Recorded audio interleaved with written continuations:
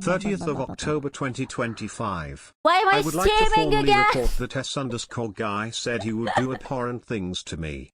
I did not decline or accept, so yeah, that's about it.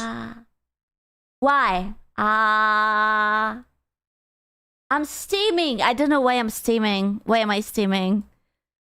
I'm steaming. Roommate asked why I keep a pew-pew on me at home. Decepticons, I said. He laughed. I laughed. The toaster laughed. I shot the toaster. Good times. Happy Halloween, Escu and Bocatos. Square flower. I'm gonna figure it out. Hi. I have to check. Bro. What is it? What is it? What would it be called? Wait. I'm looking.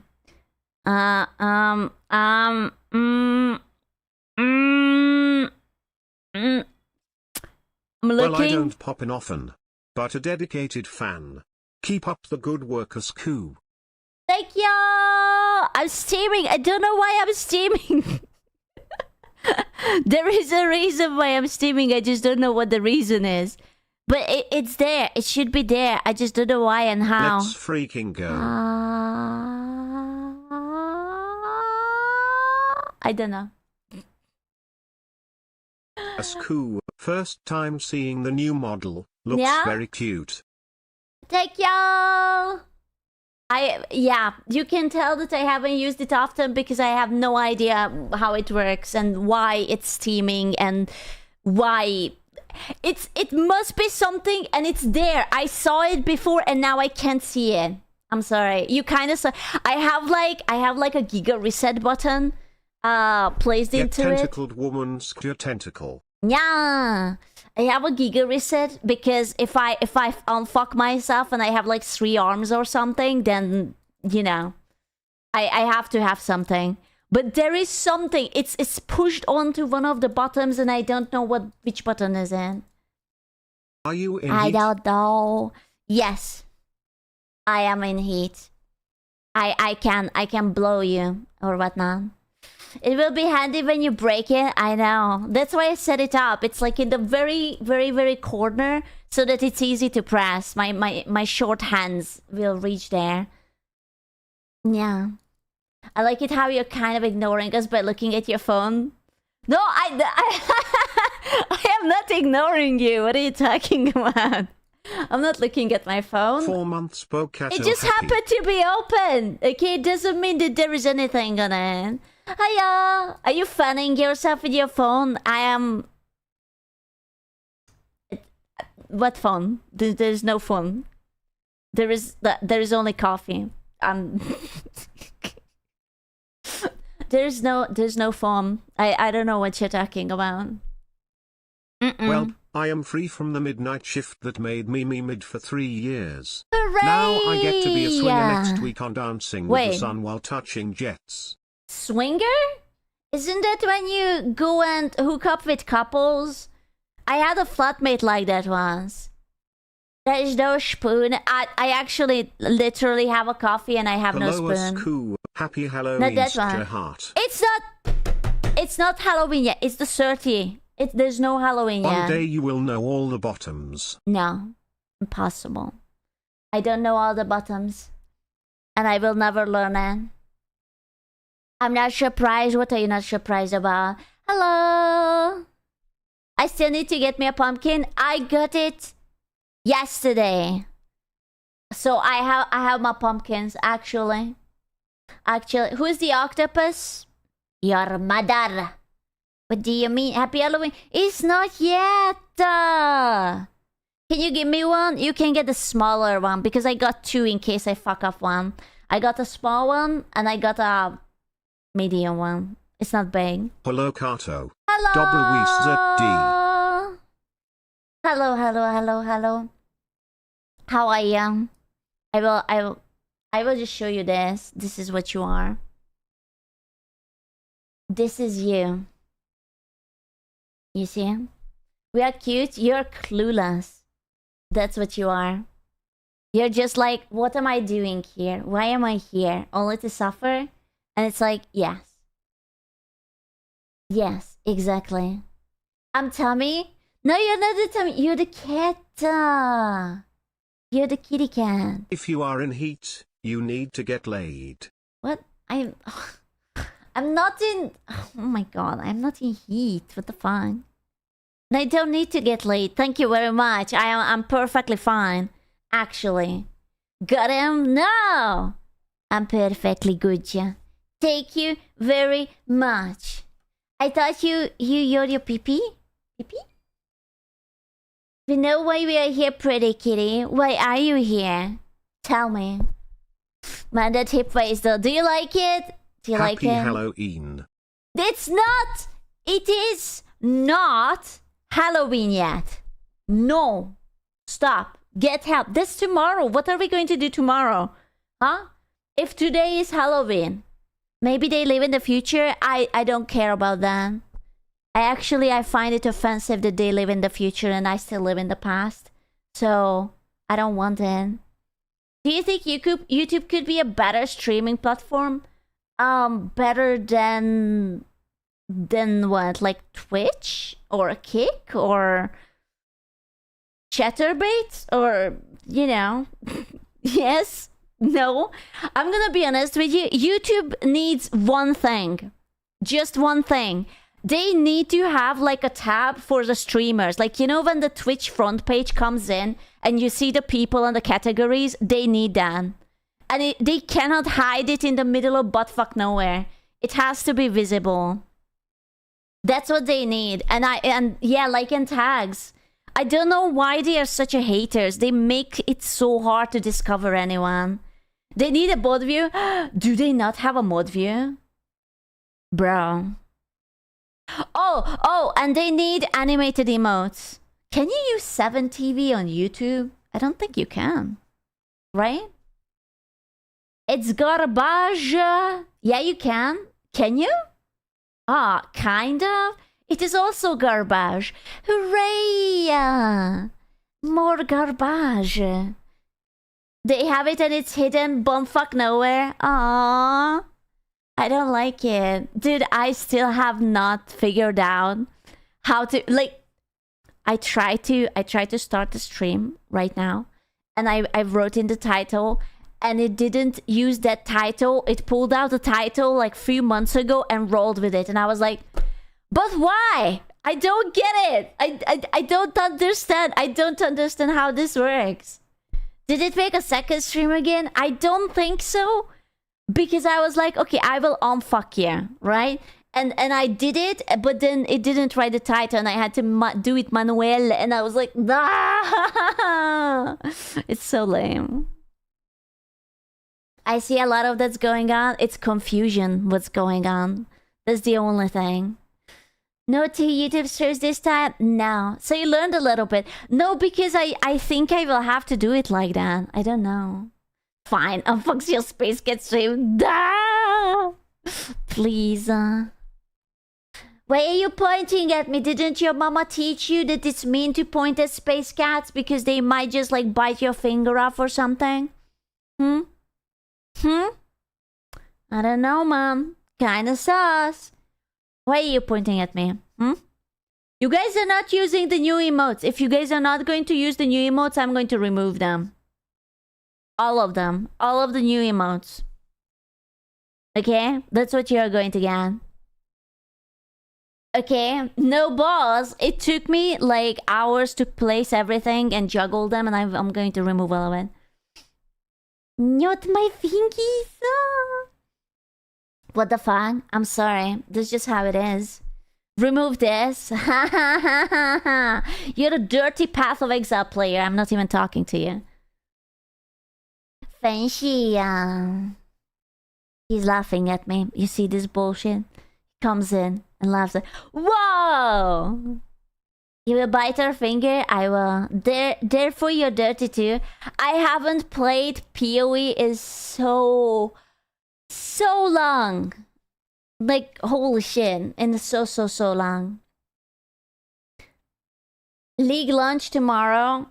Is it? Bro.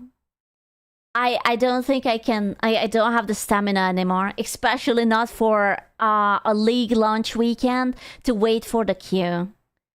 I don't think so. It doesn't matter, you still played it. There's no proof of it. I only had a few hours. How much hours did I have? I'm gonna check in.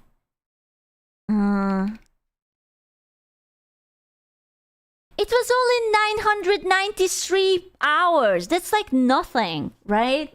That's not even 1,000. We don't count that. Yeah, man. It's only 993 hours. That's basically nothing. Yeah. What the fuck? Yeah, basically that's the tutorial. You don't even reach the maps with that. Yeah, not even 1,000 hours. A PoE. Yeah. That's a lot. No. That's almost as much as I have. Oh god. I might have had fun. What class did you play? Bro, I played so many. But it was mostly the witch chick. Or the scion. Or the edgy guy. I forgot what he's supposed to be. There's like a skinny, dark twin guy. Summoner? I wasn't playing Summoner. I had like the Winter Ball or Frost Orb or whatever. Oh, there was one league where I played as the Celestial Cat thingy with the witch. And I could just like summon cats and cats and cats and cats. That was fun. It was entirely awful. It didn't work out. It wasn't powerful, but it was amazing. That sounds good. Yeah, the cats and cats and cats. The boots and cats and cats and boots and boots and cats. It was really nice. Stupid everything sucks is stuff for $5 now. Really? Hello? When are you shooting clankers? But I'm a clanker lover. I cannot shoot them. Boots and cats and boots and cats and boots and cats and boots and cats. Are you guys missing the new mod or the old mod, Ian? I haven't seen anyone complain like, Skew, I miss the old model so much. No? No? Really? Bro, that's like a first. That's like a very first. That's crazy. I love Ski 2.0. Aw, that makes me so happy because that means that I actually didn't fuck up. It was all worth it. Now you know what we need? Now we only need to choose a day when we are going to more or less the 3D model. I will have to set up the Verudo and the VR chat. And my hand, I have like a hand tracker. If I am not in VR chat, and we can just do like 3D reacts as well with like the leap motion and whatnot. Are you French? No. Why? Why French? You created a masterpiece of a model, my queen Skrupplubbers. Thank you. I knew that you guys would like it. I had faith. I like the old model, but this one is good too. Both have the charm. No, don't say that. I mean, yeah, but no. This is so much cuter. Is it not cuter? I think it's cuter. It's the eyes. Is it? Do you like the eyes? Do you? Do you like it? Do you like me? Oh! The Steam. I found the Steam. I found the Steam. Is it what this gets? It sucks. That was good. I did Gable not. became a member. Gable celebrates How do I 1 month of membership. Looking respectfully : _can love. I don't know how to unstuck in. Are you in heat? Stop asking me that. I have to learn the ways to unstuck my It's the chubby face. Who are you calling me chubby? I am not chubby. Wow. I can't believe he called me fan. Just like that. This is an impressive model. Thank you. Thank you. We worked really hard on it. Now, if I can just unstuck myself from the... Well, 2 things did grow. My thighs. Right? My thighs. Obviously. Only that. That too. Right? Hello. Hello. Sparkles. And something, yeah, what? Say it to my face and tell me what? Huh? What are you talking about? Huh? There's nothing anywhere. I'm looking, but there is nothing anywhere. Could be bigger. I can't believe you just said that. I can't believe you just said that. Bro, how big do you want it to be? It cannot be that everyone has like big mommy milkers, okay? Like all the big VTubers already have big mommy milkers. Let me be a little bit not like the other girls, okay? Let me still be part of the homeboys. That's the only way we can handle it.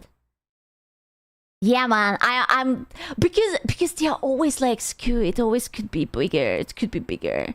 But like, why? Just a little bit more. No, it's enough. This is enough. It's all. Listen, I've seen the fan arts. I am already getting the very generous treatment. You know what I wish? I wish I could pull out my very, very first model. That model had 0 tits. Like, that had nothing. Like, unironically, I put a shirt on it that had no tits. It was completely flat. like yourself, I'm going to fist you. Okay? I'm coming. I'm right now, I'm coming. Why did you lose it? Oh, I didn't lose it. I just don't know where it is.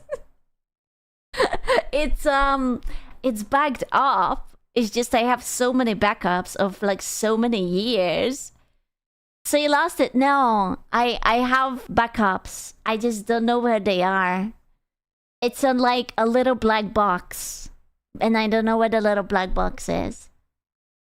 But otherwise, no, because I can find it.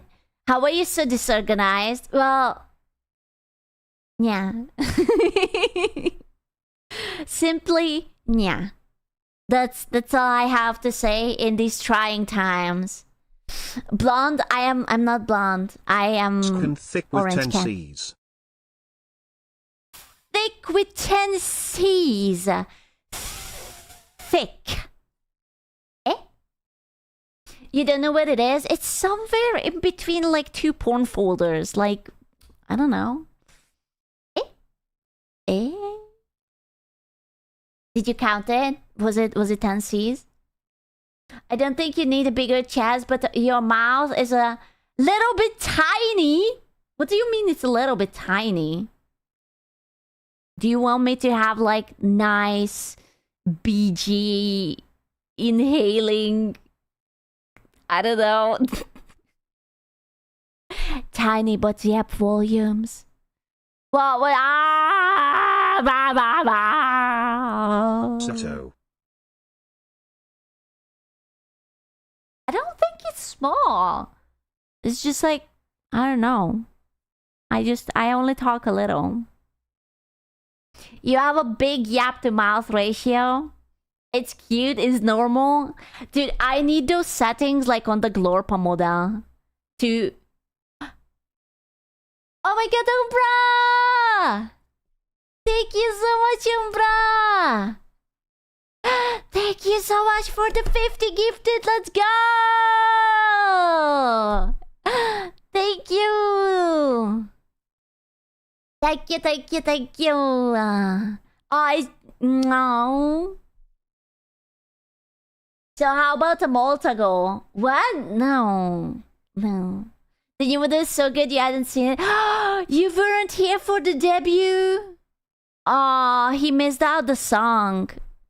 He missed out the song, and it's going to take me forever to find out how to upload Spotify and whatnot. He didn't know. Like, pull it up. Bro, no. You still have to upload? Yeah, upload it now. I can't. The flesh fang on your lip makes me cry frown. Aw, why? Wait, is it a good cry or a bad cry? If it's a bad cry, don't tell me. I don't want to know. I could untoggle it, but I kind of like it. So, I don't want to untoggle it. Some people don't like, but they like it. Favorite band? I don't have a favorite band. Ooh, you missed it. No. Yes, and then you leave it like that. I like it. Favorite band-aid? I actually have a favorite band-aid. I have what's the echo? A Gudetama band-aid.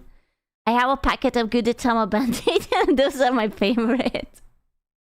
They are very, very cute. So I do have a favorite for that. I just don't have favorite band. But I'm not a kid. It's very important, you know, because if you hurt yourself, then you need like emotional, moral support, right? And yeah. How often do you need band-aids to have a favorite? I don't want to talk about it. You don't need to know. It's not. Listen, if there would be a Sumiko Gureshi one, that would be my favorite. I was looking for so Ling got a haircut, right? And while I was waiting, I was just going to stores, and that's where I found the Animal Crossing bowl. A day, 1 hour after I found the Animal Crossing bowl and purchased it, they just announced that there will be a free update in January. You're fucking welcome. That's all because of me. I was like, Nintendo, you have produced a mediocre Pokemon game. You announced some Pokopia or Pokotopia, whatever the fuck it's called. We don't care. We want Animal Crossing. And they were like, okay, hold my biscuit. Hold my lawsuit against Palworld. Here it is. A free update just for you. January. Beautiful. Do you believe in fate? No. But I believe in bribery. Hooray! Dude, they are putting in like 4 new villagers. I really like the Legend of Zelda ones. I'm going to have to like scam them from somewhere. They lost the Pokeball pattern? Bro. I don't wanna be like that. Nintendo fucked up when Palworld was heaps better than the utter shite they launched Keck. I know. I'm actually really happy that they lost the lawsuit. Like, I don't wanna be like that, but like patenting the idea of like summoning monsters coming out of a ball or an object is so bullshit. Hello. A ball. It's still so stupid. I'm gonna be honest with you. Instead of gatekeeping, they should just make it better. Like Pokemon, I mean. Video game patents are a whole lot stupid. Yeah, like everyone brings up that, is it the Nemesis one? No. Is it the Nemesis one? I forgot. Was it from like a Lord of the Rings game or something like that? Where it's like, yeah, the Nemesis system. Where, yeah, the 4 Middle-earth one. Where you could have like characters have grudge for you and hunt you down or something, but they just like fucking patented it. It's so fucking lame. It was so good. I ban. So lame. You don't have money for subs? Aw, it's okay. We appreciate you being here. The Eternal Darkness patent is so fucked. What is the Eternal Darkness patent? I don't know that. Oh shit, they gave us so many years ago I nearly forgot about it. The thing is they have a small budget compared to other games. Ooh, Pokemon? Sholanan? Thank you, Kaya! Hey, Lucifer! I can't believe the devil is in my stream. Gosh darn it. We are all going straight to hell. It's basically a sanity system. Bro. We have to kick out like the businessmen out of this. I can't stand them. We are already there, Scoochie. What? Aww. Are we? God damn it. You should play Eternal Darkness. Good game. Is it? I don't know that game. Sanity? We got sanity? There's no sanity left. They wanted to do a remake and Nintendo fucking said no. It's okay, I'm gonna talk to them. I am somewhat important in Nintendo standards. You just don't know it yet. Actually. Debuting? Don't worry. I can vouch in some way? Okay. Did you... okay, this is random, but did you guys notice that I have like an L-shaped hairpin? Or like hair tie, whatever this is? I know it's irrelevant. I just didn't point it out yet. And I was like... You guys have to see. Ooh. I thought it's a cat. No, it's an octocat. It's like L's head, but without the eyes, right? It's. I was like, yeah, it's so cute. Ooh. Looks like zip ties. Yeah, it's actually zip ties. Yep. Merely zip ties. I don't see it. Why? What's wrong with your eyes? Why can't you see it? Are you real? You don't look real?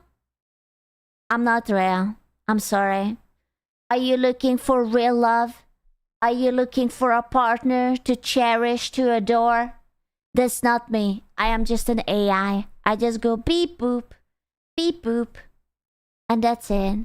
I do not see the L. How? How do you not see it? It's right there. I can't believe you don't see it. Single nurses in your area, bro. I have been drawing the nurse thingy all day. That is hush hush. You're not supposed to know about it. But for my metal cup, and like I wanna make like something else too, and it's like so fucking cute. I'm sorry. I love nurses. I fucking love nurses. It's so cute. Also, I saw that they shipped the powder. Like, I got the confirmation that, like, Gamershops is shipping you the powder. Like, I have, like, the tracking and everything, and it's just like, dude, I think the flavor is going to be here, like, what is today? Thursday? Then probably not this week, but probably next week. Oral secret? Are you allowed to try them on stream? I think some people told me that Soda tried his on stream. So I will ask the boys if I'm allowed to. Before I do some mistake and they will be angry at me. But I think they will say that like it's alright. Yeah, don't worry, I will ask. I think they will be fine with it. But I will ask. You can, but not tell the flavor. Oh. You guys totally know nothing about the flavor. Yeah, it's a carrot. Bongo tack 50 Hey, you little kid. That's fine. That's fine. You know nothing. Listen, I will just tell them that this is all part of the marketing, okay? This is how I build excitement, which is not entirely untrue because I'm so fucking excited too. I'm so ready to Flavor. dip. Never heard about it. I know. I'm so ready to dip. I know that I have to drink it because most people drink it, but I just want to dip. It's so good. Never dip, you guys. Okay. Question. Have you ever dipped your gamer subs? Just to see how it tastes like. Just because I do it. Never? After you did? Okay, what did you think? Once? It's so addictive. How can you not dip it? I mean, no, officially as a gamer subs partner, I would never tell you. But as an outsider, just a casual gamer subs enjoyer, bro, I love dipping. So don't take this as from a partner, but as just like an addict, okay? It's pretty good. I like it. Paprika flavored gamer subs. Yeah, hooray! I don't know but anything for Space Cat Waifu. Hooray! What is gamer subs? What? Shino, do you live on the rock? What the hell? Old man should not dip the blue powder, but it's so good. Would I dip? I've dipped my balls in hot sauce because of a bet once. So yes, of course I would kick. I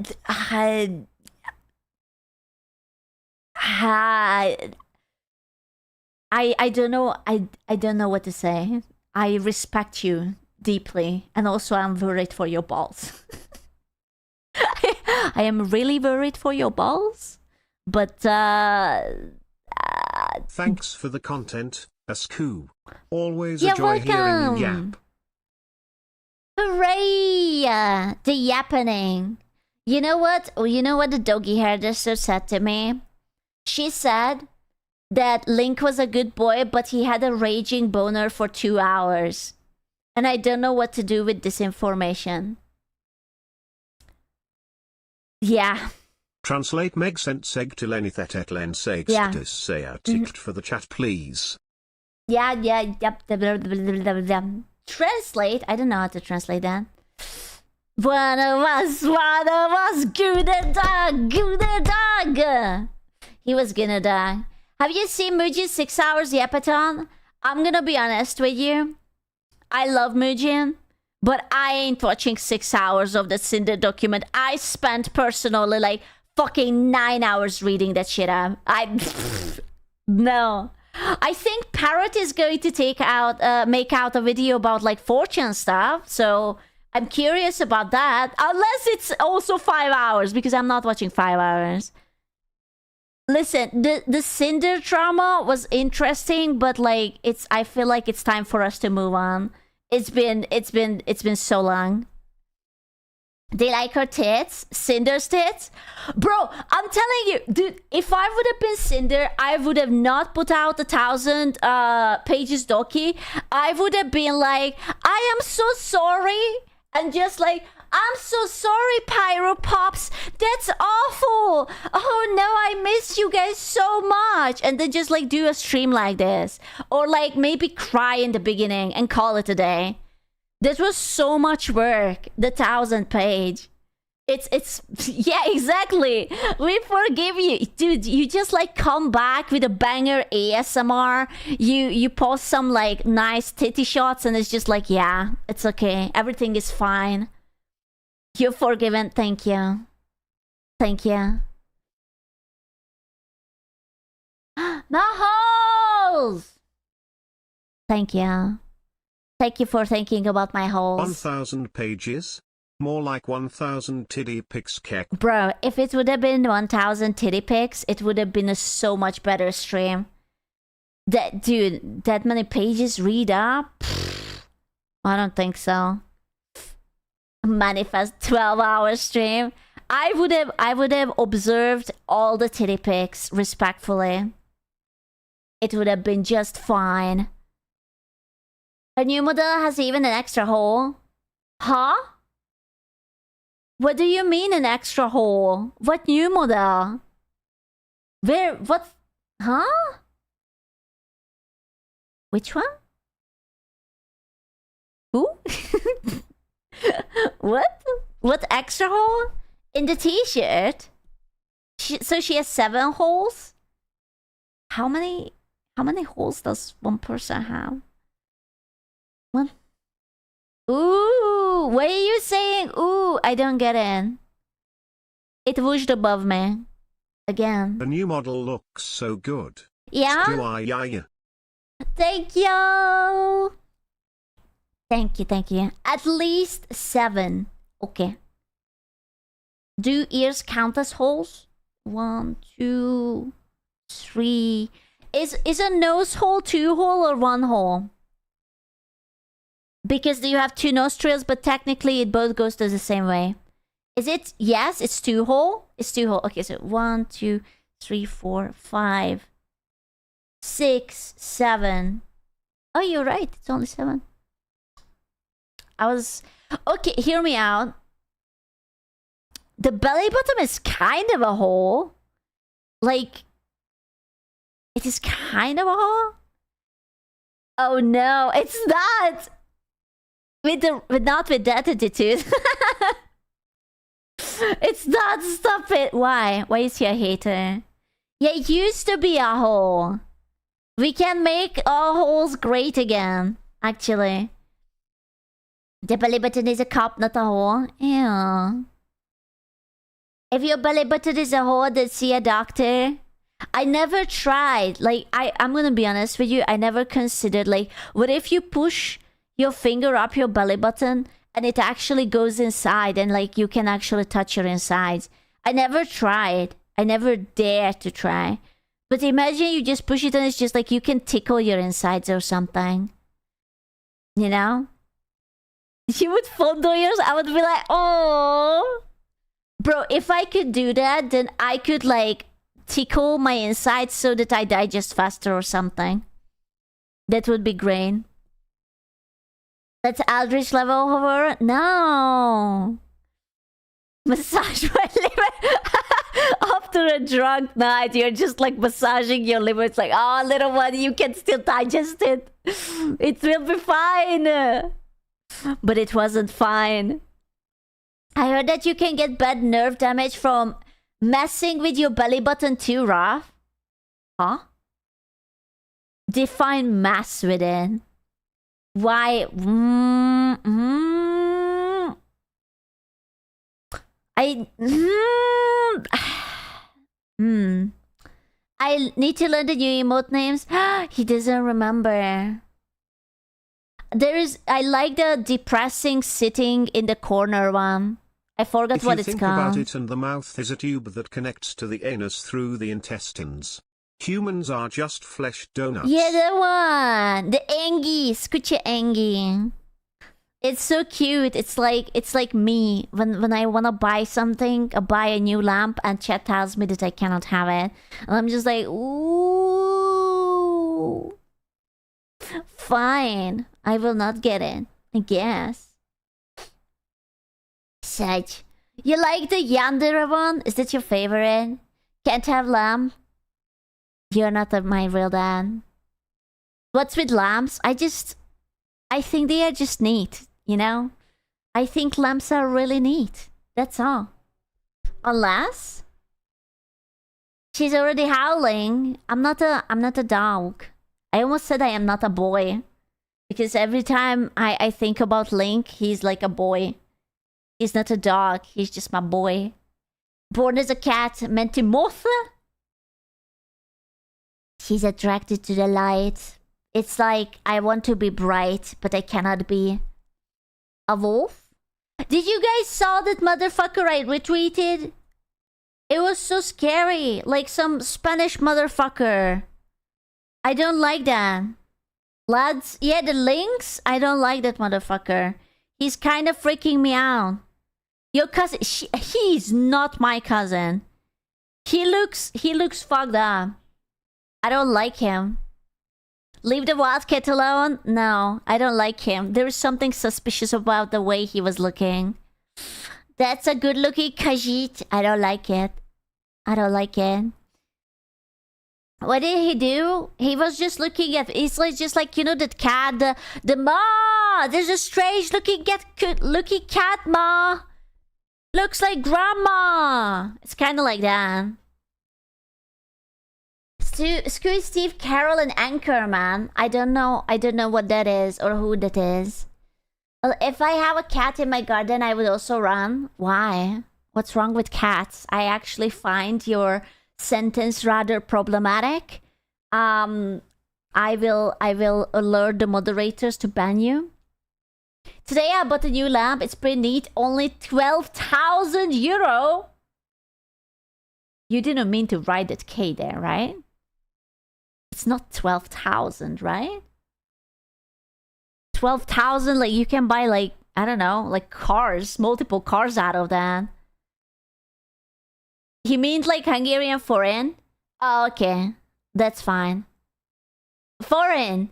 I swear I saw euro behind it. Was it not euro? Am I tripping? It was euro. It was euro. I looked. It was euro. He wrote euro. Stop gaslighting me. Because I saw it. I am not blind. I saw it. There was a lady who bathed a stray cat recently. It turned out to be a mountain lion. Can you imagine how that poor mountain lion felt? It was just like, ma'am, actually I'm a full-time lion. Ma'am, stop scratching my chin, ma'am. I have a reputation to uphold, ma'am. Please. Please, ma'am. My reputation. No, you're a cat. And it was just like, aw, meow, I guess.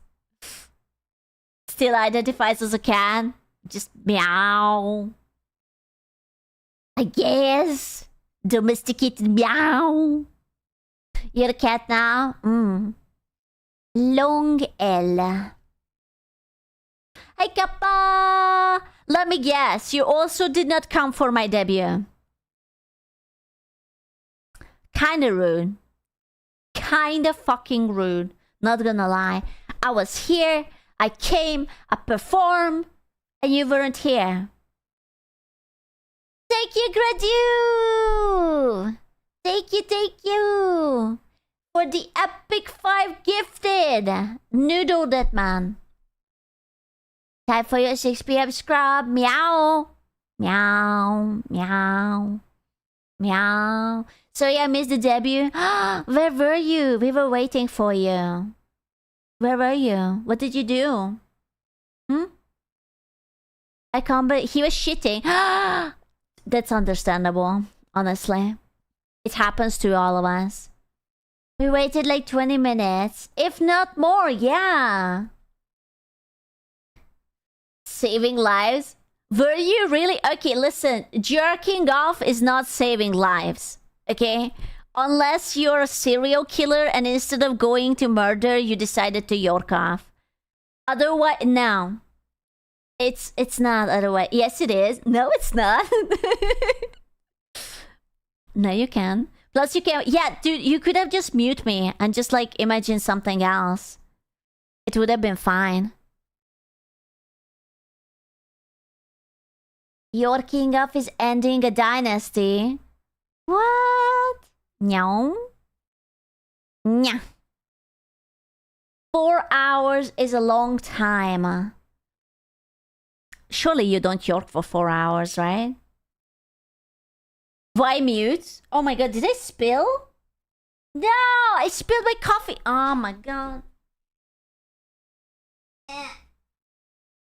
Sorry. Oh, thank god I have always tissues by my desk for no reason at all. I didn't even notice. I'm sorry. I'm sorry. I'm sorry. I'm sorry. I'm sorry. Let's go ads. Hooray! Hey, look at Megastar. Do not call my boy a Megastar me. What the fuck? For no reason at all. How artistic are you? Artistic? Or autistic? Because yes, I am actually. For both. Acoustic? What? Scoo being an artist? Acoustic? No. Scoo, you're having problem picking things from a floor. How old are you? From... I spilled onto my desk, you retard. What are you talking about? What? What's on my floor? Hello, folks. Hello! Does autism mean you draw trains? No. Only boy-flavored autism people draw trains. Unironically. How autistic. You can't say that. Well, watch me. I'm gonna be honest with you. I never used to say retarded. Then the internet told me that I shouldn't say it. And I was like, you know what? Watch me. And then I kept saying it. And now it's part of my vocabulary. I'm doing it just based off of spite. But I would never use it to people who are just like, you know, mentally handicapped or something. I use it for retards. Who are just basically normal people. They are just retarded. So it's different. Makes sense? Yeah, exactly. I wouldn't insult normal people. I am only insulting the internet people who are retards. Can you call me a retard? You're a retard! There you go. I'm charging extra for that. This is correct and good. Yeah, exactly. What is girl-flavored autism? Oh, I know that. Okay, so girl-flavored autism is being aware that not every utensil is created equal. As a girl-flavored autism, you will have your favorite spoon and your favorite fork. And you will have irrational anger towards certain utensils. Yeah. No, trust me, that's real. I'm part of that group. So, like a baby. No.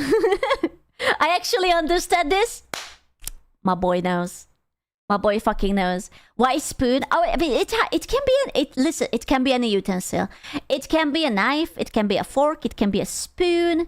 It's like, okay, so for me, like I have like adult forks, but I only ever eat anything with a dessert fork. I cannot eat with an adult fork because it pisses me off. Or for example, I have one type of big spoon that I use, and I'm unwilling to use the normal one. I have like a set of Korean spoons that is like longer and rounder, and I only am willing to use that one. And if I don't have access to that, then I have to hand wash it instead of like using the spare ones. What the fuck is wrong with you? Oh, well, you see, it all started when my mother got cream pied 7 times in one night. It all started there. There was a lot of competition that night, and I had to run, or rather swim really, really fast. And it like left a deep, deep hole in me. Yeah. What have I done? That's a deep, long story. Yeah. A lot of competition. Ah, yes. Yes. You have no idea how many brothers I had to push aside. I was like, brother, I know what you're craving, brother, but this is my time to shine. You will go down and roll down the thigh. I am going up, up and away. I'm sorry, brother. Imagine losing to a girl. Okay, to be fair, I wasn't a girl yet. Okay, I was a proud crumb droplet. Okay, then later I decided that I actually don't want a pee-pee. Yeah. Thank you, brother. Do you know the way? Sperm has sex? Did I? I don't know, man. I feel like I decided later. Your dad was busting like that. Yeah, because busting makes him feel good. Are you... What? I didn't know. Listen, I didn't even know what I was till I was like 10 or something. No, I think I only realized that I was a girl once my boobs started to grow.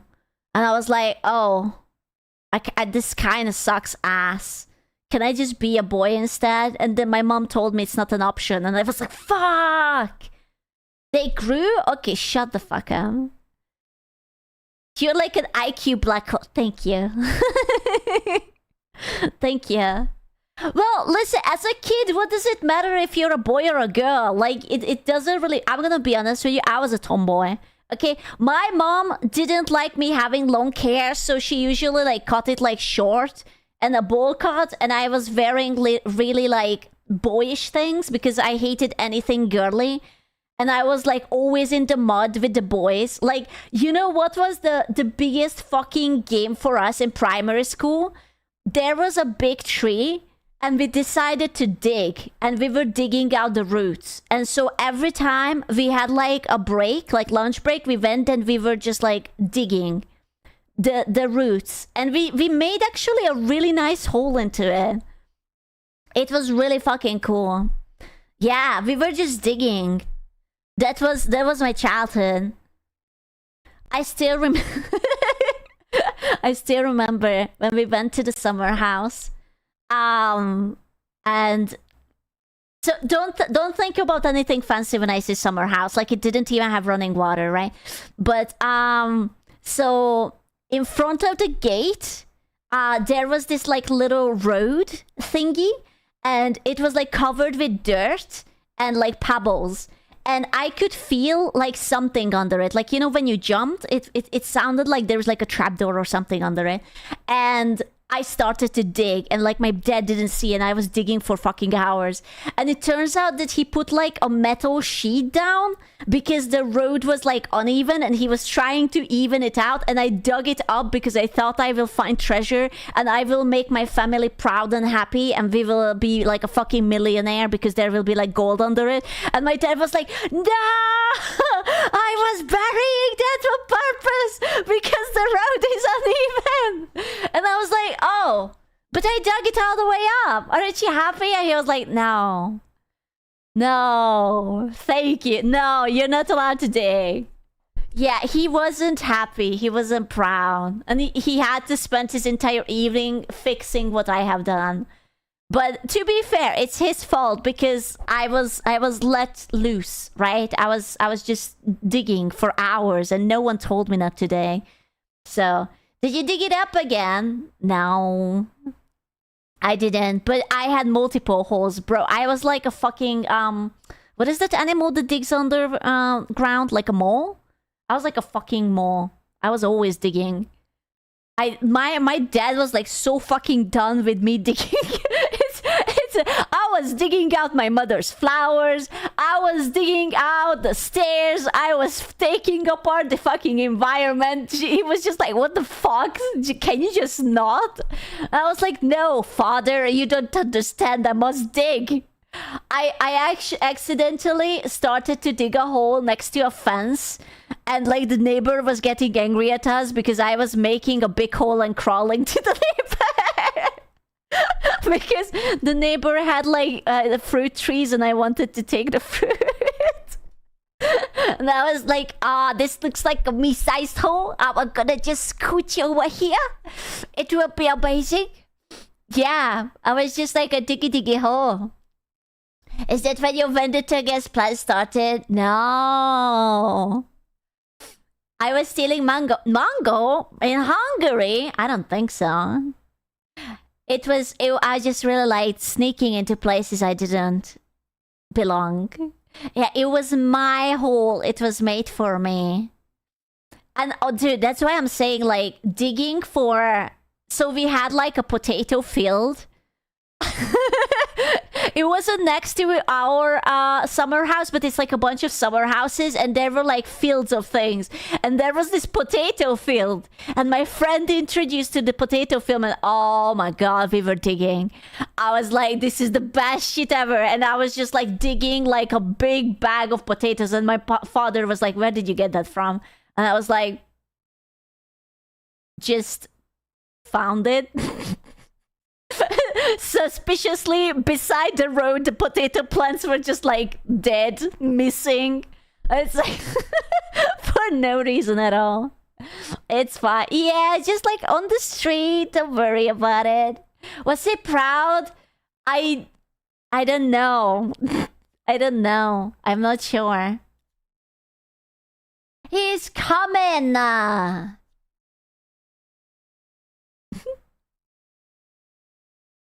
Ah.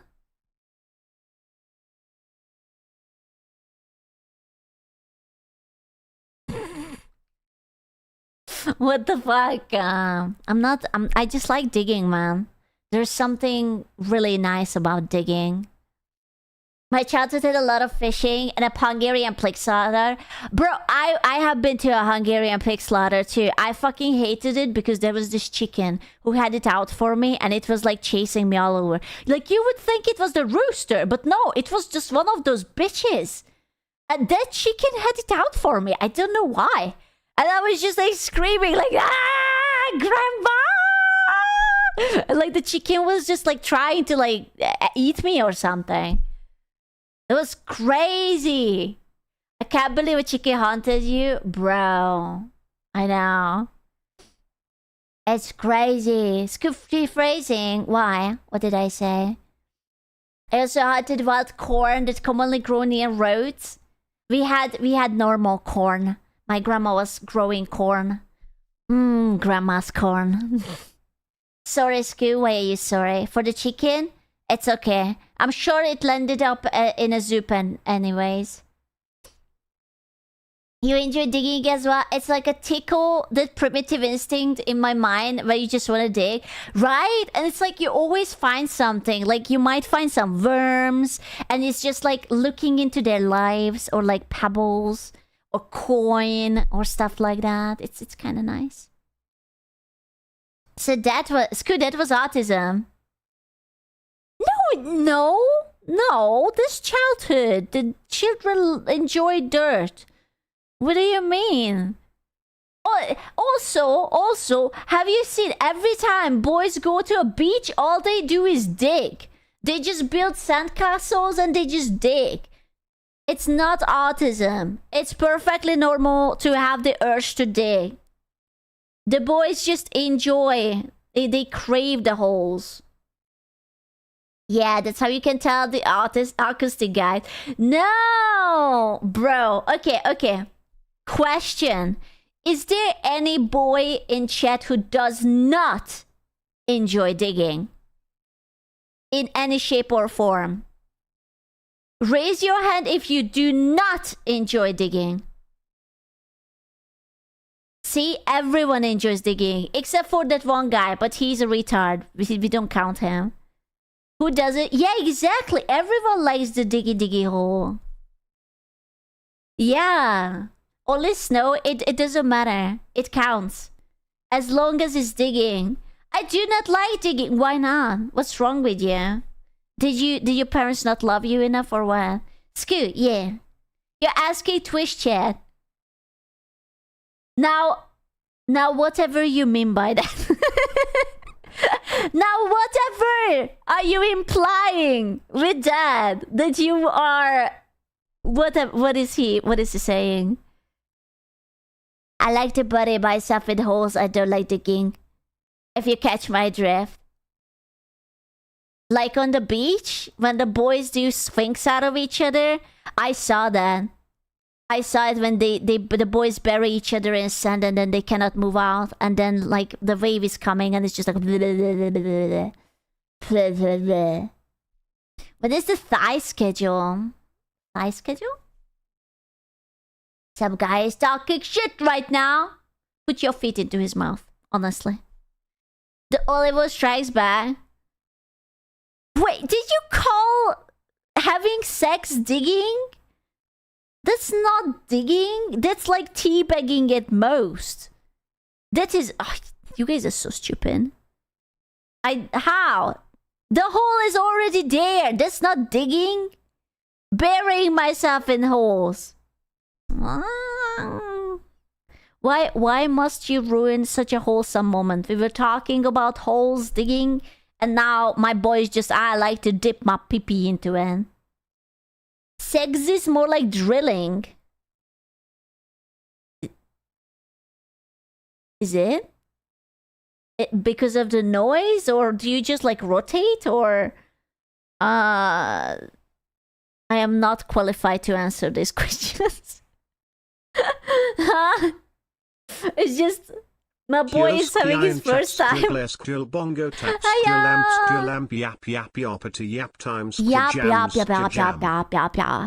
My boy is having his first time and he's just like...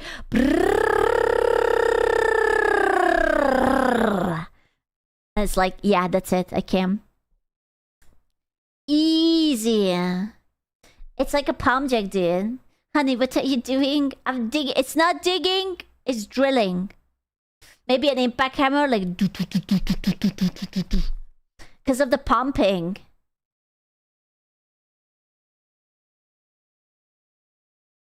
You don't have to pump when you drill. Well...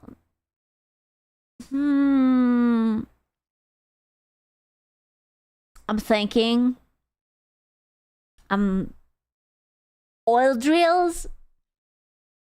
I'm not experienced in sex that much, and I'm not experienced in... You're not beating the extra virgin olive oil allegations like this. I don't know how the oil drills work. Okay, I don't know. Stop asking me. I say this for your safety. Shall we go to another topic? Why? What's wrong with this? I'm very smart actually. Very knowledgeable. I know everything in theory. I watch the videos. Yes, you are. I know I am. Such sex haver. Book smarts, and she doesn't read. I do read. Okay, to be fair, I do read. Oh yeah, name all the sex. So there is like sex 1. There is sex in the night. There's sex on the beach. Sex during the day. Sex yeah.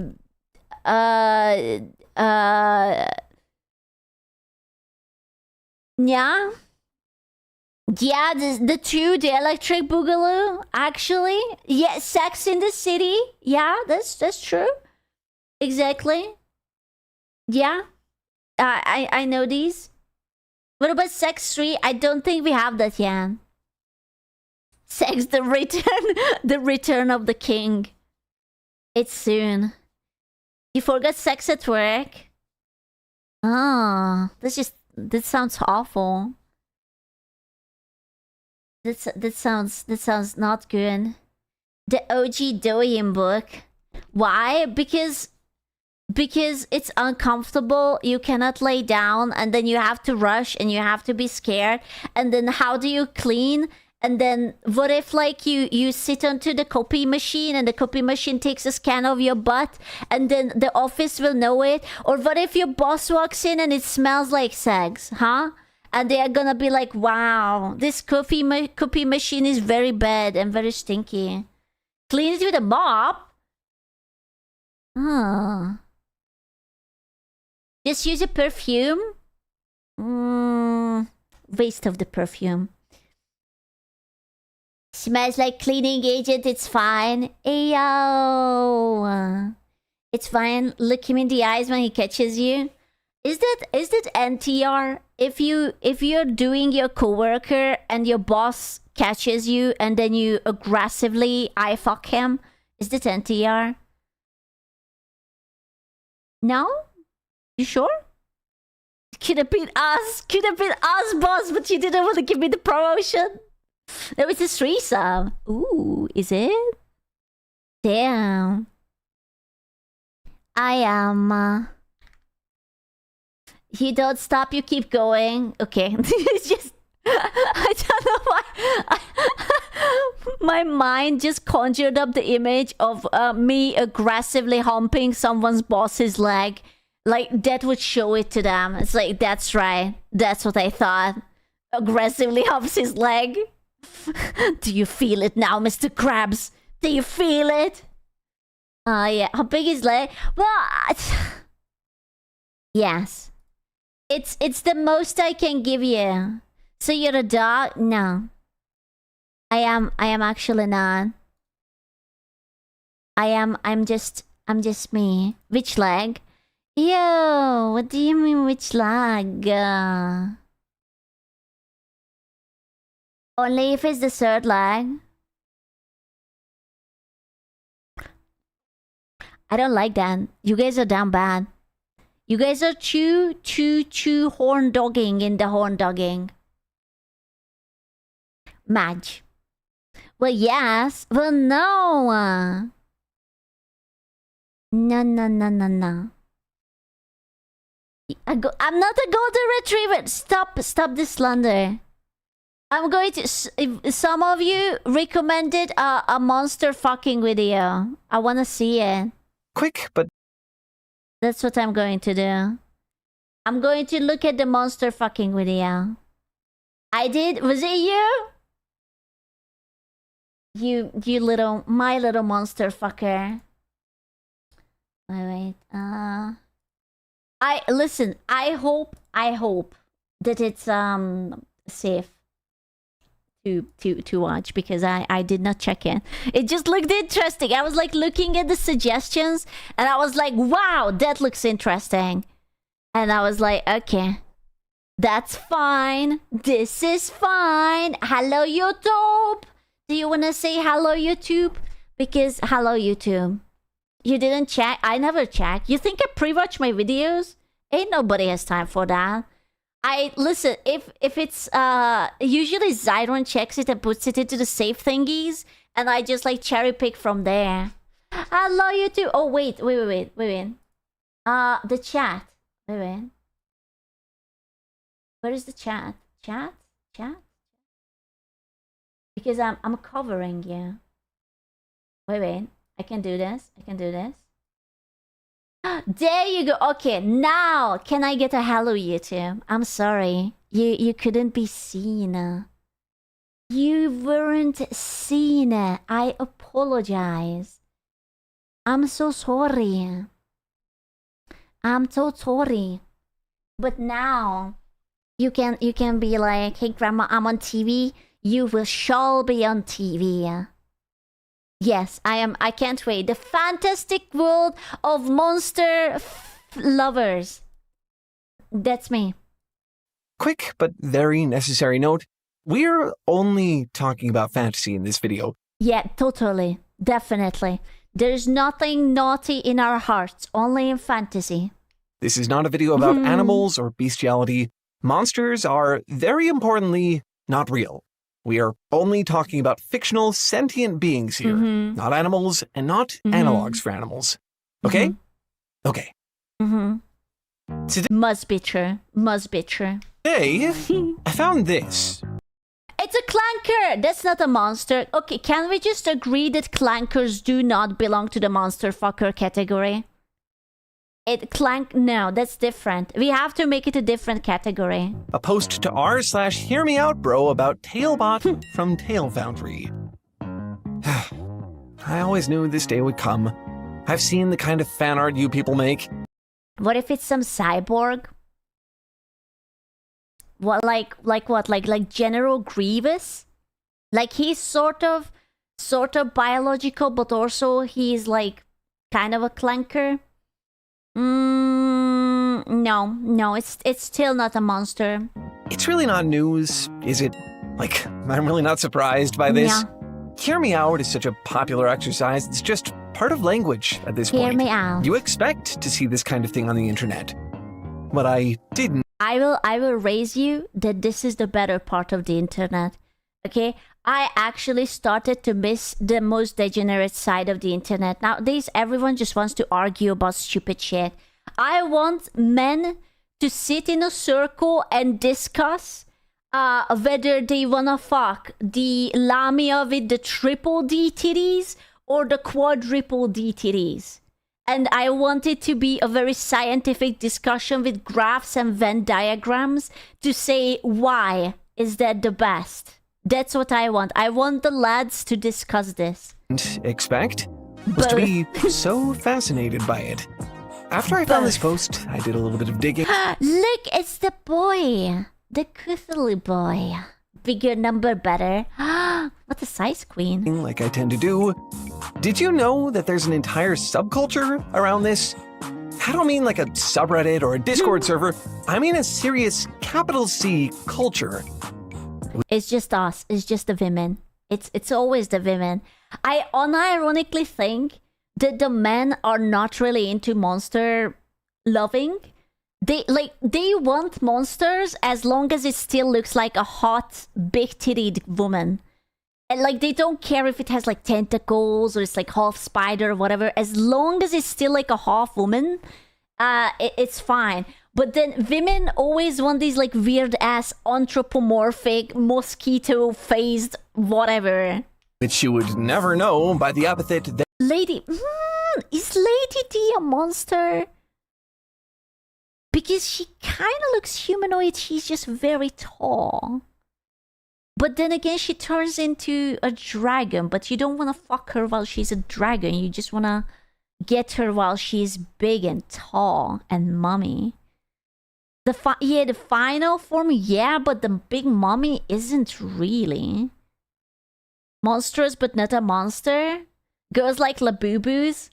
Bro, I don't like Labubus. They themselves have adopted. They're not just people memeing on the internet. They're not just horny fans of a fictional character. I am a horny fan of a fictional character. No, they're monster fuckers. That is what they call themselves. That's me! Part of the reason I feel really compelled to talk about this is because it's not really a niche thing. Look, Mom, I'm on the internet! Oh my god, look, Ma! Anymore. It has entered fully into the popular consciousness. You may have noticed that the monster romance genre is having a bit of a moment right now. You'll find steamy paper. Wait. Wet Hot Monster Summer. Lady and the Orc. When you're a terrifying monster. Oh, the milking farm! The milking farm! The milking farm is right there. You see the milking farm? Wait. Behavior. There is no way that they made a bee smut. There's no way they made a bee smut. There's no way. Bro, there's no way they made a bee smut. No. Backs about monsters in your local bookstores right there on display out in the open. Robert Eggers' Nosferatu and Guillermo del Toro. I still have not watched Nosferatu, but I want to. The Shape of Water. And The Shape of Water was really good. Okay, I respect Guillermo del Toro for being a fantastic monster fucker gooner. 10 out of 10 kudos to him. Shape of Water was amazing. Nosferatu, I haven't seen it yet. I kind of want to watch that and the new Dracula movie too. Are big budget cinematic masterpieces that feature monster fucking as a major plot point.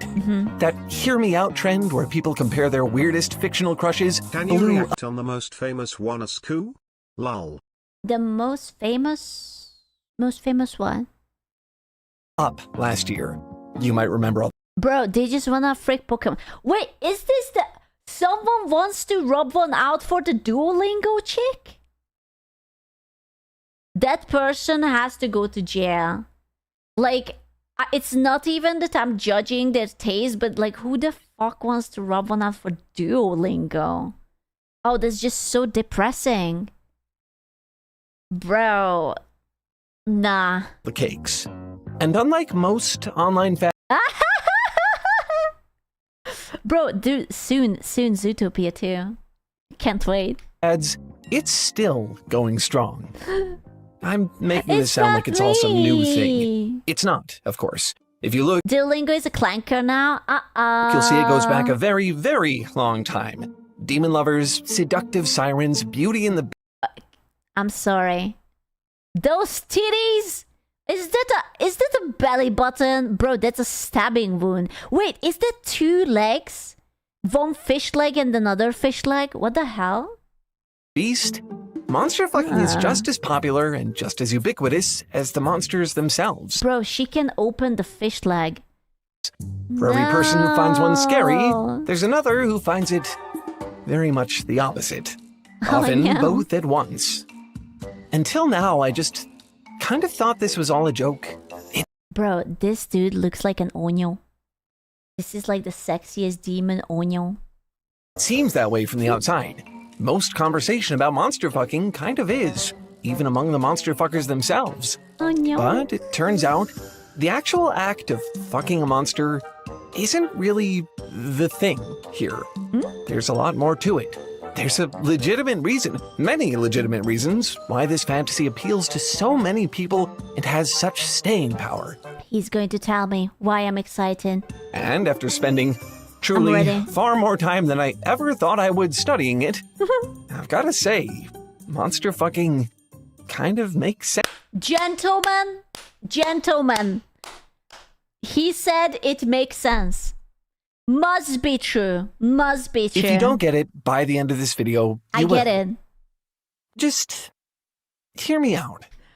He's going to explain. You guys are going to understand all of my kinks. Nah, man. Gauge take. No, it is not. He's a clanker lover. Aww, this is such a cute opening. Tail Foundry. Very cute. Okay, one thing really quick before we start the video. Is this a brainwash video? Yes. I just need to say, the Tail Foundry community is full of freaks. 100% certified. Oh, then that's why. Now hear me out. Okay, to be fair, it has potential. It has potential. Nasty little creatures. While we were working on this video, our...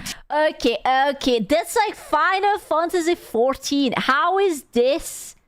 How is that like... How? Bro, like the Ashians? That's not a hear me out. That's just boring vanilla BS. Working on this video, our team asked them for their thoughts on monster fucking, asked for their hear me outs, and just things got wild. A huge thanks to all our supporters who joined in on this freaky little escapade. So fun to read all this stuff. If you didn't know, this is... There are no monsters near me. That sounded so disappointed. It's also just a thing that we do. Everyone who supports us gets to join the... Wait, what? Wait. What is that?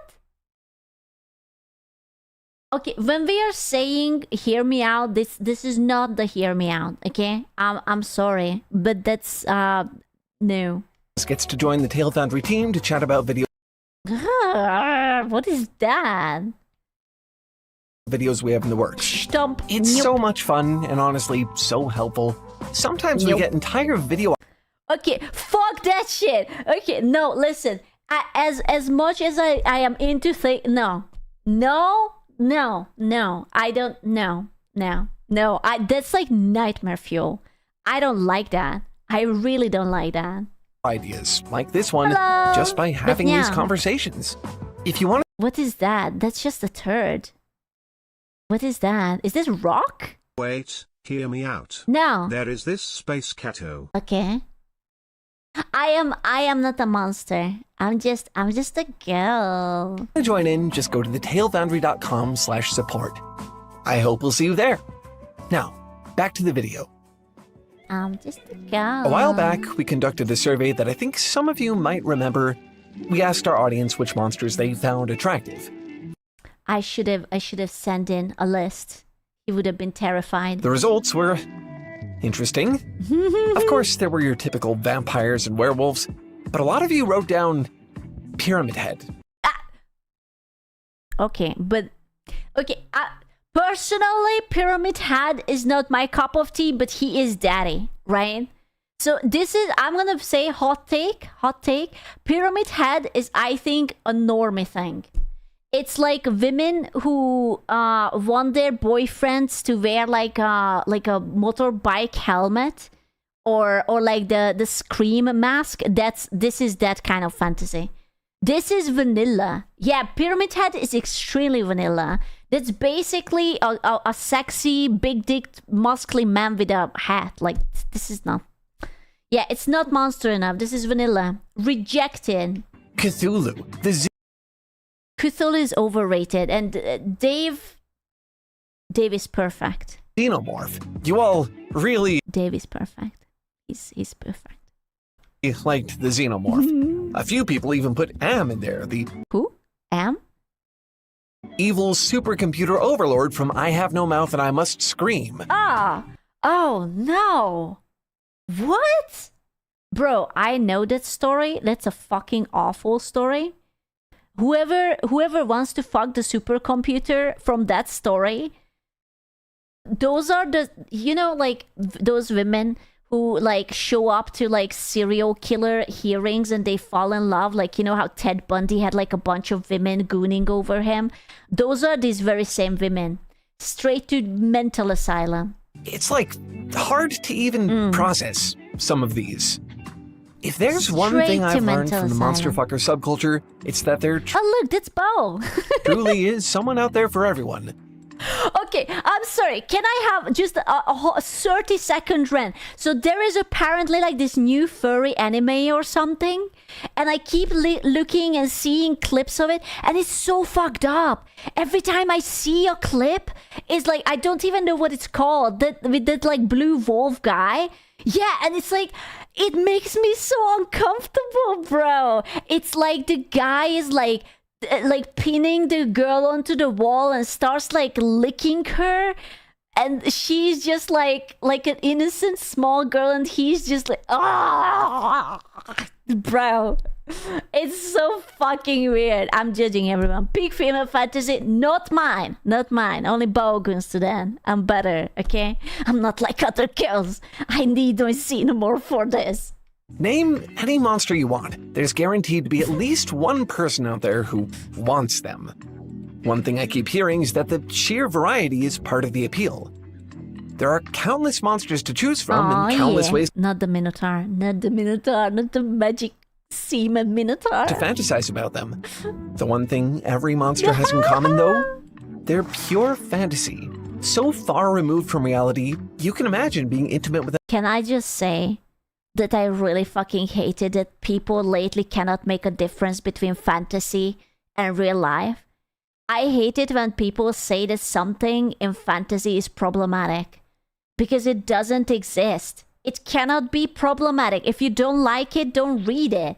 It's not problematic if you wanna have like a tentacle monster boyfriend, whatever the thing. It's so stupid. It's not real. Get off your high horse. Them in any way Jesus you Christ. want. Which means that, scary as they may be, monsters are actually a relatively safe way to explore your desires. Hooray. Although I myself have precious little experience with it, I gather that intimacy is really hard to figure out, even between humans. When you look at another person, it's hard to tell what they're like on the inside. How can you tell if someone's really your type?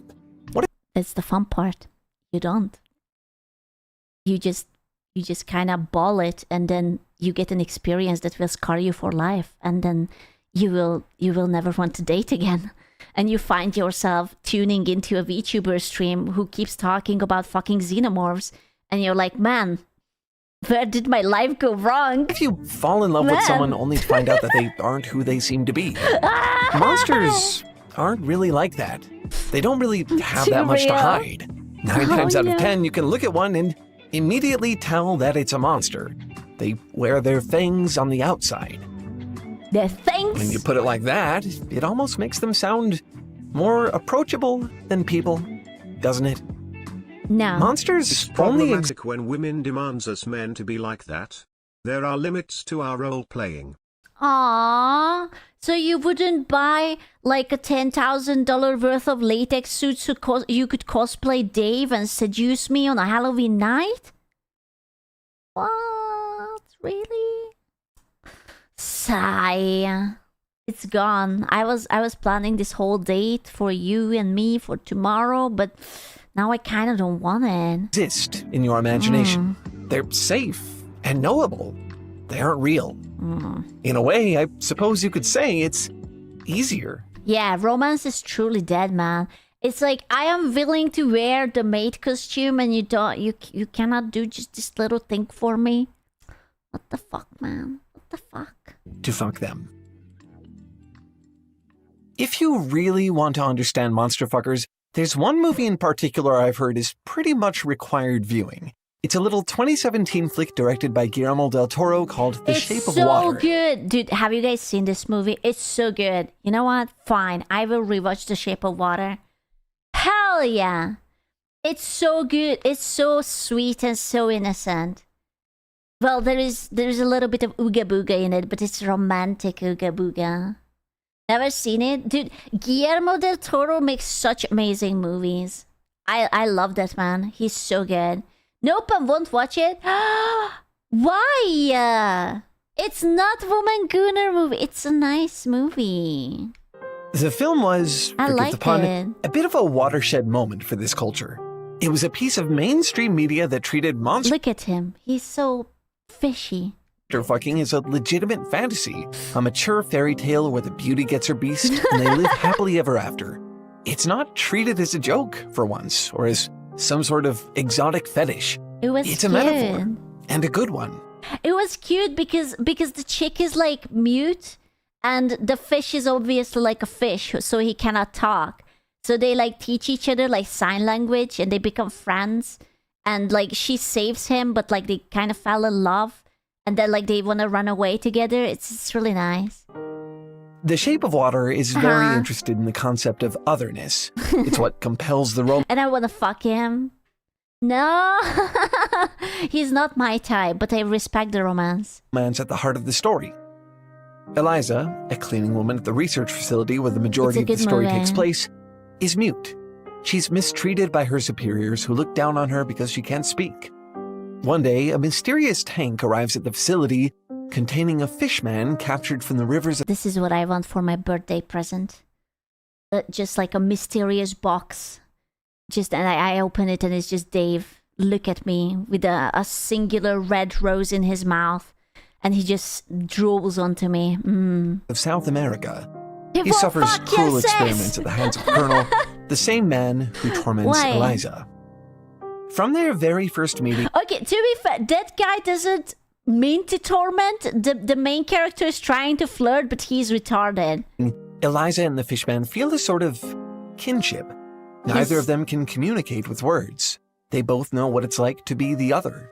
To Eliza, the fishman isn't a monster. He's sensitive. He's caring. He's able to look past her disability and see her for who she Almost is. titty. I Oh move my my mouth God. like him, she signs. I make no sound like him. What does that make me?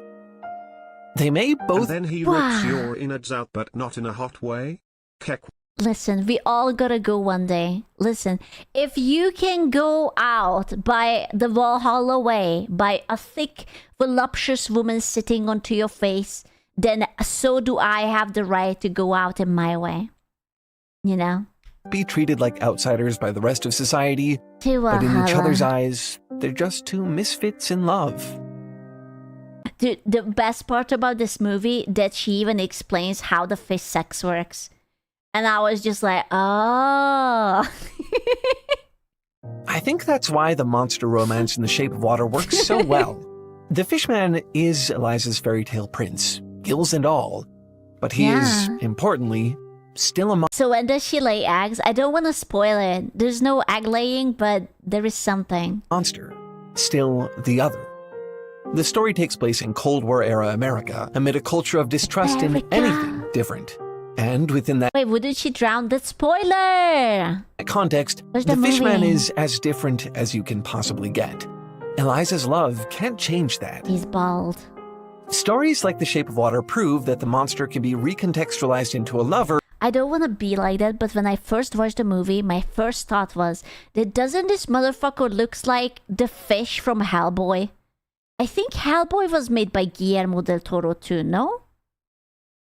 There was like a fish who could read minds or something. And it looks so much like this boy. Like, what was his name? Like, he had like a stupid name, like Samuel or whatnot. I can see, right? Like, I wonder if they are like supposed to be the same species. Abe, right. I remember that it was like a stupid human name, Abraham. Into a lover, while remaining a monster. Not every monster romance story is like that. The fishman feels somehow different than the monsters in, say, Monster Musume. This is male gooning audience. You have the elves, you have the spider people, you have the slime girls, you have, I don't know, that just looks like a human. Or sucker for love. Wait, what? I'm sorry, is that girl having tentacles on her face? Do I see it that she has a little wiggle thing going on? What the fuck? And you could say it's because he looks more like a monster.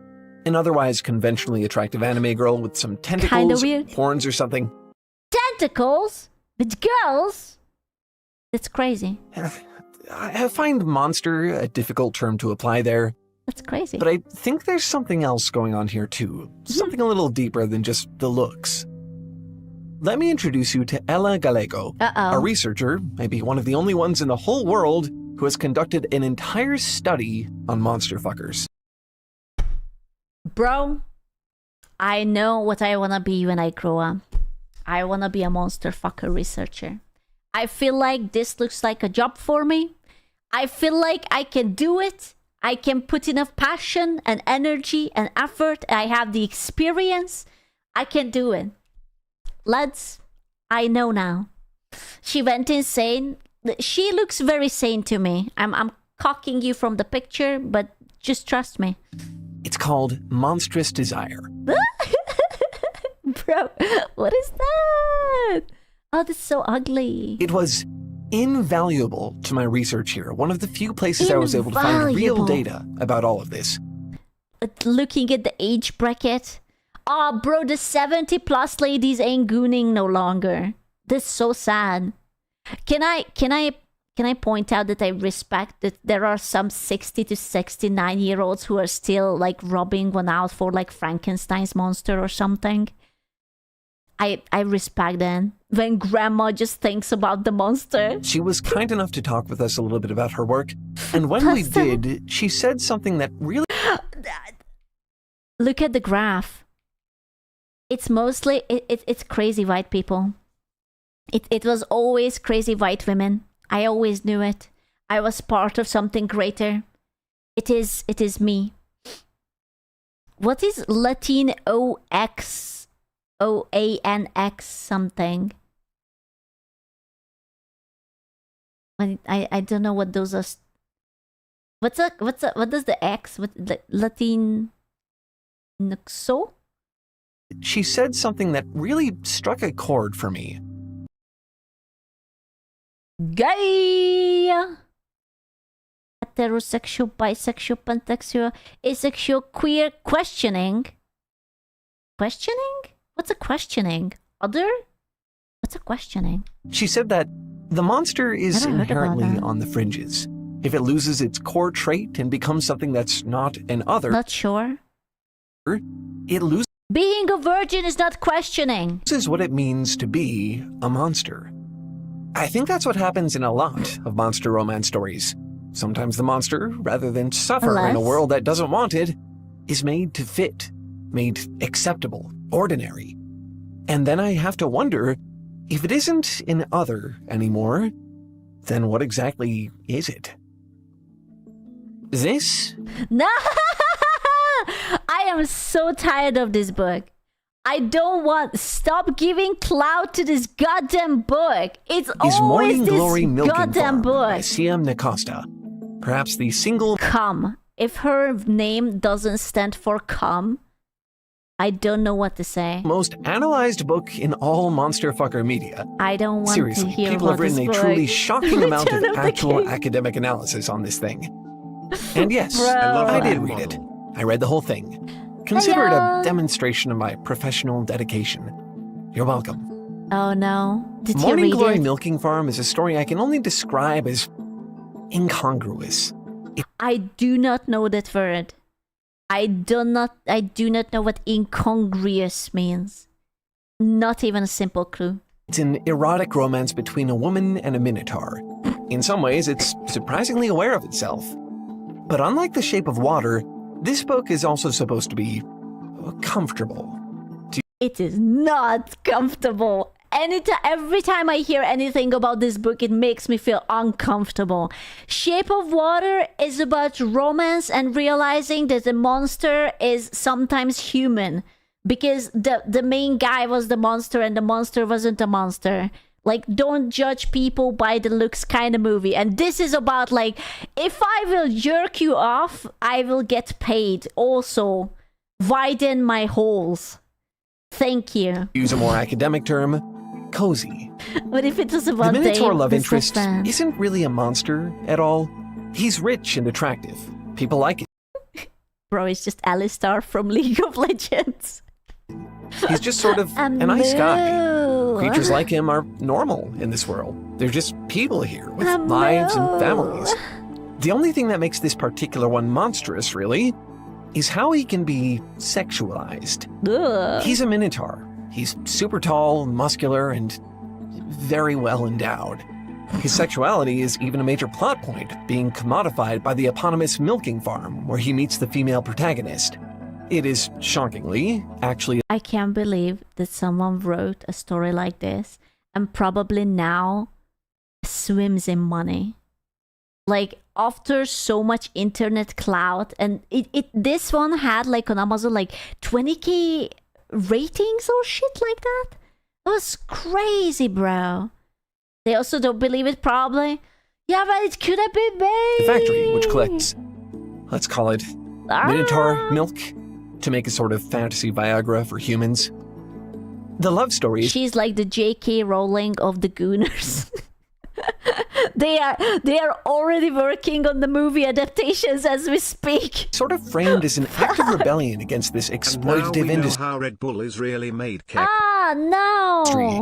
No. But in the end, the lovers end up thanking Can you imagine? I'm sorry, I'm pausing a lot. But can you imagine if instead of having something like 50 Shades of Grey, we would have the Minotaur milking movies? I wouldn't... Listen, Netflix would be unhinged enough to do that kind of shit. I promise you. it for bringing them together. That's what I mean when I say that the story is incongruous. The monster loses what it means to be a monster.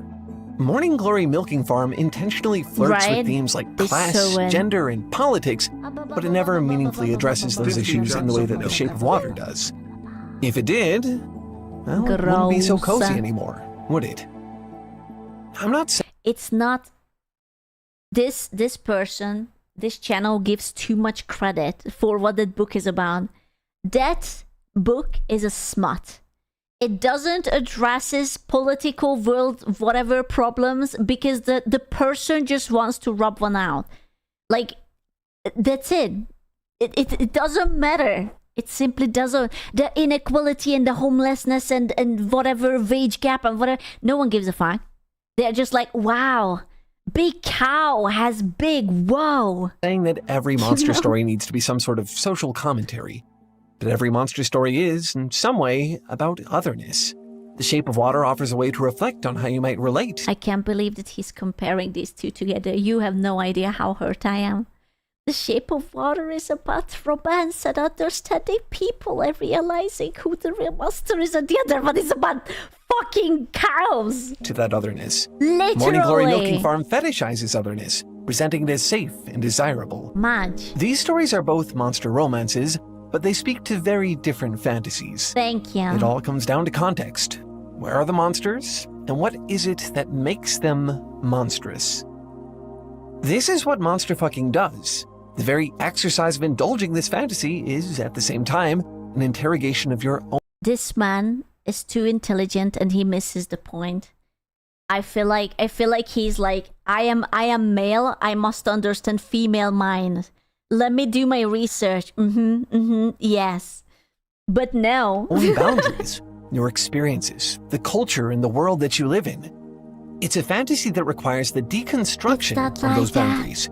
In a very real way, monster fucking is the act of towing the line at the edge of your world. No. Where the monsters are. No. Literally, women just want to be, how to say this nicely, put to their places by something big and dangerous that has an exotic shaped pee-pee. It's a power play. We read the comments, we saw it. Yeah, they want to be ravaged by the monsters. I mentioned the hear me out trend earlier, the one where people compare their weirdest crushes, the cakes. Bro, listen, that car, ever since I saw that movie where the girl falls in love with a car and gets impregnated by a car and gives birth to a half car child and then she dies to that, I can't, man. That's an unironic movie. Someone produced it, someone casted actors for it, someone wrote it, directed it, and I hate it. Thank you. It's a thing. I don't remember what was the title, and I don't want to think about it, but there is a movie where a girl falls in love with a car, and she gets pregnant by the car, and she gives birth to a car baby thing. Well, there's one thing I didn't mention about this trend, and that's just how intense it can get. Oh. You'll find a lot of strong opinions out there about what even counts. Okay, how is Tarzan a hear me out? Dude, these vanilla bitches. These stupid vanilla white bitches. My hear me. Oh no, a perfectly shaved and handsome man who haven't met a female before, so only clapped gorilla cheeks. Oh no, that's so awful. God damn it. It's a hear me out at all. Yeah, he's just a dude. For some, the Beast from Beauty and the Beast is unconventional enough to qualify. Others will tell you that he's not that weird, and the real hear me outs are like the great ones from Bloodborne or something. Okay, that would be a challenging hear me out, but sure. There's even a side of this discourse that frames the hear me out. I mean, he seems kind of tender. I do like the little hug and whatnot. Or as a test of morality. Aww, if your hear me outs are too basic, the argument. That's a girl? Oh, sorry, my lady. I didn't mean to. Goes, then you're a narrow-minded prude, or even worse, intolerant of people who are. The best part about the Beauty and the Beast is that when he transforms into human, Belle makes an actual disgusted face. She's just like, and like she's like totally unsure. She's like, oh, okay, I guess. Yeah, he also looks way worse. Dude, I don't know why didn't they give him like some beard or something. She legit looks so fucking disappointed. Oh, right, he's French. Ugh. Different from you. It's a lot. But remember, monsters are dependent on context, which also means that how you define a monster depends on the context you come from. I'm a monster. I found this illustrated really well in a Tumblr blog. Shocking. But how down bad are you really? Ooh. Okay. Right? It's called the Hear Me Out Worthy poll. The way it works is a little unique. People don't actually vote on whether or not they think a character is hot. Instead, the point of the blog is to see if... I'm gonna... Dude, Lady Dimitrescu is not a Hear Me Out. She is a gorgeous woman, but bigger. How is that a Hear Me Out? Like, shut the fuck up. It's even worth debating. In other words, it's a bunch of Tumblr weirdos, bless their souls, trying to figure out... Okay, that's... I don't think many people have a Hear Me Out about that form. Now that would be a Hear Me Out, but I don't think there's too much Hear Me Out about that. I'm sorry. Would? Okay. What might qualify as a Hear Me Out to a normie? The results are, again, interesting. If you've been on the internet for any amount of time, you'll know that Tumblr is sort of its own unique culture. Not anymore. They have their own set of pretty notorious beauty standards over there. Some of the most iconic sex symbols in Tumblr history include Bill's cipher. A triangle? Is this triangle sexy?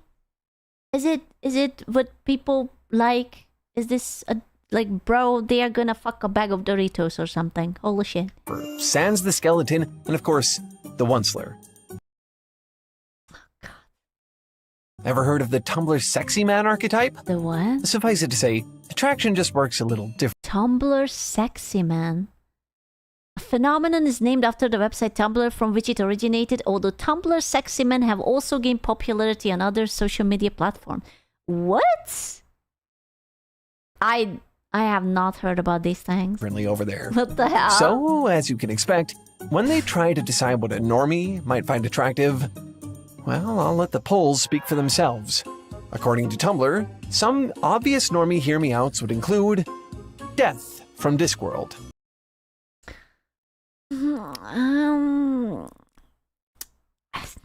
The tall gargoyle from bro! Disney's The Hunchback of Notre Dame. No. Gonzo the Muppet. This is exactly what I find. These are horrible Hear Me Outs. These people, no, they are not even hot. So interesting about Hear Me Out as a trend. More than anything, it shows what individual people consider to be monstrous. It also reveals something about the context they're coming from, and how that context determines what otherness is to them. It's a contentious trend because of how personal... That's like saying that something from Sesame Street is a Hear Me Out. Like, I don't know, like whatever Muppet, like the Yip Yip Yip Muppets or something. What is, and how many different opinions are involved. At its core, Hear Me Out is an exercise that allows you to ask yourself, can I break down my own boundaries? And what would happen if I did? So, in a way, monster fucking is the act of choosing your own monsters. Because the first step in setting your own boundaries is also finding them. It quietly begs the question, if you didn't choose who the monsters are, then who did? No, man. After all this conversation... I'm telling you, it's all about the pee-pee shape, and it's about the power imbalance. It's all about... This is a bunch of too intelligent bullshit. It's about the power imbalance. People want to be, like... Women want to be, like, freaking, like, kidnapped, pinned against the wall, and then, like, bred, and then cuddled. And then the monster will be like, I really like you. Also, my pee-pee is as big as your, like, entire lower thigh. Yeah. This research... You had to do it. I wouldn't fault you for still kind of thinking monster fucking is a joke. I'm not projecting. However seriously you try to take it, they're still called monster fuckers. It's a word I've been saying for this whole video with a straight face. You'd think it would be a simple idea, but researching this was actually way more daunting than I expected. Being a monster fucker is a deeply personal thing. I respected that he put like the little dancing thingy onto the cover. He made a fan art for the Morning Glory book. Like Eliza from The Shape of Water, some people can relate to how the monsters are treated. They see their own otherness mirrored within the monster. For some, it's about empowerment. They want to believe that their love can reform even the most terrifying beasts. Romancing the monster can even be an exercise in self-love, embracing a representation of your own flaws and anxiety, the things that scare you about yourself. As one Redditor put it, if a monster could be beautiful to someone, then I could be too. Aww. There are as many reasons to be a monster fucker as there are monsters to love. Am I beautiful? Ella, the researcher I interviewed, left me with this thought. There's so much flexibility in monstrosity. It's a lack of categorization and boundaries. It can be extremely helpful when engaging with desire. Is I can change him the ultimate female fantasy? It's not I can change him. Oh, okay. I was thinking that I can fix him. I think it's, yeah, basically. Yeah, it's like an I can fix him. The ultimate female fantasy is always the same. There is an evil, monstrous, whatever creature, or like a serial killer and whatever, and he's evil and monstrous to literally anyone except for one singular person, and that's the girl. And the girl's love like fixes him, or at least makes him not hurt her, and that's kind of nice, and that's it. And I think she's right. I think there's a reason this caught on, and a reason it stayed here. I think as an exercise, it's just legitimately useful. I think a ruin me is more like a guy fantasy. It's like when guys fell in love and it's like, just like, I love you so much, ruin me. I don't even care. I actually think that's a guy thing. If you really want to figure out your own boundaries to determine who the monsters are, it's usually women who are doing the ruining, so... to you, rather than be told by someone else, well, maybe the monster fuckers Must are be onto something. true. Must be true. Okay, the research for this video was an absolute rabbit hole. Never in a million years did I think I'd be reading Morning Glory Milking Farm for a tail I can't, but do you think he bought the book? boundary video, but here we are. Honestly, it was a ton of fun, but it took a little bit of effort to stay What do you sane mean it was a ton during all of that. fun? I sort of had to temper all the introspection and philosophy and taboo with something a little more concrete. He said it was a lot of fun. Something nice and direct and rational. So, I've been learning some programming on the side. Thank you. That's I don't know, man. I don't know, man. I don't know, man. How do I feel about this? This is a very... He tried so hard, but it's more simple. It's just so much more simple. Hashtag ad. What is he added by? What is this? Random webs. Brilliant.org. If you like. Brilliant.org. I don't know what brilliant is. I'm not brilliant enough. But yeah, emotions aren't logical. Yeah, and it's just fantasy. People just wanna... Was that AI coding? God, I hope so. They are all going to take us over. Beep boop, beep beep boop, beep boop. The Tail Founder is Veritism coded. Excellent. I am also Veritised out. I am going to learn about Labubus. All I know is that Bao likes Labubu. Or she has a Labubu. Oh god, no. I don't like Labubu. I think it kind of looks like Pitbull. And yeah, like Mr. Worldwide. Like Dale. Feels like we are making progress towards a society that refuses to fall victim to mindless consumption, or we are having honest conversations about how young people can't afford houses. Listen, do we really need houses? Do we? Hey, comfy! Or have families. Something like Labubu comes around and it's so ugly. I don't understand how it became so popular. It's so ugly. It's so dumb. It's so ugly. It's like girls are unwilling to give a short guy a chance, but they are carrying this bullshit on their backs. I don't know how it happened. It's just so it's so ugly. I have literally no other words. Destroys all faith in humanity. Now, there's nothing wrong with having a collection, music, trading cards, comic books, coins, seashells, whatever brings you joy, especially if you are a child. But something about Labubu... Bro, there are stylish Labubus? What is this Gen Z Labubu? Is the K-pop Labubu? Feels off. It feels less like a genuine collection and more of a hollow trophy that people convince themselves they need because someone with millions of followers... You know what's crazy about it? It is so expensive. I thought that this is like $20 or $10 at tops, but it's like 50 or something.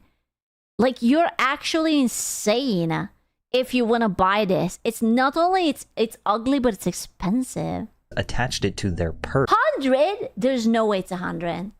I swear I saw it for like 50 something. That it's more like 2 silk songs, bro. €100 mystery boxes. What? Okay, listen. This is the easiest gift ever given to you guys. If you see a girl and you're interested in her, and you see a Labubu on her bag, red flag. You move on. That's it.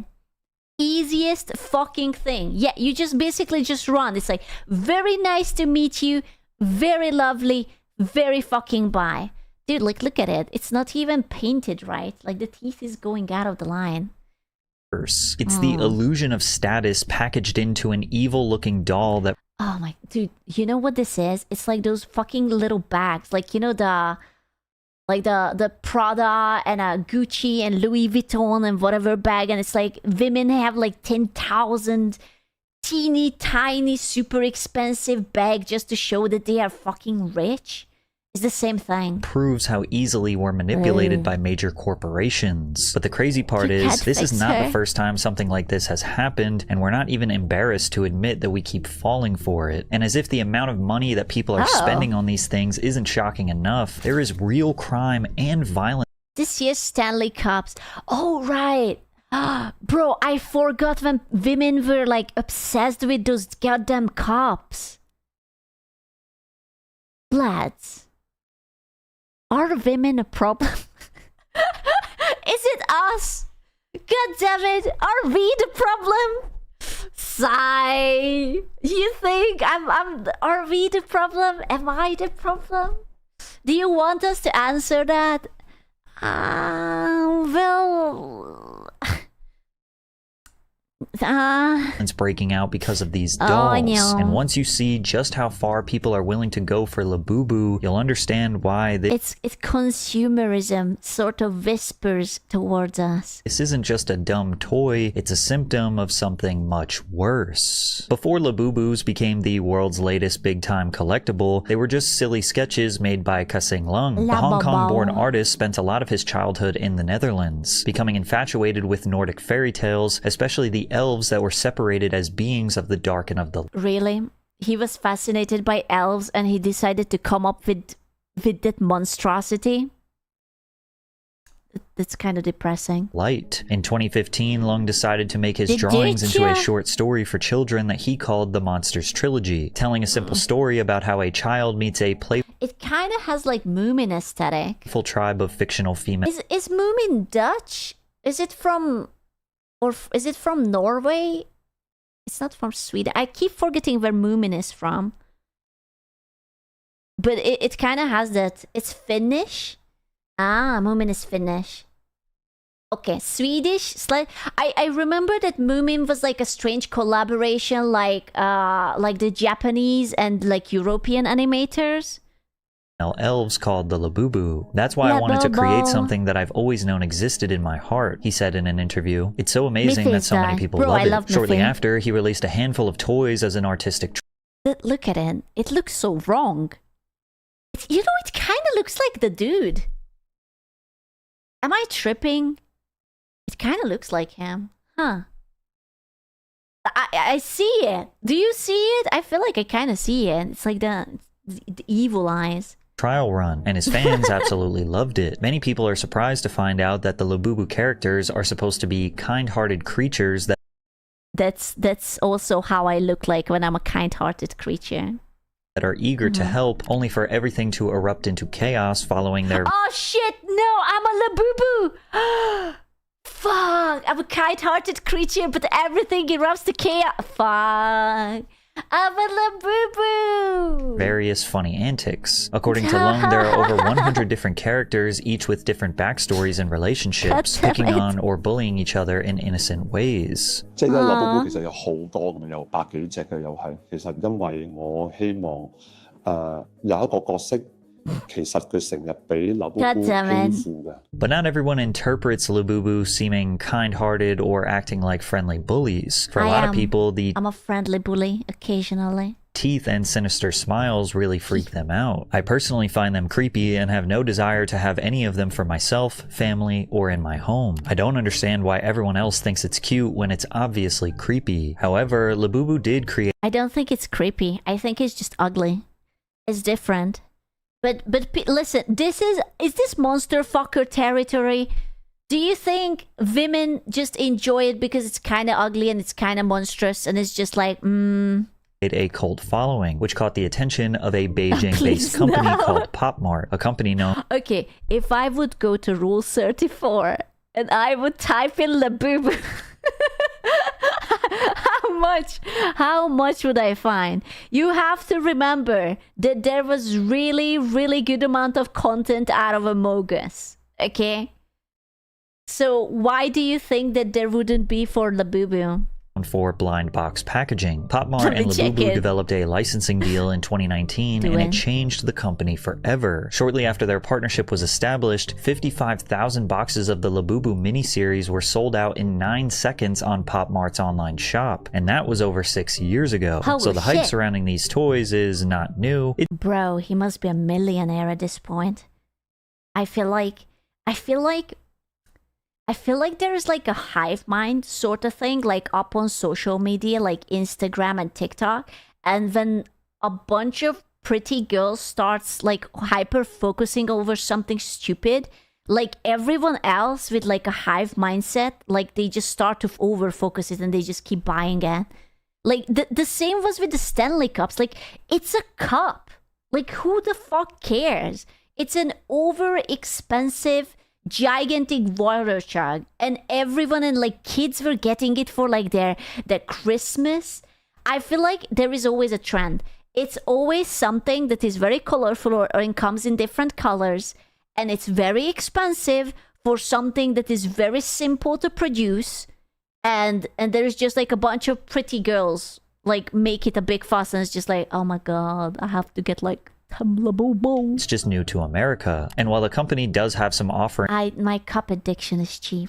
Where you can actually choose which one you're going to purchase, it primarily sells blind box figurines now, making up more than 70% of their business. Blind boxes have been around for over 40 years in East Asia. It's just that recently they've become America's largest obsession when it comes to collectible toys. The concept is incredibly simple for businesses to get the consumer excited. On the external packaging, the customer Bro, America is just about to discover gacha. Ah, rest their poor hearts. Bro, this is like the normie people's gacha. can see a few different Labubus they might That's get. crazy. Maybe you will get the pink one. Maybe you will get the green one. It even tells you the odds of getting them, 1 in 6. But the key is putting the secret one there. It is grayed out, so it is a total mystery. The secret one has a 1 in 72 chance of being in your purchase. And this could be one of the main reasons that is causing younger generations to collect more than they ever have before. In a survey conducted on 21st century collecting around the world, we've discovered that the average young adult spends almost $2,000 a year on collectibles, and that more and more adults who aren't collectors are now considering joining in on these trends. As only 2,000 a year. There's only. I thought that was like monthly or something. On average, nah, man. Only 2K. 90% of collectors have reported that they participate in activities revolving around these collections. People have unpacking events, forums where they share their collections, and sometimes base their entire personality around something like Labubu because it's a... How do you pace your personality around a plush? How? What? Dude, you cannot be like this. Like we are more complex than this, right? Which Labubu are you? Way to connect with the outside world. PopMart even opened their first theme park called Popland, where people can come and celebrate their obsession with these blind box products together. One of the descriptions for the park reads, "There are a few spots to play in the same way as a typical theme park, including an adventure playground filled with climbing walls, nets, mazes, and trampolines. Guests can also feel what it's really like to live in the universe through the augmented reality immersions." And bro, you go into a VR chat and there's just like 5 Labubus sits on like the fucking casting couch. Naturally, there are also plenty of places to stop to snap photos and videos for social media, which helped make the Labubus the stars they are today. When trying to get to the bottom of what they call the economics of Labubu, the Wall Street Journal teamed up with psychologist David Bosch to describe the impact blind boxes and Labubu have on consumers. To them, a lot of this has to do with the labels showing a secret prize and the human compulsion to complete a set. One of the things that the brand can do to keep engagement, to encourage consumers to get a little... The next idea, next time my merch will drop and it will be blind boxes. That's what I'm going to do. The next merch, I will make like different kind of like duckies and whatnot. Boom. Easy. No, gotcha. Easy peasy. More excitement out of it. Let's go. Is to label the box. That specific range also creates a set. It's a well-known, well-supported phenomenon that most people... That's, oh my god, it's just so ugly. Under certain conditions, have a very strong tendency to want to complete a set. You know what this reminds me of? Like, what was that very ugly thing? You are speaking of people who treat horoscopes as truths. Surely people don't care about horoscopes anymore. There was the thing back then. It was also really ugly. And everyone wanted it. What was it called? The Furbies? I swear, it's like the Furbies. Those were like really fucking ugly too. Yeah, and it was also like a little monster thing. And yeah. The concept of the blind Furbies are actually back. Why? box has become so popular that thousands of YouTubers have used it as a perceptually fun way to entertain themselves and fans at the same time. I remember PewDiePie's girlfriend, now wife, had like a really insane Furby collection. I used to watch like Martia, and like he kept finding Furby shit all over. And that was like, she was like scaring him with like leaving fucking Furbies everywhere. Example would be how Rhett and Link looked for extremely rare toys in a segment of their show, Good like Mythical nice. Morning. Hold on, that was not it. This one's special. Hold on. Something. Hear me out. Kinder Eggs were like the original European gacha before it was a gacha. I think. Yes, right? Right? Like how many times like you bought like Kinder Eggs or your parents bought you Kinder Eggs because it's like you wanted something and you logged in and you were like, I must have it. Hold on. I got the one. You know what? Do you want to know a hack? My aunt worked at the factory at home where they assembled the Kinder Eggs, and she always had spare toys. And I just got like boxes of spare toys. I could literally ask for anyone and anything, and she could just give it to me. Entire fucking sets. Yeah, that's the hack. Yeah, my aunt worked at the factory. You got the Robbie! You got the Robbie! You put it up, baby. And Robbie came with a drum! What in the world? This is the most fun I've had in years! You can see that these blind box collectibles have an interesting impact on people. Even if they don't know what the toys are, why they're interesting, special, or even if they don't like the way that they look, once people realize they are rare, they start to attach value that isn't actually there. Dude, these are NFTs all over again. Do you remember those monkey NFTs? When everyone was buying it and it was ugly and stupid and dumb, but people spent like $30,000 or $60,000 arenas. Walmart and Labubu's business model mostly relies on this. Nothing creates hype more than the illusion of scarcity. The old classic, low supply, high demand. However, what really started this Labubu craze was another classic modern day marketing effort, paying a celebrity to endorse the product. Because just a few months ago, one of the world's most famous K-pop stars, simply known as Lisa, sent the world into a It's her fault! God damn you, woman! It was your fault all along. God damn it. We are Blackpink boycott. Lisa boycott. frenzy after she confessed her love for Labubu. Lisa is a Thai singer, rapper, dancer, and actress who became the most followed K-pop idol on Instagram, but she's been seriously climbing the industry ladder since 2016 after joining the girl group Blackpink. By now, K-pop isn't just a genre, it's a full-blown global movement. Streaming has skyrocketed, with Spotify reporting a staggering 362% increase in K-pop streams worldwide. Okay, listen, their music is good. Because, I don't know what happened to America, but American music is like really, really fucking shit. I find myself that every time I find a good song, it comes from like indie singers. Like every fucking time, it's like indie singers. Whoever is within the industry is just really fucking bad. Like I don't even know when was the last time that there was like something coming out of like... They don't make the songs in Hollywood, right? Like, do they have like a place? Like for the industry? I don't know. But like, what was the last one? Like maybe the last Taylor Swift song that was like alright? But that's it? Wide over the past 5 years. The top 100 K-pop... Okay, Disturbed, Metallica, and Korn and shit like that, that's different because those are metal and rock music and they are like not as corrupted by like this pop soulless machine, you know? But like I mostly mean like the pop genre, it's kind of fucking bad. Pop artists globally amassed a jaw-dropping 90 billion on-demand streams with a 42% growth year over year. K-pop! They've all... K-pop! Dude, do you remember when YouTube had those rewinds? Oh my god, I completely forgot that there was a time when we had YouTube rewinds. And then it became so fucking cringe. Oh, that's so old. Remember when like Will Smith was in it? It's rewind time. Bro. I remember when they started to like discriminate and they didn't put like PewDiePie in it. Despite him being one of the biggest creator on the platform. Oh my god. It was so good till it wasn't good.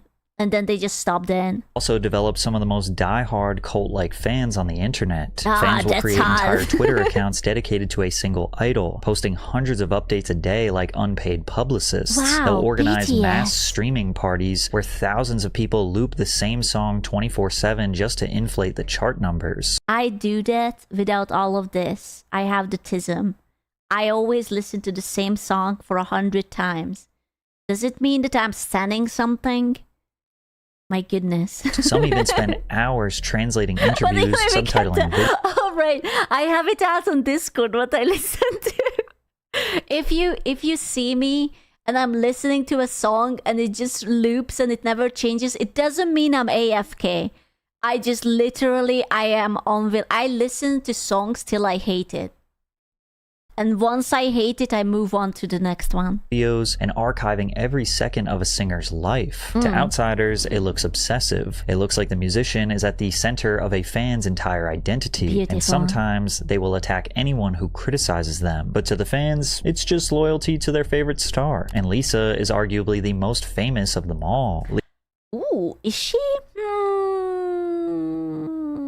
Maybe internationally. Lisa's been in ads for PlayStation 5, Louis Vuitton, partnered with Bose, Otherwise, it and would has be been Jenny. a global ambassador for Celine and MAC Cosmetics. So whenever she was I am so poor, I don't know what Celine is. asked to share her secret obsession with Vanity Fair's YouTube channel, anything she chose to promote was going to turn into pure gold. And in November of 2020... Celine Dior?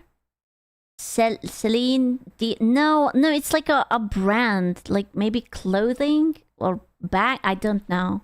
Her obsession of choice was Pop Mart collectibles. Mention were the large Labubu she held in each arm. She described the impact Pop Mart had on her friend and how she couldn't stop herself from buying to unlock new characters. What's really sad is that people couldn't tell that this entire video... I had no idea. This is why all it started? This is why it all started? Because that woman was having a thing for Labubus?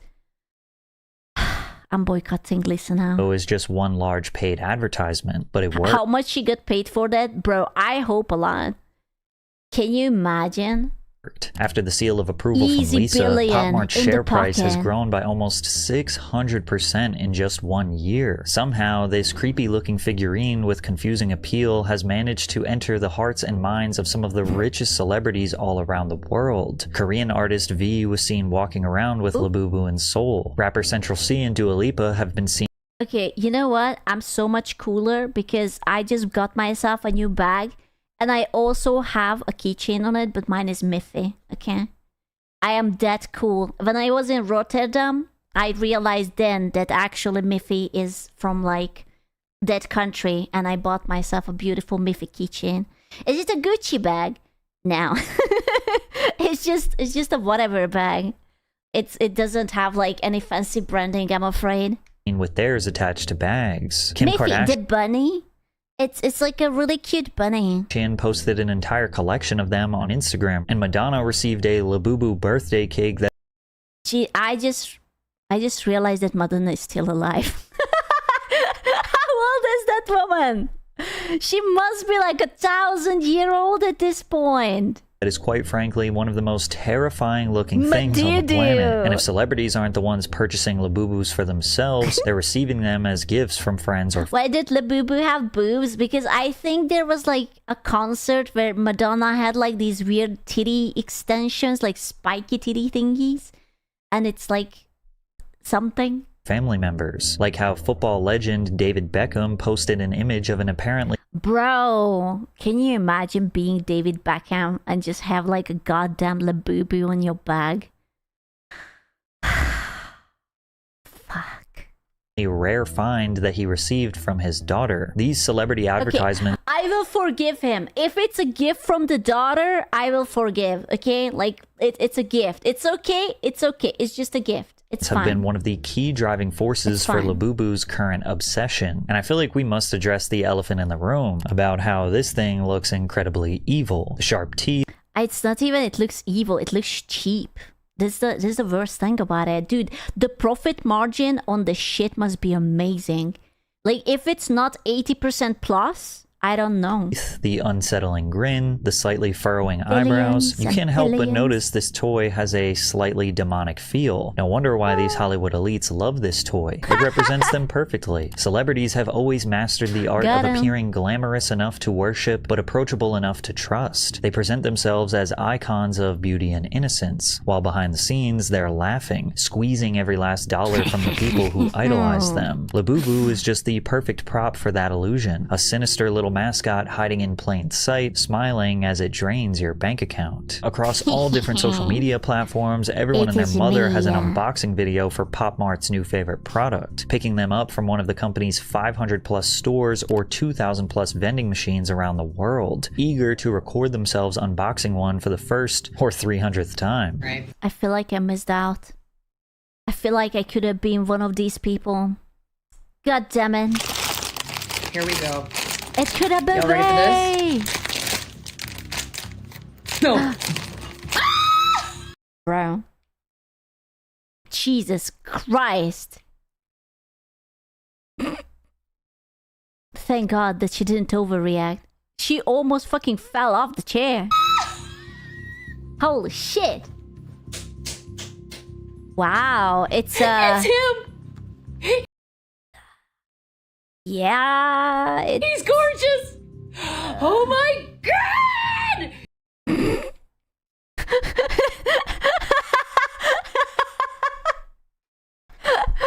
Bro, those facial expressions. I understand the Labubus now. Because the people who buy them, they look like the Labubus. Oh my god. Oh my god, you notice no ring? But of course she has the crazy eyes. Look at that. Can you believe? The doll seemingly is no longer Oh, about whether shit. you actually like the thing, it's about proving you belong to the exclusive club of people who have one. The doll itself is meaningless, but the association is priceless. People have convinced themselves that having one signals wealth and exclusivity, even if all they did was pay retail price for a hunk of vinyl. I am the owner of the Lady, what's wrong? Oh my god, what's wrong with her face? Her eyebrow, the eyelashes, her lips, the tiny teeth peeping out. What the? Are those real gold bars?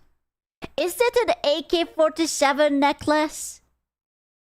Or some sort of like ratatatata? What is that? Famous 24-karat gold Labubu. And of course, now many buyers are trying to justify their purchase by saying it'll be worth more someday. But if history has taught us anything, it's that collectibles rarely pay off like people think they will. If you look back at your childhood... Wow. Okay, to be fair, I think cards are a bad example because cards still have a lot of value. Like, there are still so many collector cards that you can, like, sell for a really, really fucking good price. Like, you know, like Magic the Gathering or Pokemon or whatever. Odds are you collected a little something. Maybe you did it because you loved it, or maybe you did it because everyone else was doing it. But ultimately, it didn't matter because it was just part of growing up. For me, it was Pokemon cards, WWE wrestlers, and Hot Wheels. For others, it could have been lunchboxes, Barbies, Beyblades, rocks, or literally anything else. But now, collectors have become sellers. Collections are no longer to express their admiration for a passion or interest, but to auction them off. Bro, do you think he ever just goes up to those big boys and he's just like, you're coming to bed with me, we are cuddling or something? Or interest, but to auction them off for hundreds, thousands, or maybe even millions of dollars. They see collections as an investment, a way to get rich quickly. In fact, 40% of so-called collectors have openly expressed how they... I can't wait for the V cards to finally grow in value and I will be able to sell them. I will like SQUCHAN Space Cat 10 card, swiped it in between my butt cheeks. The bid is up. Easy 10k. They intend to sell their collections as they increase in value. And of course, there are tons of collections out there that have increased in value over time. But Labubus are pretty new, and they're starting to seem like more of a flash-in-the-pan trend that is reminiscent of Beanie Babies. In the late 1990s, Beanie Babies weren't just plush toys, they were marketed as miniature fortunes in the making. I have never heard about something like that. High-ink strategy of artificially restricting... Bro, look at the website! Holy shit! Supply by limiting retail orders and frequently retiring certain models created a frenzy. Oh my god, dude, why does this also look so demonic? It kind of looks like a chihuahua. Where $5 stuffed animals were believed to become the next gold rush. At the peak of the mania, Beanie Babies accounted for roughly 10% of eBay's sales. We even saw full-grown adults separating Beanie Babies during a divorce. But all those people who... That's so embarrassing. Honey, I'm divorcing you and I'm taking the Beanie Babies. Who hoarded these rare toys were disappointed to find out that they weren't worth anything. It doesn't matter that sellers listed them for Beanie Baby Patty the Platypus, 1993, 11,000? What the fuck? But they are just plushies, right? thousands of dollars online. Even still to this day, you can find listings for hundreds of thousands of dollars. 325,000. Brother, what are we talking about, things are only worth what someone is actually willing to pay. And the harsh reality was that nobody was buying. Not even the most reckless spenders could be convinced that these toys were rare or valuable. So people ended up selling their Beanie Baby collections for dollars, sometimes even cents at garage sales, which drove the value down even further. What was once perceived as a life-changing investment turned out to be nothing more than overpriced clutter. This is almost a fabric of American culture at this point. You'll see shows like Antiques Roadshow, Pawn Stars, or American Pickers, where people drag out dusty items from their attic and pray they've been sitting on a fortune without even knowing it. The fantasy is irresistible. The idea that that original. When I was a kid, I saw old furry toys that looked like Ike these, except they just had a kid's face instead. Ew. Random object you already own could secretly be worth thousands. It's the modern day lottery ticket, except instead of scratching numbers, you're banking on nostalgia and rarity. Dude, I don't think I have anything gold. God damn it. Gotta go home. Maybe my mother is sitting on something important.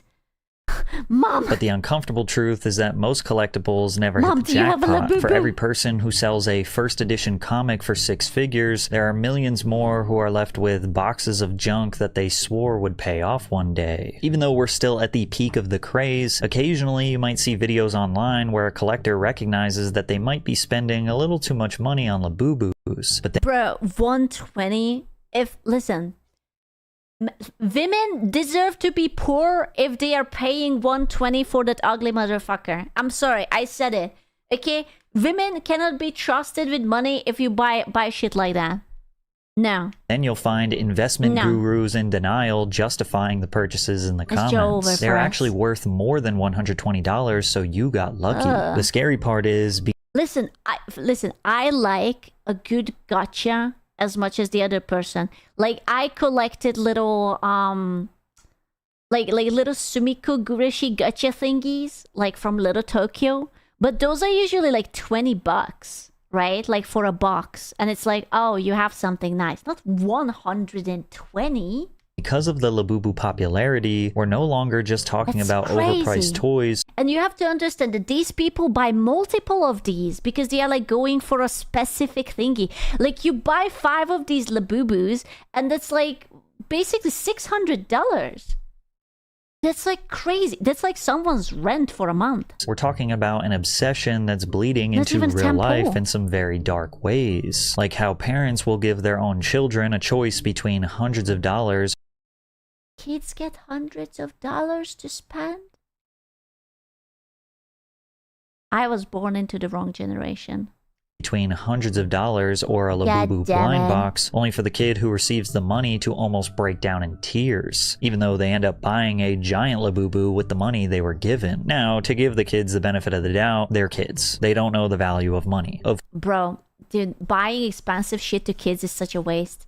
Of course, they want a toy. However, there is no excuse for the full-grown men who will buy up as many Labubu products as they can in order to resell them to children and other collectors for a much higher rate. And they have the audacity to claim that they're just passionate collectors. We get a lot of slack on Instagram, but because of how much stock we have, you took all our stock, we're collected, and we want the box. These people are scammers. That's what they are. I hope that you will get stuck with all of those stupid Labubus and you will not be able to make your money back. Stupid shit. But they are British. Dude. And you're triple the price and this Scalpers and that. come. Unfortunately, people don't understand how a business model works, you know. No. People perfectly understand how the business model works. You try and squat on as much inventory as possible so there's scarcity, and then people have FOMO, so they want to make sure they get it, so they'll pay the extra markup that you just drive the price through the roof. They came and shopped with me 2 weeks ago, bought Labubus for the kids. Someone stole her Labubu from her bag. You're kidding. Yes, at school. Tough. And then I speak to my daughter. Labubu robbery. My daughter's got 7. I speak to my daughter. Bro, British people are like really special. It's like a shiny Pokemon. To my daughter. Capital punishment required. Got every generation. We're stealing our kids. Bro, it's not normal. Not normal. So yeah, I told her. Oh, they're Australian. Sorry. Well, okay. To be fair, they came from the UK. No, wasn't it like that? They put like the bootleg British people there, and they were like, okay, you're Australians now. Good luck. Have fun. Enjoy the spiders. Unfortunately, it is very normal now. Yeah. It's super normal now. When grown adults are exploiting children for profit, it's only a matter of time before the obsession spills into outright theft and violence. Okay, I have a hot take. I don't feel bad for children because that's the parents' responsibility to protect the kids. Like, if a scammer scams your kid, that's on you. Why does your child have access to so much money? Why are you not monitoring what your child is checking? Like, it's not the world's duty to raise your little shitling. Okay? Like, good luck, buddy. It's I don't care. In Southern California, a small group of teenagers were suspected of breaking into a warehouse and stealing some inventory. When the Chino SoCal police received a warrant to raid the house, the supposed thief... Like, I hate it so much. Like, it's like you go to a concert, right? and like a singer is obviously adult, and it's like they start twerking or whatnot. It's like, oh my god, my children is here. Think about the children. No, motherfucker, this is a concert. Why are you bringing your children to an adult woman's concert like that? Take it to a Disney concert if it's a kid, or shut the fuck up. Thieves were staying at, they weren't looking for electronics or jewelry. They were searching for about 14 boxes of Labubu collectibles that the alleged thieves were intending on reselling on the black market. According to the report, the cops recovered $30,000 worth of the furry figurines, which usually retail for about $30 each. In the same story, the LA Times noted that the prices for Labubu due to $37,000 Renu. No way. No way. No one buys these, right? No one. No. Nah, man. Dude, no one. That's like a yearly salary. Jesus Christ. Or more. Might notice that the listing is not sold. Well, yeah, but like, what about those ones that were sold? Scarcity are reaching all-time highs. The figurines are usually sold at Pop Mart stores and create a fervor whenever new ones are released. A child-sized Labubu sold at auction for $150,000 according.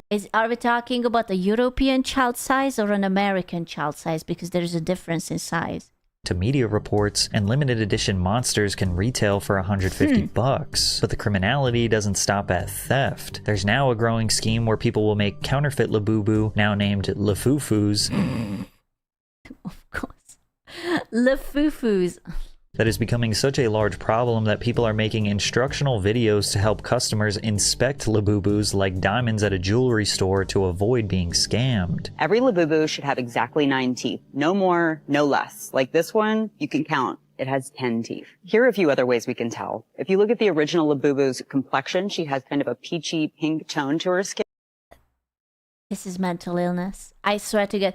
Taking something like this seriously is mental illness. Whereas if you look at the Lafufu, this one in particular has a paler complexion. Pop Mart told us you can also identify a Labubu by their high-quality finishes, such as... High-quality finishes, my ass. I literally saw a misprint in the video. High quality, my ass. As the stitching. Look at the fucking teeth. The white part goes further than the line on most Labubus. And the paint job. One obvious way you can tell a Lafufu from a Labubu is the spelling on the tags. Labubu will say Pop Mart on the tag, whereas this specific Lafufu says poor mapped. Solid point. Poor mapped. I do like it when they're very obvious. Whether Pop Mart will admit it or not, they're definitely enjoying all forms of press, even if it's bad. All publicity is good publicity in the world of politics and sales, because at the end of the day, we only have ourselves to blame. Tim Dillon hilariously summarized the depressing reality of the Labubu obsession in America. The Labubu is the perfect symbol of the economy that we've created and the cultural value system that we have. It is a Chinese fentanyl-stuffed voodoo doll that is being exported to China. America. Little things like the Labubu become an important status symbol for people who have given up on owning a home, having a family, having a job. Okay, but to be fair, whose fault is that? Like, literally, you have to work your ass off, like, sell your soul to a demon, move in together with 3 people, live in this polygamous society, and then maybe you can afford a house on a loan. Job or a meaningful life. The adults, their eyes get big. You've got one of them. I want one of them. What? A family? No, that demon doll. That troll. That critter. Okay.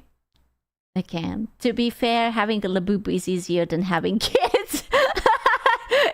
I feel like the comparison is not the same. A Labubu will not wake you up at like 4 a.m. or 5 a.m. whenever the little shitlings will come. Minute, we're having honest conversations about how young people can't start a family, buy a 2-bedroom house, or even spend time with those that we care about. And in the next, we have hundreds of thousands of people going into debt to buy a trinket because their favorite celebrity said it was cool. But as I stare more at these evil-looking little things, I can't help. I guarantee you this is like 99.9% women.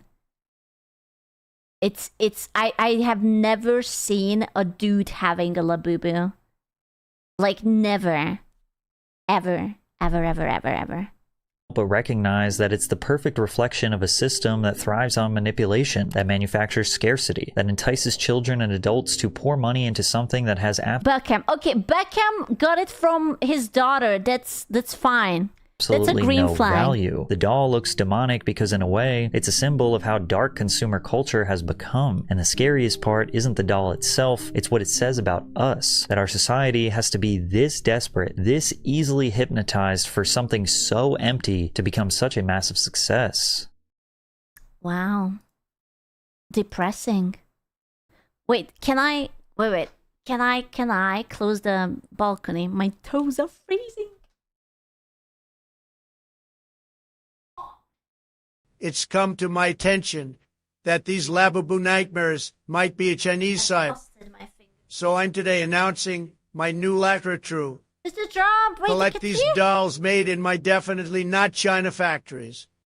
Look at that cute orange skin tone and not tiny hands. Maybe F? Maybe F? Maybe F. F's in the chat. That's it. Maybe F's. Maybe F, maybe not F. Maybe F's in the chat. Choose from one. I am going to spoil myself with Pekimane now. That's my president, Mr. President. The donkey. Of 8 iconic characters. Wow, so much diversity. You can be the same faced person with 4 different skin tones. Or the same faced person with 4 different skin tones. That's it? Those are the skin tones? That's not even much.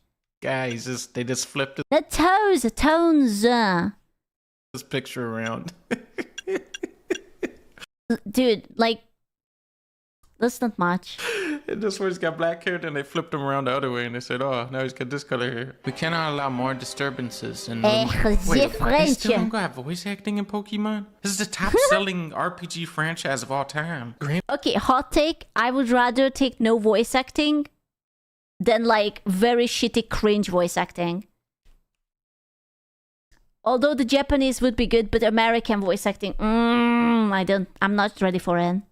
India 2 on Dreamcast had voice acting. Here, take your money. Here, take your money. Okay, we have unique posters, unique poster technology. So far, all these posters are unique. Graphics are slightly reminiscent of... Isn't it depressing that this is a 2025 game? Like, I know it's Nintendo. At the Nintendo 2, but like... I swear to God, we had games like this in like 2010? Question mark? You know? Pale Land. It's a Switch 2. Sorry, not Nintendo 2. Switch 2. Wow. I mean, at least there is grass. Like, yeah. Okay, we have a sound effect on the grass. Okay, we got some character popping in and out. I don't even think Pale Land had that. But overall, this is a better looking game than Pale Land, okay? But I'm just saying that Pale Land didn't. I don't think Pale Land had pop-in like that. What happened to your Pikachu? Uh-oh, wait a minute. I saw this poster already. I saw this one. Uh-oh, wait a minute. That's right there. They reused it. I've got a hunch you're here to see some sights. Such great app. Look at those polygons. Those are some sexy. Like, you can count it like there was like there's like tick, tick, tick. Damn. You know what type of Pokemon player I am. I gotta say, you got it. You're just the type I'm looking for. Very smooth. Pokemon are mysterious and magnificent creatures. I like how that CEO thinks. Pokemon are mysterious. It's kinda, listen, as long as you don't go close, it looks cute. But the fact that all the windows is just sort of like a PNG, that's crazy. I don't know why they would do that. And magnificent creatures. It's me, Andy, from the ZA Royale. How could you forget already? How could you ever forget about such iconic and memorable... I still can't believe that the first quest of the new Pokemon game that you arrive in France and you get robbed. I feel like there is a social commentary here. But I am not willing to open that conversation up. So it's accurate. Well, there are a lot of scammers in France. So, sure. Characters like trainers from last night. Oh, I just noticed there's a trash in the background. It's so much like France. Holy shit. Oh, they actually did a good job translating the experience, the realism. No, it's 10 out of 10 game. Where are the rats? Maybe they come later. Sorry, not ringing a bell. Must not have been much of a challenge. Oh my dang. Battle zone activated. Battle zones are intense. Escape from the battle zone. I'm gonna go this way. Mm-hmm. Not that way. It's like Battlefield 6. I like this song. This way. It's such a shame because it looks kind of cool, but not cool at the same time. Like, look at that windows! Those are supposed to be like fucking, what do you call it? Like little prison sticks on it. And everything is just like a JPEG. What if I go this way? Not that way. I love these games where the computer tells you which way you can go. Ready to die? No, wait. My friend here isn't part of... I don't believe anyone asked you. Sounds like... Just punch her in the titty and move on. What is your accent? Amazing. You gotta kill her, Pokey girl. The points I earn from trouncing you will propel me up the ranks. You are challenged by Bridget the waitress. Bro, Bridget the waitress is going to just like fuck you up. That's crazy. Dude, I keep looking at the background. Is this supposed to be a column? And then it kind of just like they forget about it because like it's a copy and paste. It's Ctrl-C, Ctrl-V. Look at it. It's just like tuk, tuk, tuk, tuk, tuk, tuk, tuk. Bro. You kill me in a battle zone, you're not gonna get that. The AI didn't finish. At this point, I do wish it would be AI. Like even the open window is just flat. Good of a tip. This fighting is actually different. Game of the year? True. This is actually they actually did a different combat in Pokemon. True. Can I go over this kick? Can I do like a little kick Bunnelby in the head? Oh wow, Pokey girl, you're something. Now you know how intense battle zones are. Now I truly understand how intense battle zones are. They copied Palworld in what way? Palworld looks better. Not that way. This is like being in a hedge maze, but every time you go the wrong way, the hedge maze goes. No. The fight? Really? Because I noticed that like now you can walk and whatnot and it looks kind of fun. Is this how I never played Palworld. I'm sorry. Not that way. You can relax Not that way. We're out of the battle zone. Hotel Z's just through here. This way? Not that way. Not that way. Oh, what's this song? Sorry, not that way. Oh, I like this music. Hello there. They definitely surpassed Padlian's soundtrack. You won't find a more tranquil, relaxing stay anywhere in Lumiose, since we don't have a single other guest. Come on in. That's the mark of a good hotel. Can I go explore behind the hotel? Not that Let's way. head into the hotel for now. Do I get to make any choices? Not that way. What I want to do? Can I go up the ladder? No. Let's not go up the ladder ever. Not that way. I gotta admit, these windows are not windows. Pray, allow me a few words. You've already said so much, though. You can take the elevator to the second. Oh my god, that motherfucker is tall. Why is he so tall? Combine a Stanley Cup with a Labubu. Find a Labubu with open mouth, fill the iney sides with some soft material and enclose everything within the Stanley Cup. Labubus head towards the cup's opening. Wink wink, nudge nudge. Stop giving them ideas! Talking about stuffing, let's segue into our sponsor. Now you can stuff SQU. What? What the fuck? I mean, SQU's GG Cup. Nah. With your favorite sup when you order from GG with code SQUCHAN. SQUCHAN. Am I doing it right, chat? Yeah, good job. What's with the Linus voice? He's helping out. Rest up for tonight, then meet me down here in the lobby in the morning. Then I will give you more instructions to follow for the remainder of the entire video game. You will not make a single choice or decision. Can I go this way? Time to hit the hay, don't you think? Which floor would you like to go to? Guess I'll go to the one that he told me to. That's the only option. Dude, the fact that you cannot open anything and there's nothing to loot kills me inside. I like poking and prodding everything. Lie down on your bed and get a good night's sleep. Now you're bossing me around? Following directions. Actually, I have more commands for you to follow before you go to sleep. Give me your phone. I'm gonna install an app on your phone now. There's the install button. Let's push it. You talk so much. Muscles today with Pokemon and people. Nice She's kind of cute. to meet you. I'm Lida.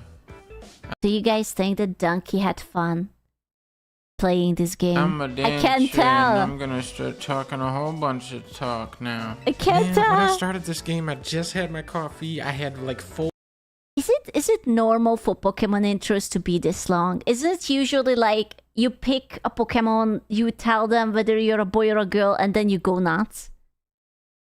I feel like that the last game I played, it was just basically like, okay, you chose it, which one do you want? Okay, battle tutorial, okay, go fuck yourself.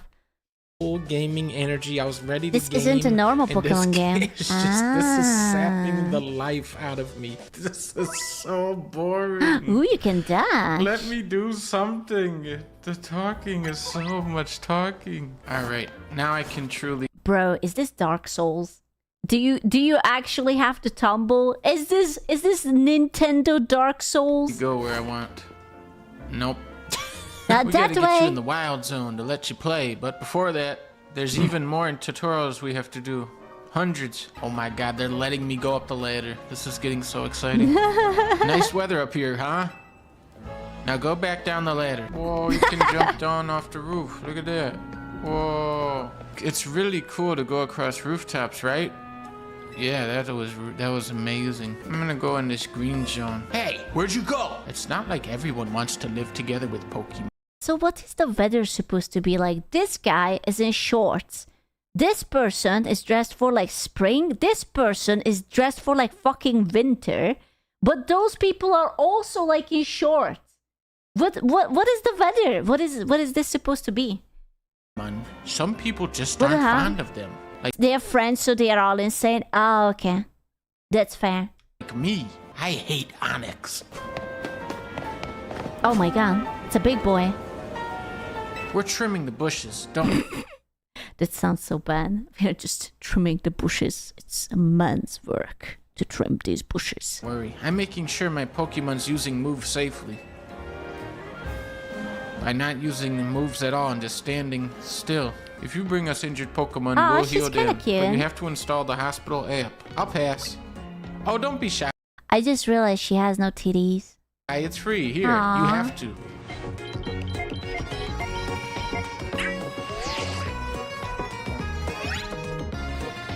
You got the app installed on your phone even though you didn't want it. You dove right into You using can't your say new that like Pokédex me. app. Good job. Now install another app. This city's so big and there's so many places we want to go. But we're not allowed to go anywhere that we want to. It's the Pokemon store. Can I go in? Nope. No? Oh, I'm gonna go down the street. What was that? Did you see that? There was like something glitching here. No, you're not. Wild zones. Was I No? tripping? Oh, I'm gonna go down the street. Did you see that? There was like a guy who was there. It just blipped in and out. It's just like bloop. Is that a Lopunny? I think that's a Lopunny. I think that's a Lopunny. Down the street. No, you're not. Wild zones are sectioned off to areas in the city where Pokemon can live in their natural habitat. Suspicious. Into the wild zone we go. I want a Lopunny. Oh my god, it's For so no wild reason in at here. all. I don't know if I can survive. Bird. Oh my god, a bird. If you keep pelting the same Pokemon with Pokeballs, you may anger it. We have to capture Weedle. Oh my god, I'm getting to play a game now. It's like a video game with gameplay all of a sudden. Wait, how much is this game again? For $60 or something? I have to get this sheep. Get the sheep. Sneak attack. 70, holy shit. I'm gonna go this way now. Wait, so in this game you don't have to worry about like accidentally going into the grass and being stalled forever because they have all the Pokemons restricted to zones? Oh.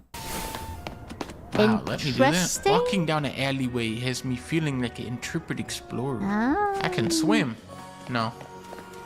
Purple, purple. I want to get that purple thing. Come back to the hotel. You can't do that. Oh.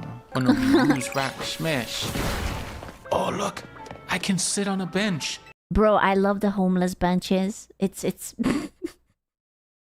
Why? Out of all the details Nintendo had to put in, why does it have to be the fact that these are anti-homeless benches? Why? You could have spent those pixels on making the windows bulge out a little bit more. No, you cannot. I think I've finally gotten past the tutorial. Now I get to choose what I want to do, right? Ready for more tutorials? Can you tell that this is France? They are having a cup of tea.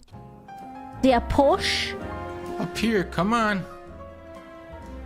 Is this supposed to be the Eiffel Tower? This big one on the side? What? I can't press any buttons. The game crashed. No. I can't even turn my Switch off. My controller's completely unresponsive right now. I don't even know how to. I don't even know how to turn my Switch off. Do I have to hold the power button on the Switch? He fucked it up. It's game over. That's it! I can't believe it. Donkey, you freaking idiot. How could you? That's it? I can't believe he had done this. I simply can't believe he had done this. He never played it again? Really? That's it? But he stopped at the tutorial. What the fuck? Stopped at the tutorial. Lazy. We haven't seen this video. It has been out for 3 weeks and I haven't seen it. Pimps! I haven't seen it! Pimps! EA, the Saudis just gave EA a 55 billion golden shower. Good for them. Saudi Arabia just bought EA for... Ooh, wait. Listen, so okay, let me guess. So if EA have been bought, then does it mean there is no more Pride Month in EA and no more anything? Only, I don't know.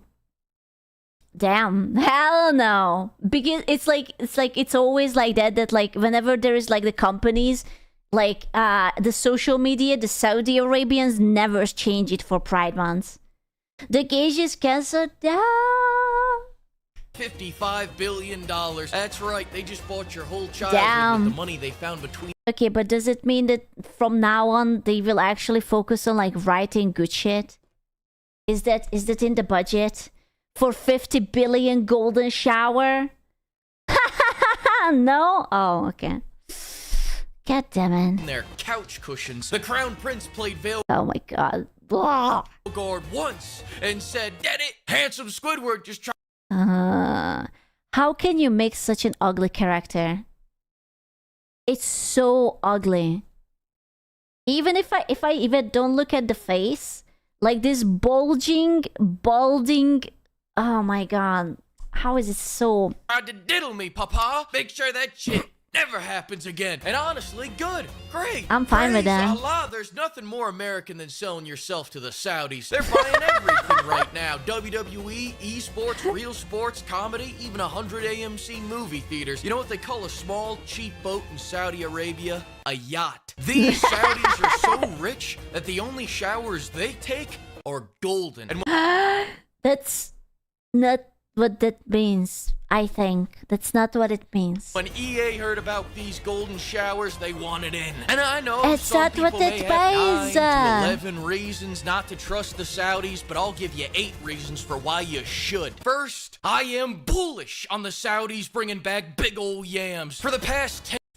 Is this in the budget? The Saudis bringing back big old yams? I don't know, man. It might just be male testicles. I don't know. Years, all of EA's romance options have looked like a Sharpay after a NyQuil binge. But no longer. Maybe. Saudi Arabia won't stand for this. I hope for it. I have my fingers and toes crossed. Listen, if they are smart, they will put it in. Because that's where the money is. These guys DoorDash, Instagram. Oh my god, what is this animation? Why is it so weird? Grubhub?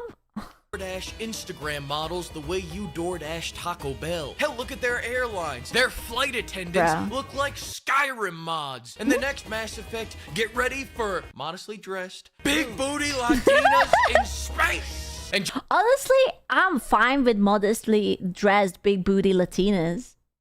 You know, I can make a compromise. Like, I don't need to see skin. It's enough if I know it's there.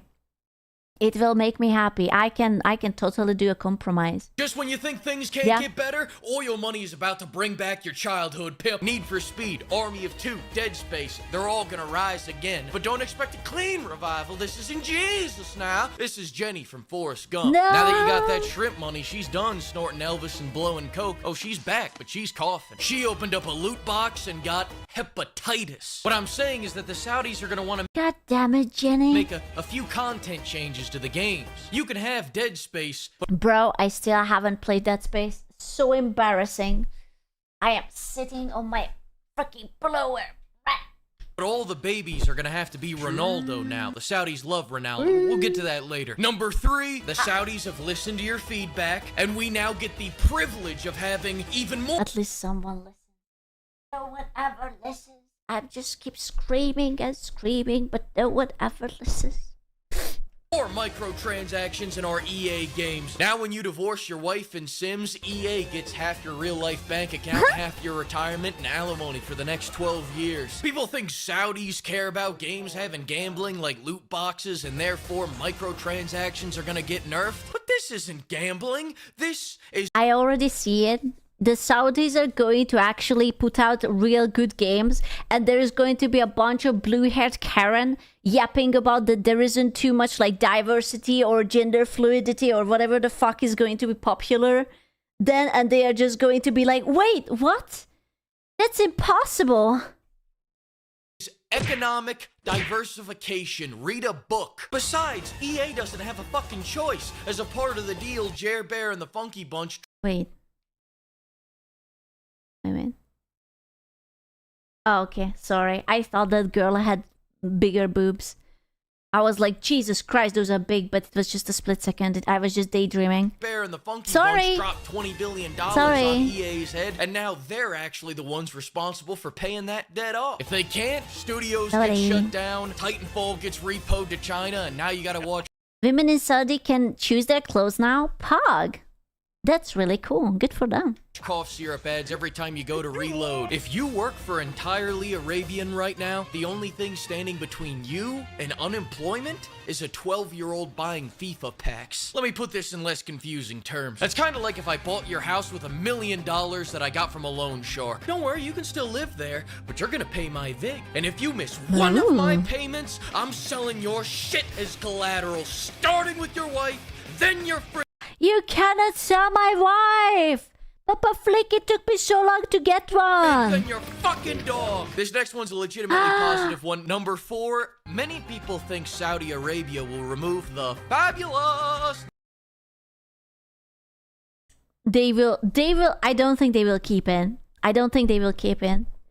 I don't think that the Saudis would keep the gay stuff in it. For them, it's like a really big no-no. From EA's games.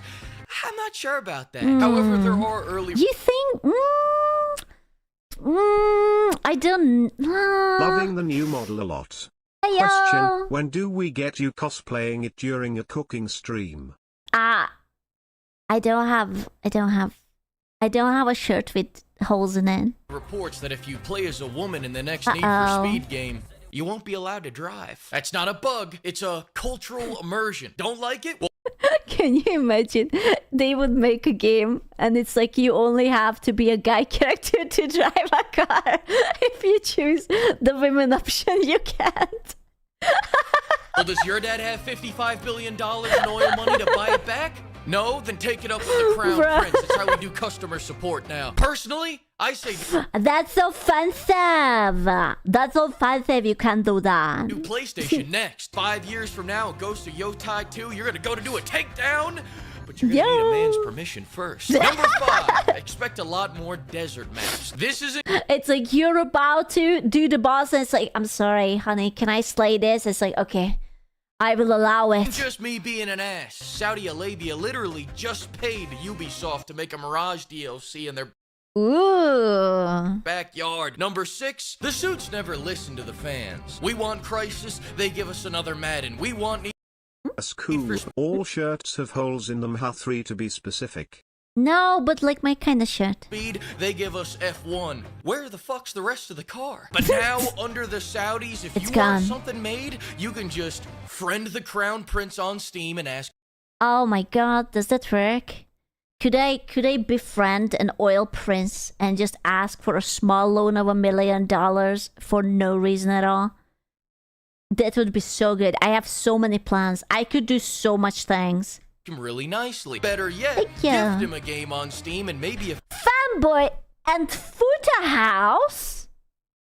Hell yeah! Hell yeah! Now we are talking. This is what I'm talking about. Let's few days later, if the Crown Prince likes it, bada bing, bada boom, Femboy Futa gets a $1 billion budget sequel featuring Cristiano Ronaldo. Because that's another thing. Number 7, there's going to be a real small change to EA games moving forward. Ronaldo will be in every single one of them now. The Saudis are bullish on Ronaldo. They just paid him $700 million to stay in their lives for a couple more. Bro, I should have become a football star, but also a dude football star or something. Years. Hell, they just bought a whole fighting game franchise just so they could put Ronaldo in it. Ronaldo in big. That's Ronaldo, is it?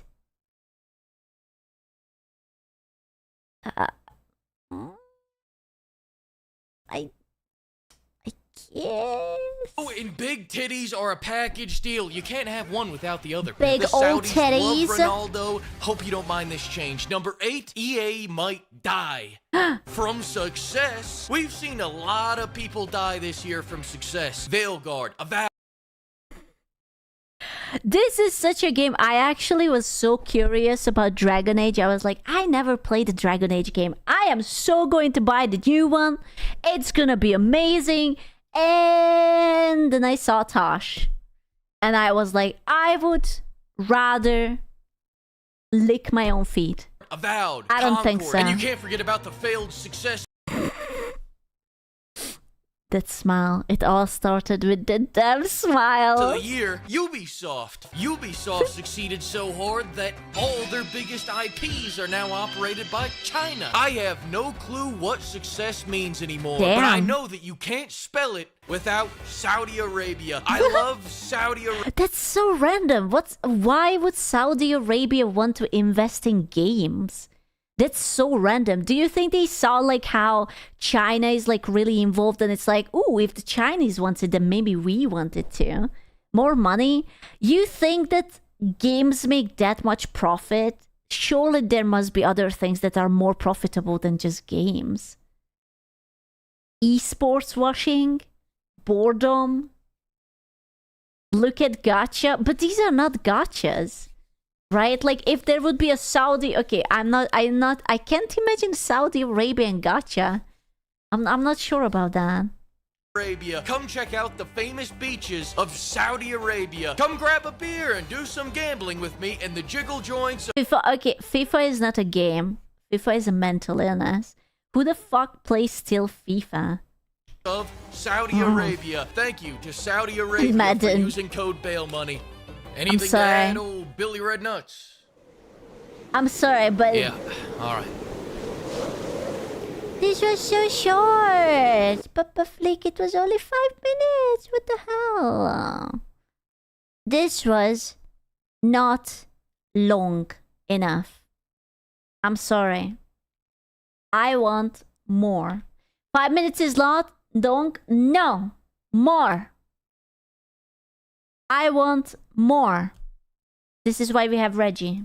The year is 2077, and God fucking damn it, let's go. the American government has just finished research on the forced evolution virus. This pathogen is single-handedly responsible for transforming people into Slavs. Shortly after, the world was plunged into nuclear winter. Coincidence? I think not. It was definitely a I was meant to be a sludge. It is I the sludge queen. Bad time to be alive, but our timeline is even worse, because in this world, the virus doesn't evolve things into super mutants, it evolves them into cars, meaning that every single household item is now a car. Grandma's radio? Car. Collection of coffee mugs? Car. Your infant son? It's too late for him, I'm Oh my god, it's a baby car!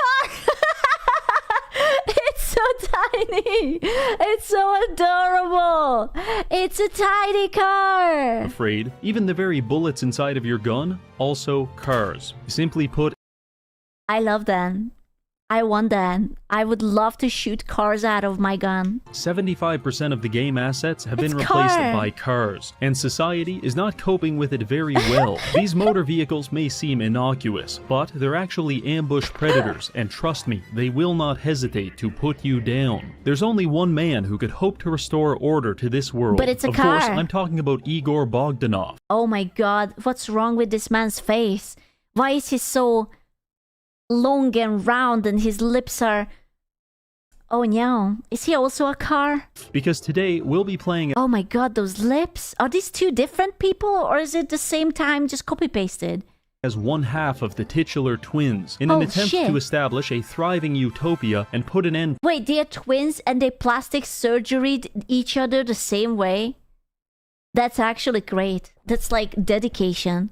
Holy shit. to Carmageddon once and for all. Can we single-handedly rebuild society, or will we fall victim to a cruel and unusual form of precipitation? There's only one way As to a find Slav, out. I can confirm, we have cars, all of them, especially your cars are already here per Cato yet. Not my cars! I don't even have a car because he stole it. But first, a word from our sponsor, NordVPN. A hypothetical situation. NordVPN. You're home alone browsing the internet, when suddenly a gang of Ibiza. cyber criminals break into your apartment and start harassing you. They're trying to steal your browser history and credit card information, and you're powerless to stop them. However, I don't have a credit card. I'm safe. all of this could have been avoided with NordVPN, because Nord will protect your data and never let the cyber criminals find you in the first place. In fact, all it takes is one click of a button and you can change your location to anywhere in the world, allowing you to access hundreds of region-locked TV shows and Okay, am I the only one who definitely did not try VPNing while Netflixing, but like Netflix notices my VPN and it doesn't want to show me the things? Am I too dumb to figure it out? Netflix always gives me the, oh, it seems like you're running a VPN. and movies. Nord has also introduced some additional Okay, I'm features, just dumb. such as their Sorry. kill switch. When using other VPNs, there's a risk that you could momentarily Girlfriend ASMR. Cute and clumsy girlfriend accidentally commits vehicular manslaughter. I could do that. I could do that. I didn't know that's an option, but I could do that. I would have married that girl. Fuck, I'm not gonna do that. lose connection to their servers and compromise your data, but not with Nord. Simply enable the kill switch, and if you lose connection at any point, Nord will temporarily It's disable me. your browser, thus ensuring your safety and anonymity. Other than that, they also offer Threat Protection Pro to shield you from online malware, Aw. such as the 800 terabyte zip bomb full of Bonzi Buddy that I am actively sending to your Gmail. So what are you waiting for? Go to nordvpn.com/ReggieGames to try Nord. For a limited time, they'll even give you 4 extra months of protection and a Saley Damn. eSIM with up to 20 gigabytes. This will help you stay connected to the internet at home or Thank abroad you, through Reggie. affordable data packages, thus allowing you to avoid expensive roaming charges. Trust me, it's a small price to pay for your personal safety. Thank you, NordVPN. Now back to the video. Sorry, before we are back to the video, can I go to pee? I'm sorry. I will be fast as lightning. Pee.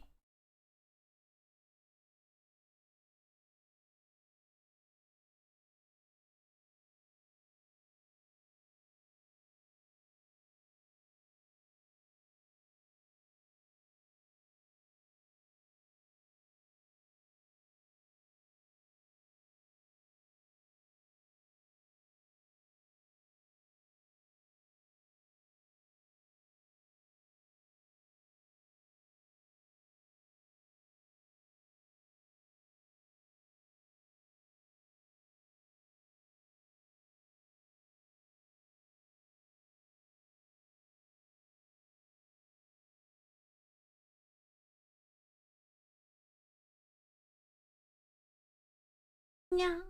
I was concentrating. But now I'm back. I'm not blind. I'm back. I'm back. Nightmare begins in the character creation screen, because as I'm carefully sculpting myself to look like my body has received a face transplant that it is violently rejecting, I can already hear a symphony of collision sounds emanating from the hallway. Upon further inspection, I open the closet to find 3 mid-sized sedans vibrating violently. Other than that, everything is normal. I have a wife, child, and a robot who I have appointed to raise my son, because I am an emotionally distant father with no sense of empathy. Then, suddenly... Dude, does it mean that the car just wants to get out of the closet? A broadcast comes on the It's TV. a geisha This entire car. area is about to be vaporized by nuclear weapons. So, obviously, I escape out the front door, making sure to lock my wife and child in behind me before sprinting down the street in the wrong direction. Same. I turn around, dodging and weaving my way through a series of cars as I race toward the fallout shelter. Many good people are left behind. I do not care. And despite Mr. Russell's best efforts, I'm the first one to make it to the elevator. I look behind me to see that my wife and child are trapped on the rear. I'm sorry. Farewell, child and wife. You guys were great. Well, anyways. Bumper of a Chevy Plymouth. Pay attention to the helicopter landing in the background, because it lands directly on top of a car, crushing it and setting off a chain reaction of explosions which killed the entire neighborhood. I was hoping that was just Our wife might be immortal. bad luck, but this pilot is nothing if not consistent. Eventually, I figure out the best approach is to just hide behind this container crate, wait for the cars to explode, then everyone makes their way to the elevator and we're in. We're lowered into Vault 111, where, unfortunately, the car virus has already spread. I follow a sex offender to the decontamination pods, only to be tricked into cryosleep. I escape the pod 200 years later, where I am immediately greeted by the cold hard steel of a wheel hub assembly. Some things never change. My wife still looks tired, so I decide to let her sleep in. The vault is now overrun. He's such a good husband. With cars, some of which I'm able to sneak past, but most of the time I can't, and I have to punch my way through them until they explode. On more than one occasion, I have broken both of my arms doing this. Luckily, the cars are packed so tightly. Wait, so the cars are supposed to be the cockroaches in this scenario? Is it like all just the monsters, or is it the items? That detonating one will typically initiate a chain reaction that clears out the entire vault.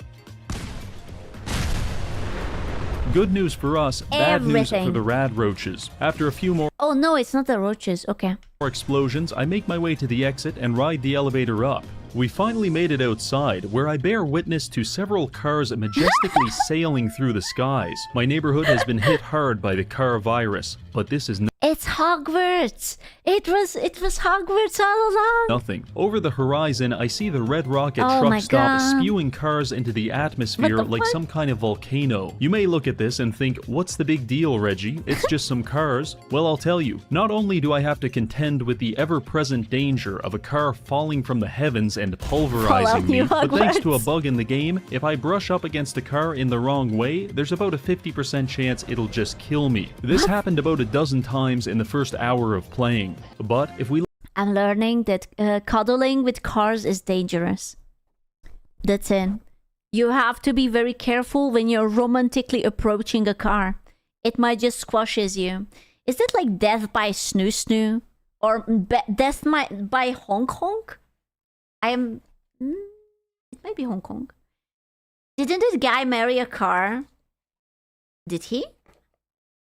Death by dude. let our lives be governed by fear, then truly the terrorists have won. So regardless, it's time to venture forth. We have two goals. One, destroy the Institute, because Can't believe Reggie is putting shit like that into his video, what the fuck? in Fallout 4, the Institute is responsible for every misfortune, ranging from gangland killings to erectile dysfunction. So I'm just assuming they did the car thing too. And our second goal, rebuild society from the ground up. Our first stop is going to be Concord. If we want to restore order to this world, we're going to need the help of notorious war criminal Preston Garvey, and he's trapped inside this building. I made my way there and began wading through the sea of cars that flooded the streets. I was struggling to make progress because Honestly, I see nothing wrong. If you would tell me that this is the original state of the game, I would be like, yeah, I believe you. It looks good. because for every car I could climb over, the raiders were shooting out a dozen more. I snuck up on them and began neutralizing them with my own brand of automotive justice. I will admit, car-based combat is pretty awkward, but by far the worst part Did that just bounce back? Or was it like someone else shooting back at him? is when you're in the middle of 100 cars and you hear Holy the sound shit. of exactly one of them catching on fire. You can try to run, but at that point, it's already too late. That was a hard but valuable lesson to learn, because Bro, it sounded so muffled. Like I could feel the FPS just like going away. I realized I could clear out all of the bandits by simply finding a car on the edge of town. Okay. Be honest with me. Is this car sex? Is this how cars multiply? And lighting it on fire. Because I think this is how baby cars are born. All of the bandits by simply finding a car on Look the at edge that. of town and Nature is truly beautiful. I was always wondering how baby cars are born, but now I know. lighting it on fire. The resulting explosions vaporized everything apart from the occasional chunk of flesh. Clearly impressed, Preston invited us inside. In hindsight, I do not recommend going inside, because upon entering, you will be greeted by a cacophony of suffering, an orchestra of metal screeching. I think that's an orgy. I think Richie found an orgy. That unironically is a sex dungeon. And violent smashing. Honestly, A don't car even bother sex trying to dungeon. navigate it. Also, don't even bother trying to destroy it, Holy because I shit. made that mistake the first time. I lit one of the cars on fire and tried to evacuate the building as they exploded. Instead, I left too soon, and the very second I came back through those doors, the entire building would detonate, killing me instantly. Just to add insult to injury, the game also placed a quick save at this exact moment. Beautiful. The game is like, you have done this. Enjoy, motherfucker. Frog emoji, ribbit robbit. Ribbit Rabbit. Thank you, Todd. That was lovely. This left me with no other... God damn it, Todd. Can you imagine if this is exactly how Todd was like, you're welcome. It just works. This left me with no other choice. I'm going to have to construct a bridge made entirely out of cars that span from the top floor of this building all the way across to the museum's rooftop access. So I prepared some rough sketches and got to work. I started by sprinting my way up the apartment building, but unfortunately the cars ambushed me on the staircase. After dealing with that, I climbed onto the roof and began the construction process. Making a giant pile of cars might seem simple enough. How is this man's computer did not blow up? Every single bullet shot is a car. But there's a few things I need to warn you insane. about. First, you may feel tempted to use the shotgun because it fires 9 cars at a time. However, the collision damage from 9 high-velocity sedans will cause a grease fire, at which point I highly recommend running as far away as possible. Just kidding, it won't make a difference anyway.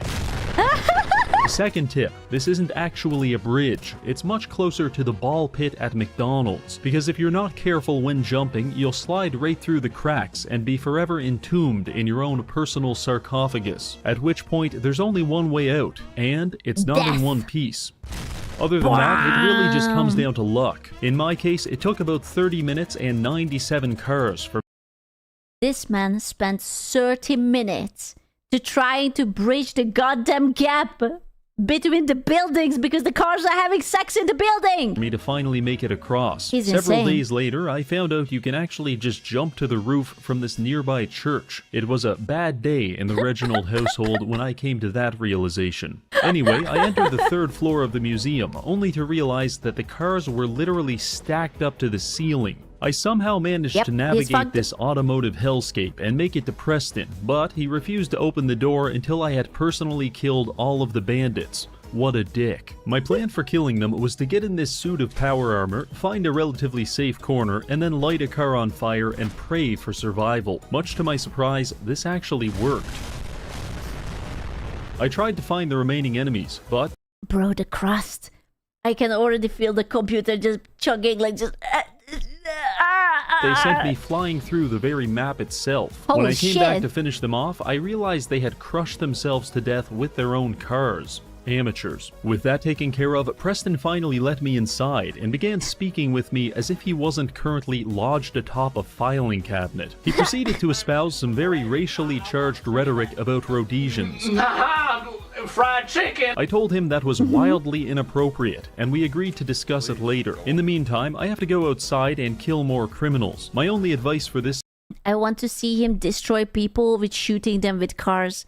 That's all I want. Section is I don't want to get see cocky the just car because you're in violence. power armor, because those raiders will absolutely laser you, and I cannot express how jarring it is to get hit by a car, fly through the air for 30 seconds, wake up in a different time zone, and then get hit again. Also, that bridge we made, I recommend using that to your advantage. And finally, don't stand too close to Preston.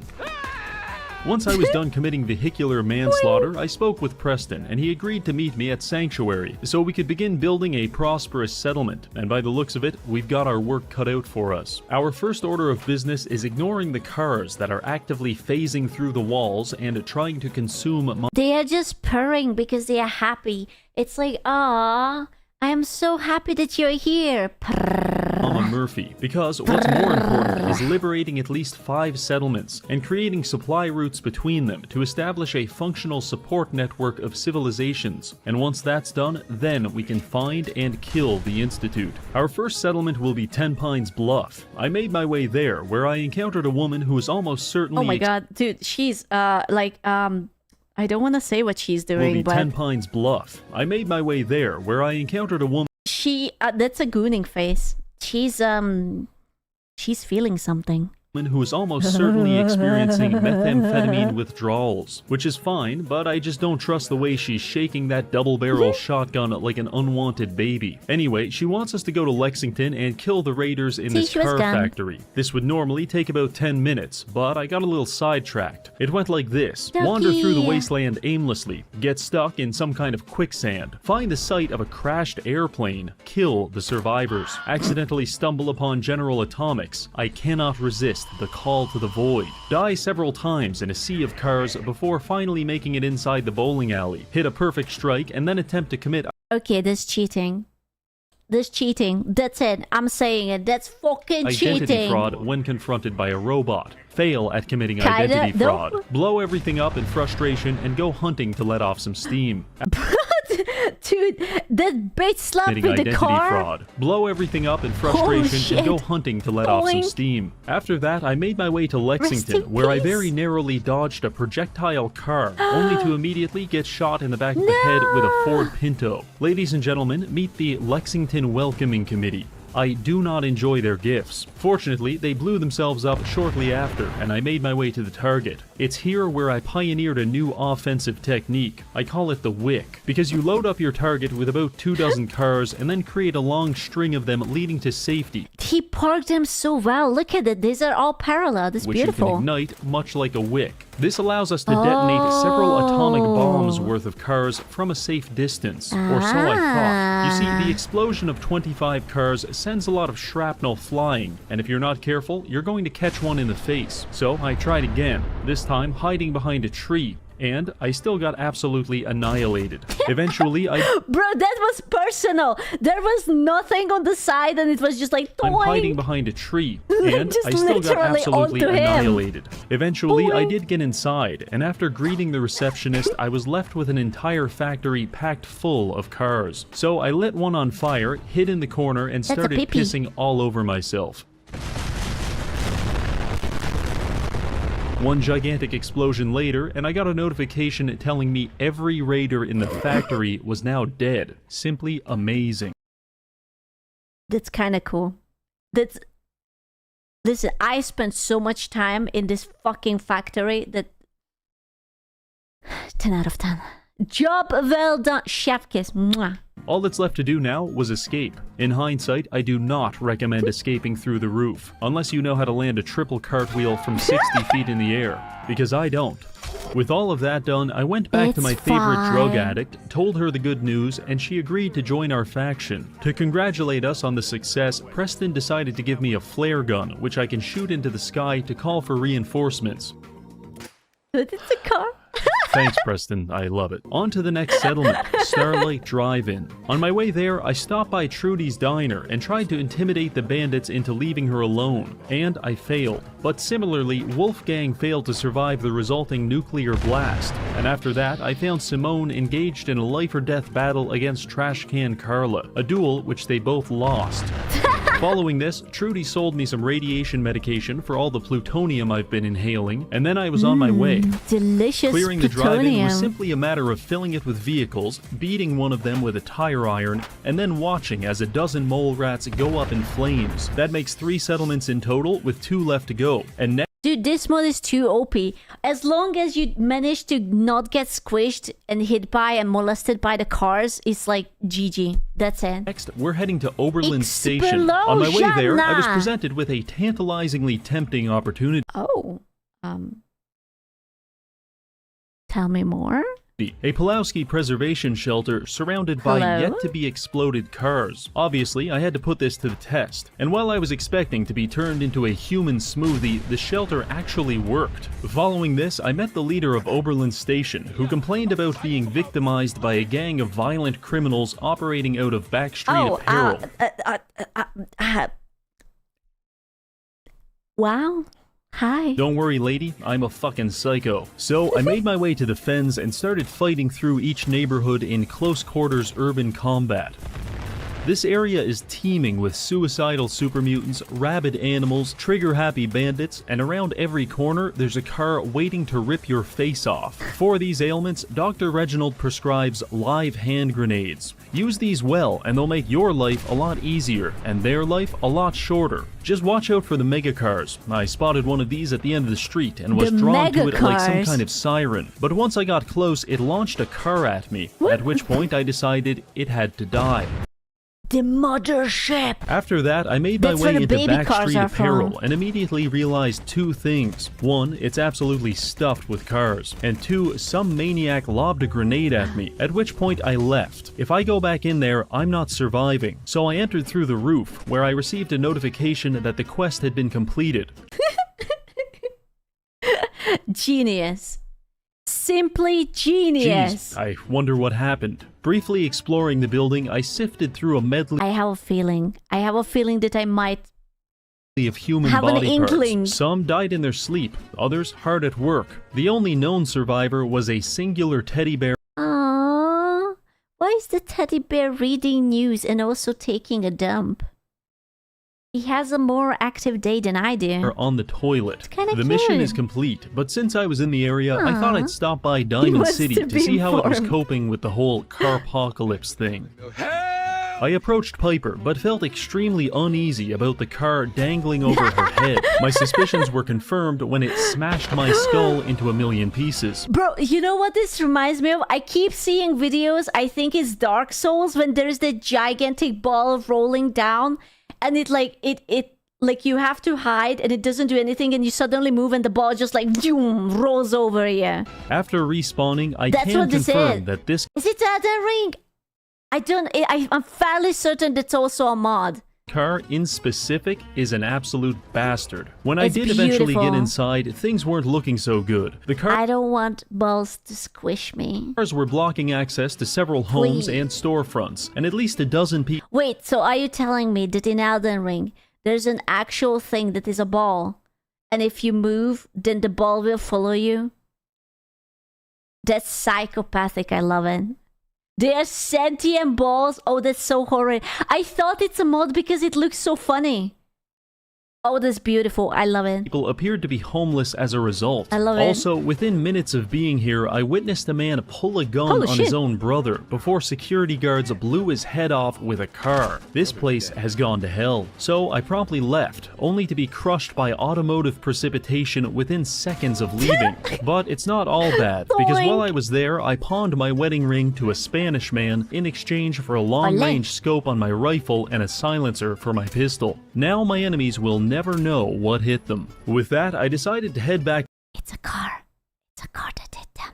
to Preston for our final mission, and my transit was accelerated substantially when I made the mistake of jumping on this pile of cars and getting launched into a ditch 300 feet away. Following this, I spoke with Preston, and he assigned me to help Nordhagen Beach. On my way there, I encountered several things. One of them, a junkyard full of cars that I can't blow up. Terrifying. For some reason, I felt a deep personal need to conquer this area in— Hello? How deep is that personal need? Excuse me. in specific, Damn. so I tried. This was a mistake, because I spent the next 30 minutes dying, being lit on fire, or my personal favorite, being chased through the woods by a suicide bomber, accidentally blinding myself, and then getting attacked by a black bear that I can't even see. After much suffering, I did manage to clear out 99% of the junkyard. The only survivor was a singular super mutant wielding a wooden 2x4. I used this as an opportunity to bully him extensively, until I got bored, lodged him in some construction equipment, and meleeed his foot until he died. Abusing him in this way channeled some feeling similar to melting an ant with a magnifying glass, and personally, I liked it a lot. See, this is when they say that like streaming and content creation is harder. It slowly eats away your sanity. Yeah, he's definitely going to be a good family man, a great husband, an excellent father. There's no mental illness, no damage, no nothing. Yeah, he's perfectly sane. Yeah. After this, I came across a robot racetrack where these bandits are betting money on which robot is going to win. Very exciting. Possibly more exciting is that I snuck upstairs, hacked into this computer, and found out there's a button to detonate all of the contestants. The level of free will that I didn't have in this moment was possibly akin to demonic possession, because I could not stop myself from pressing that button. The bandits did not appreciate this. How do I know that? Well, there's only so many ways to interpret being lit on fire, shot with an automatic rifle, and drown in the ocean. So, yeah. I took that as my cue to leave, so I proceed to the beach, where this woman tells me about feral ghouls stealing and eating her children, and while I respect the hustle, I need to put them down. Arriving at the ghouls' hideout, I go inside, and what do you know? It's full of cars. So full, in fact, that I can't even stand at the front door without the cars crushing every bone in my body. The desperation they're just happy to see you. Felt in this moment drove me to pioneer a new car clearing technique. I lit a car on fire and counted how long it took to explode. Then, using that information, I went inside, ignited a car, and perfectly timed my exit just as the whole building went nuclear. After that, I took a few deep breaths and went back in. It worked like a charm. In fact, not only is the quest complete, but it's literally raining body parts inside. With that finished, we've got 5 settlements under our control, and Preston wants us to go reclaim the Minutemen Castle and declare that our capital city. So he's so good. He's working so hard. He's doing everything. I began making my way there, and a few things happened along the way. For example, I encountered a demented man eating imaginary noodles out of an empty bowl. I briefly considered euthanizing him on the spot.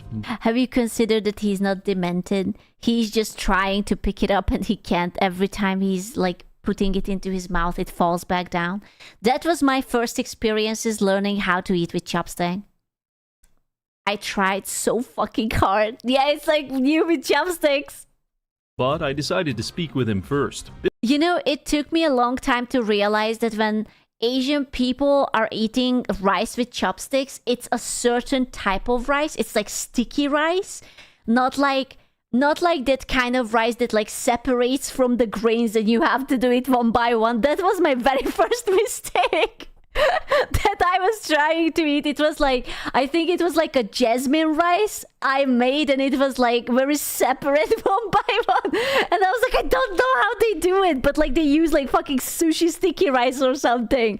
I was like, I don't get it, this kill issue is just too much. This was when I realized just how bad his mental disorder was, because he's from Boston. But no, that means you're smart, super smart. He's trying to sell me a credit card and won't take no for an answer after I call him a Dude, I was so stubborn and I was so hungry. I think at the end I ended up just eating with my hand. I was like, fucking, I don't care. Just shove it in, just... con artist, he drops the hard R on me. Retard. Well, Parker Quinn, You can't say that, only I can say that. I might be retarded, but at least I'm not retarded enough to eat ramen noodles in the middle of 4 flaming cars. After they exploded, I searched his body. This chaotic lunatic didn't even have a credit card in the first place. After that, I met up with the Minutemen outside the castle, where we were immediately beset by Mirelurks. It was at this moment I learned that AI are not to be trusted with automatic rifles, because they'll either crush themselves in a vehicular avalanche, or accidentally shoot you into the nearest brick wall. After dispatching the crabs, our assault on the castle began, and I spent the next 10 minutes running around killing Mirelurks and dodging drunk drivers in my underwear, which was great, but my teammates were quickly saturating the entire castle with cars, meaning that every 30 seconds my screen would turn black and I'd have a 50% chance of dying. And that chance increased exponentially when the Queen Mirelurk decided to show up. She was spitting acid and generally giving off bad vibes. So me and the boys started lighting her up, and just as I was about to throw a grenade and turn this whole place into a fish market, a soft-shell crab punched me 40 feet into the ocean. This knocked me out and left me drifting through a sea of aqueous feces, but eventually I came to my senses, tossed a frag, and it was all over. To celebrate, Preston decided the fucking EXP to give the world's most poorly timed speech next to a few flaming cars. In case you're wondering, there were no survivors. After that, I spoke with a dirt-encrusted woman who appears to— That's a woman? That's not a woman. Is that a woman? No. Is it? No. Is it? No. To have spent the last 8 months face down in the mud. And instead of asking us for a shower, she wants to go into the Minutemen tunnels, fight our way to the armory, and build an artillery emplacement.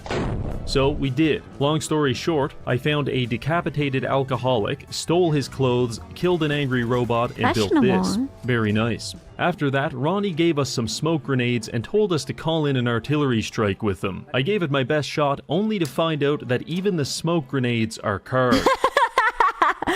Wait, but the normal grenades were fine. No.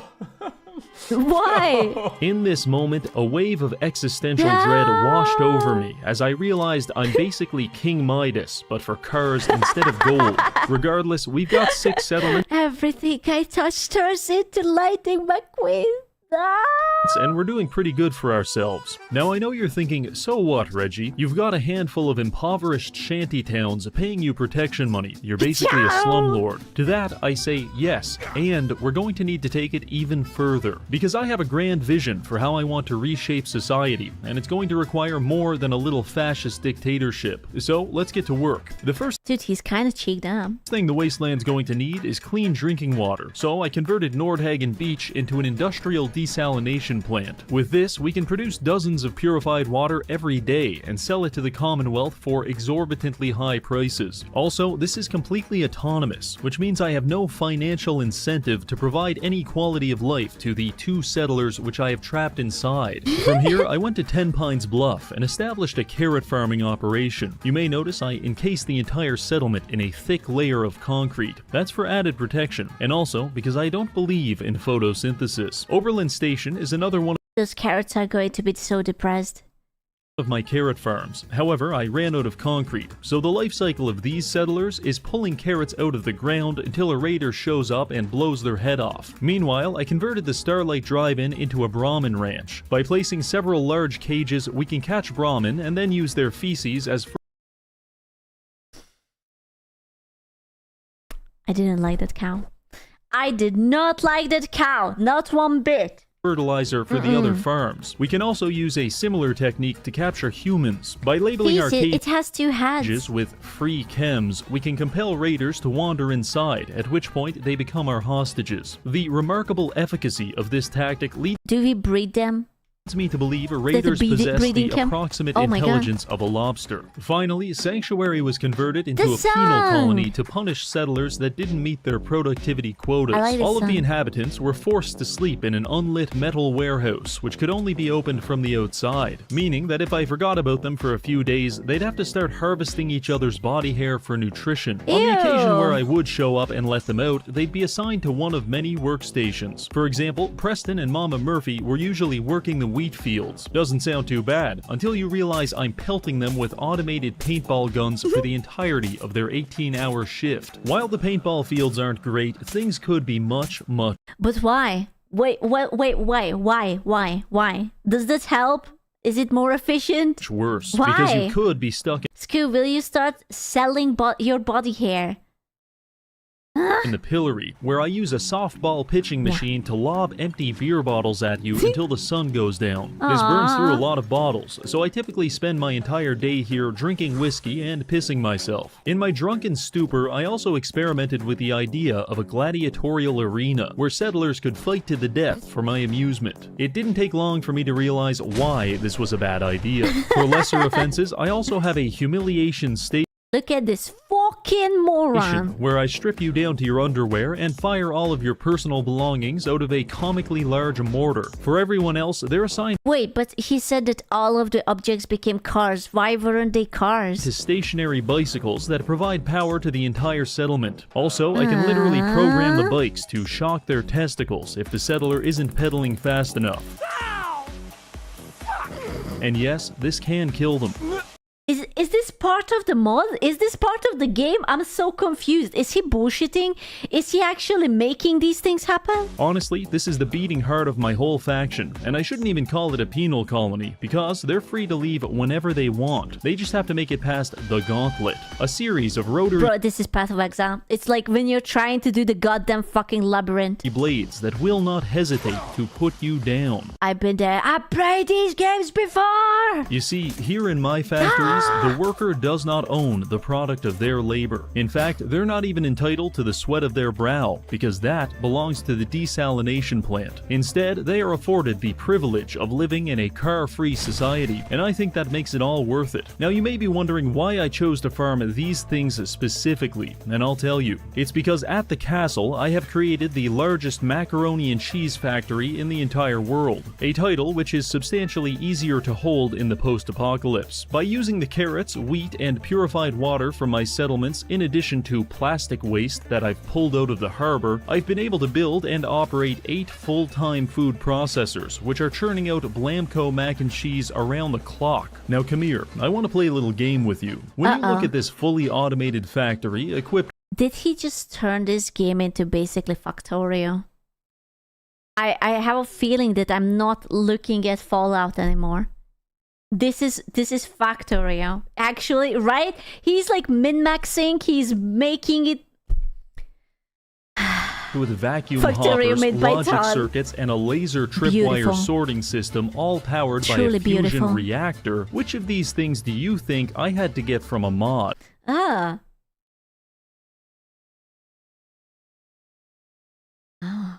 Well, I'll tell you. It was the goddamn upward conveyor belt. That's right, Todd sold us a factory building DLC without any upward conveyor belts, which is made even worse by the fact that he did give us downward conveyor belts. 16 times the detail. He can't keep getting away with this. Anyway, according to my calculations, I have no idea how much macaroni and cheese I'm making, but my best approximation is about 69,120 boxes every single day. I can then take this abundance of delicious and non-perishable food and distribute it to the Commonwealth, raising thousands out of famine and ending countless food-related conflicts. Or at least, that's what you'd believe. I don't think that the 2 workers need 16,000 boxes of mac and cheese every single day. I know that this is supposed to be set in America, but still, that might be a little bit too much. If you were a federal They do agent, not because the need it. reality of the situation is this whole thing too is just much. one big cover story. In fact, deep within these tunnels is an insane man cooking methamphetamine in his underwear. It's me. I'm the insane man. Yes, indeed, I'm making 69,000 boxes of macaroni every day just to conceal my real operation, which is the manufacture and distribution of a highly addictive narcotic called Jet. You see, the fertilizer isn't actually for the farms. Simply put, Jet is an amphetamine derived from Brahmin feces, and with almost 20 Brahmin at my settlements, I'm able to pump out dozens of it every single day. I'm selling it to everyone, even children. This little bastard can't get enough of the stuff. Oh, and all those bandits we've been killing, they were just rival dealers. Simply put, we've got a monopoly on this whole thing. But Can you really do that? Can you just like make drugs and get the NPCs to get addicted to it? Can you do such a thing? Yes. This game is amazing. What happened to new games? How? How is this possible? This is such an old fucking game and there is so many options and so many opportunities and freedom in it. Be honest, running a drug den within a macaroni factory does... This is old. This is hella old. ...get a little complicated, and I'd be lying if I said there wasn't the occasional slip-up. Ooh, this pasta got me wired. The fuck are they putting in this shit? But listen, this little secret stays between you and me, because while I could be making millions selling pasta and purified water to the masses, I actively prefer making thousands by creating the next crack Is that wait, is that an octopus? I think that's an octopus.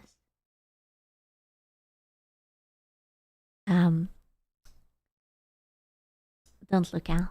the next crack epidemic. So with all of that out of the way, I think it's clear that we've rebuilt a functional and Is this fashion? Could be. prosperous car-free society, and I for one am filled with confidence when I consider our prospects for the future. The only thing left to do now is to destroy the source of the cars, which is the Institute. It's going to be a lot of work, so let's try to get through this as quickly as possible. At the start of the game, I allowed the Institute to steal my son Sean, because now I've got a man on the inside. All I need to do is find him. I went back to Diamond City to hire a private detective named Nick, but Valentine Detective Agency. He himself is also missing. His secretary asks us to find him. So dude, this is the first women model that looks attractive. How is this possible? I thought it was not possible to have a hot chick from Fallout. So obviously I extort She her looks for money. good. I do have 125 caps. More money. Fine. We'll make it 100. Even more money. Okay, you win. 200 caps is all I have. Okay, that'll do. Let's go get him. From here, I very carefully exited Diamond City. I hate it here. I hate it here. And began my search, during which I stumbled into a building called the Combat Zone. I know the name sounds bad, but the house rules clearly state no combat outside the cage, so I assumed I would be safe. This assumption was very quickly proven wrong when I was shot into a door and beaten with pool cues. However, karma comes quickly for rule breakers, and the entire building exploded shortly after. I got up, made my way into the cage, spoke with a burn victim, not sure if he looked like that before the explosion, and then he gifted me an indentured servant named Kate. Okay, she's kind of hot too. Okay, we found 2 females who are good looking. Okay, there you go. I found you. The second one. Yeah, she's hotter than the other one, it's true. I know that sounds like a good deal, but she's a violent Irish drug addict who will... It's even better, we can fix her. ...sexually harass you at every opportunity. That's perfect, I'm fine with this. She's actually best girl. Unironically, she's fine. I'm fine with this. I took Kate to a nearby lake with the intention of drowning her, but instead I stumbled upon a sea monster named Swan. He's submerged underwater, and if you disturb him, he will beat you to death with an anchor. So instead, I began carefully and deliberately distributing cars all over the area. After about 30, I heard him wake up, so I tossed a grenade and ran away with all 7 of my frames. Oh my god! After my screen cleared up, I found that That poor computer! I wish he would have shown, like, how many Celsius degrees his GPU and CPU was running on. Headless corpse had been launched over 100 feet... It was just chugging like, please, father, please. ...into a nearby alley. This allowed me to pick up the furious power fist from his body. This bad boy can destroy cars in 3 hits. This is a big power spike for us. Anyway, after that, we descended upon the subway, which led us to Vault 114, where Nick was being held by raiders. These criminals think they're safe just because they're living inside of a vault. But what they don't know is that I'm currently addicted to every chemical substance in the game. Drugs. And I've perfectly timed my withdrawal symptoms to hit at the same time. And when that happens, I'm going to kill everyone.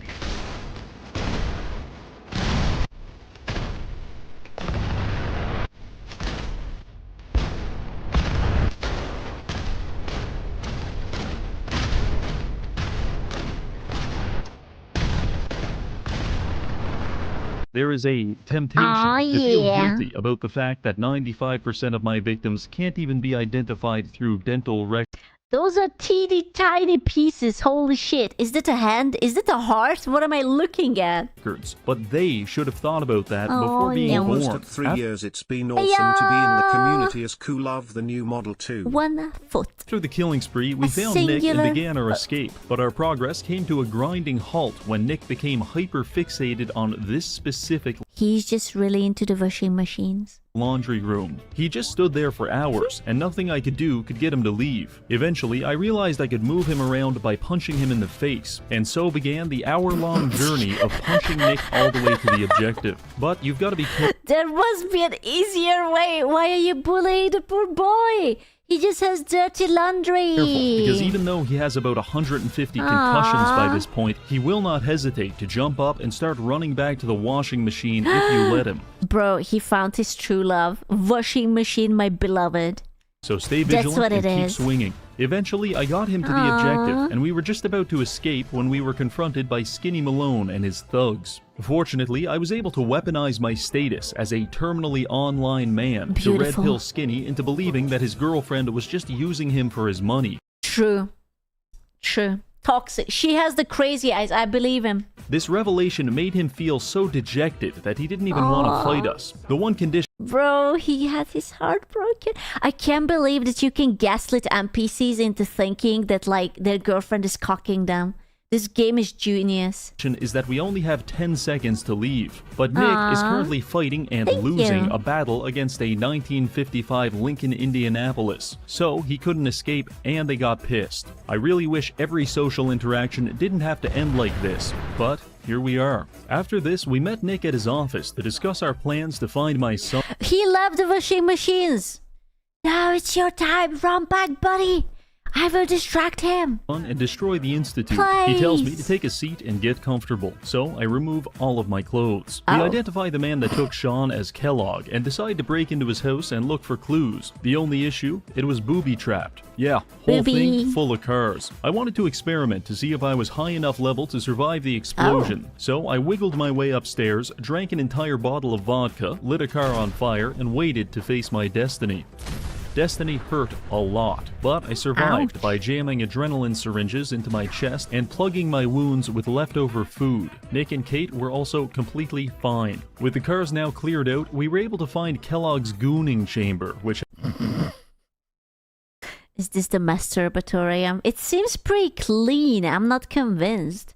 It doesn't seem like... There's not even a tissue. There's no lotion. Where is it? It's too clean. It's suspicious. Had no shortage of genetic material. Ooh. Genetic material which we then used to track him down with the help of a dog. I'm not exaggerating when I say that I probably died 50 times during this part. And I don't know why. Things just kept exploding. Eventually, I was even able to predict my deaths down to the second. 3, 2, 1... Much like Chinese water torture, this form of suffering was terrible in its simplicity and irresistible in its truth. After much hyperventilating, I made it to Fort Hagen, where Kellogg was hiding out. I entered through the roof, got pinned in the corner, and then had to endure the entire building exploding for the next 25 seconds. By some divine miracle, I survived this ordeal and killed my way to Kellogg. When I met him, I delivered a pretty sweet one-liner and then got put down like a dog. For my second attempt, I just jumped straight to filling the entire room with cars and blowing it up. I have yet to find a more effective combat technique than this. After this, it was back to Nick's to discuss what happened. Kellogg didn't give us any information on account of the incident, but Nick tells me there's a voodoo shaman that can read people's minds, which is convenient because I just so happened to scoop up a fistful of Kellogg's brain matter back at Fort Hagen. So we make our way to Good Neighbor to meet the doctor. Within 60 seconds of arriving, a man extorts me for protection money and is immediately stabbed to death. Looks like... Is this Britain? I thought this was supposed to be in America. Someone wasn't paying... Cultural appropriation, man. Their protection fees. Rude. After that, I head to the memory den, where I am victimized by a car half a dozen times. I cannot properly express the anxiety I now experience when entering buildings. But if you can imagine that behind every door, cabinet, and cupboard in your house, a car is waiting to kill you,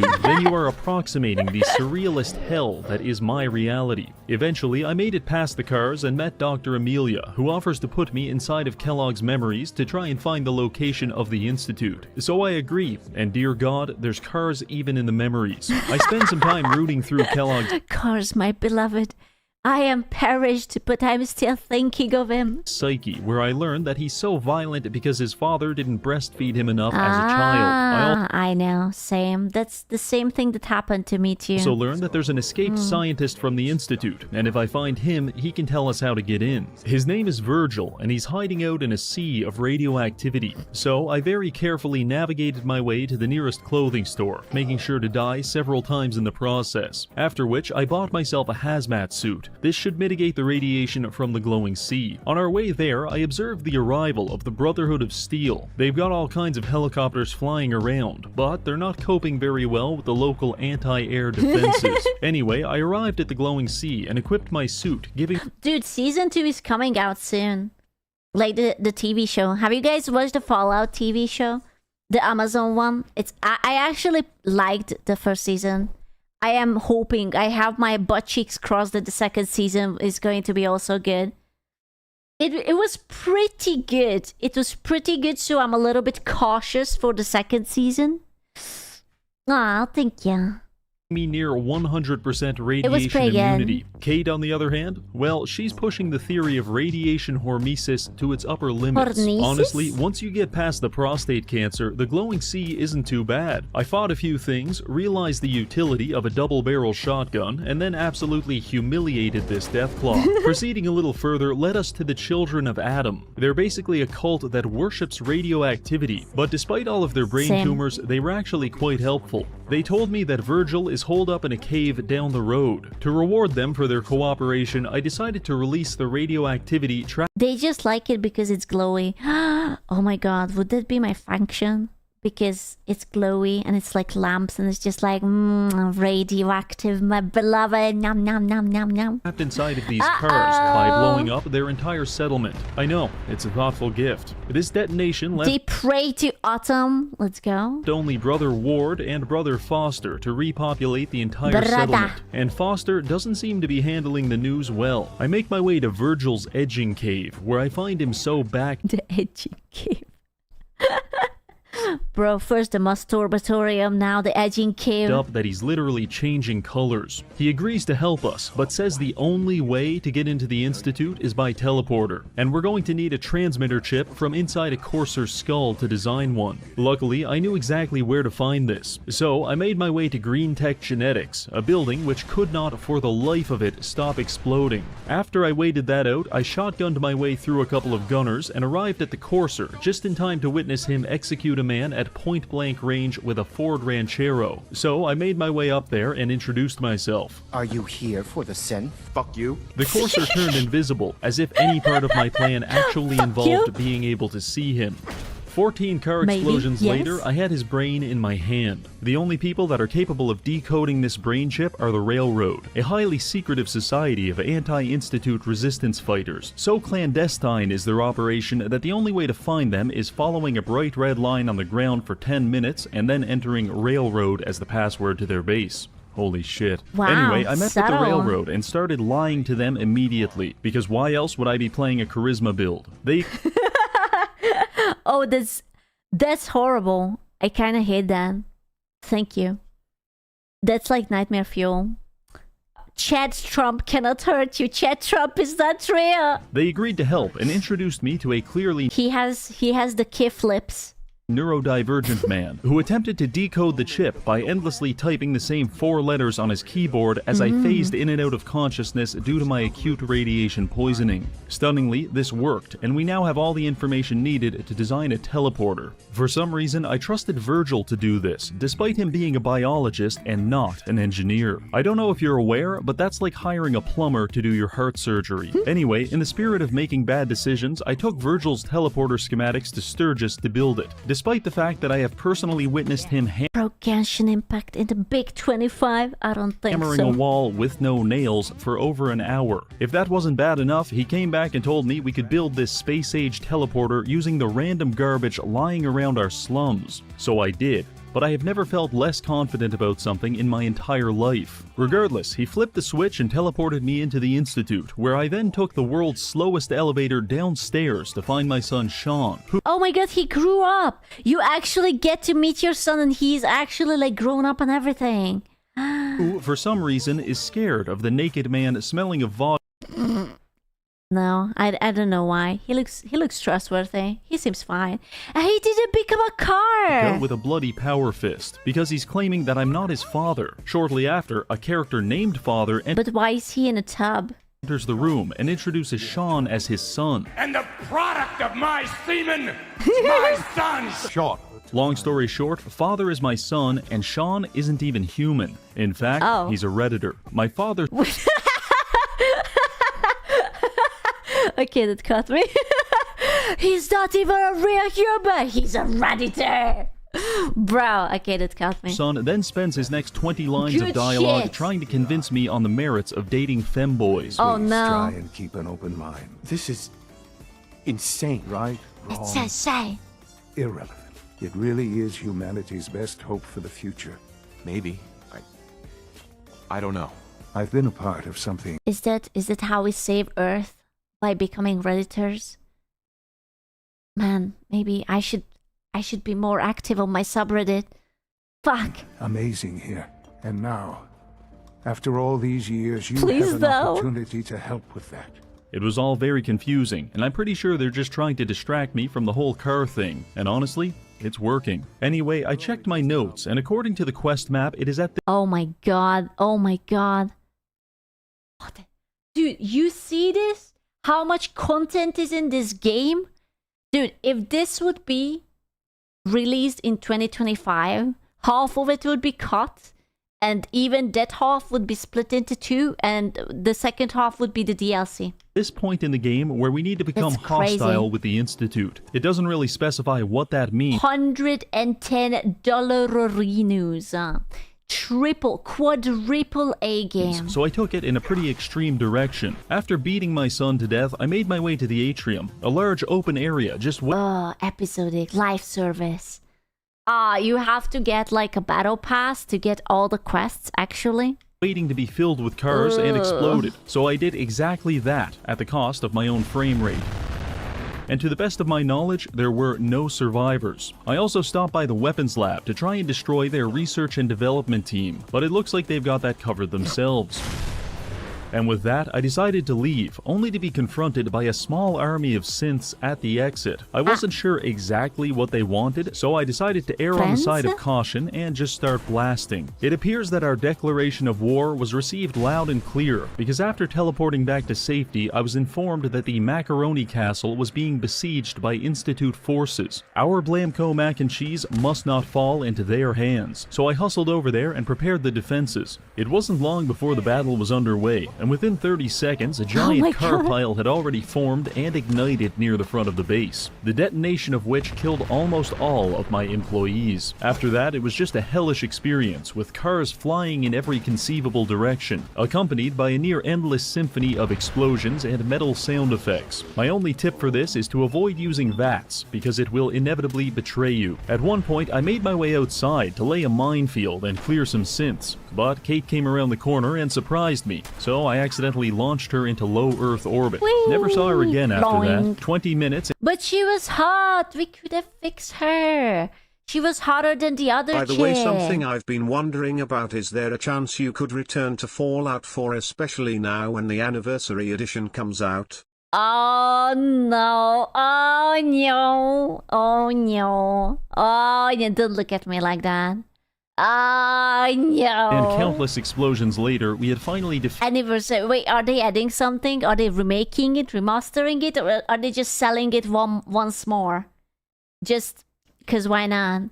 Gaming Squeezer, she can't hurt you! Defeated the Institute army, but the damage they inflicted was devastating. For example, there were carrots everywhere, and more than a few body parts had made their way onto the conveyor belts. This was indeed— I do love a few legs with my mac and cheese. A dark day at Blamco Mac and Cheese LLC. I knew retaliation was necessary. Delicious. We need to send a message to the Institute, and it has to be written in synthetic blood. Unfortunately, Preston says we don't have enough people to launch an attack, so I decided to capture Vault 88 to recruit more soldiers. It was controlled by a gang of raiders, but in possibly my most stylish...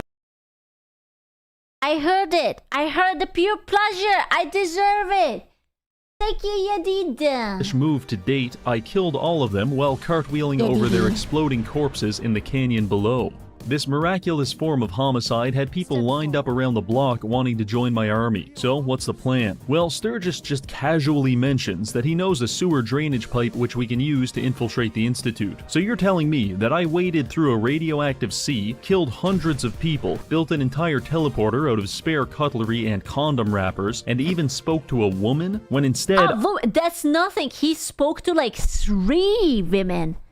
That's like more than 1, more than 2, but less than 4. That's crazy. I could have just crawled through 1,200 yards of feces. Ew. Thanks a lot, Virgil. So I put on my hazmat suit and made my way to the sewer pipe. The Institute did attempt to block it with a car, as if I'm not some kind of expert at destroying them by this point. After battling my way past a bunch of guards, I'm back inside, and I hack into their computer, briefly play Galactic Control, accidentally shoot down a commercial airliner, and then teleport everyone to my coordinates. The plan is to fight our way to the reactor and place a bomb on it, which will cause this entire place to go up in flames. Pretty good idea, actually, but I'm not exactly filled with confidence when I look at my reinforcements. Before the fighting began, Preston asked me to give the Institute citizens a chance to evacuate, because apparently... We're not here to commit mass murder. But all I heard was... commit mass murder.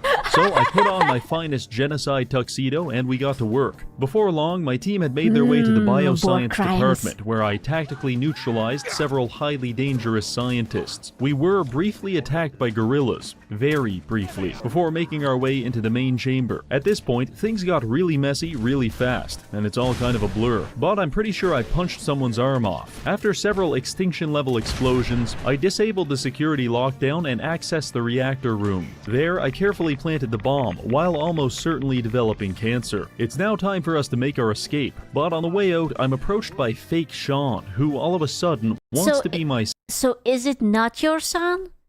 Is it your son? Is it not your son? Is it the clone son? What is your son? Is your son just mac and cheese? It's a synth? So where is... The old guy was the son.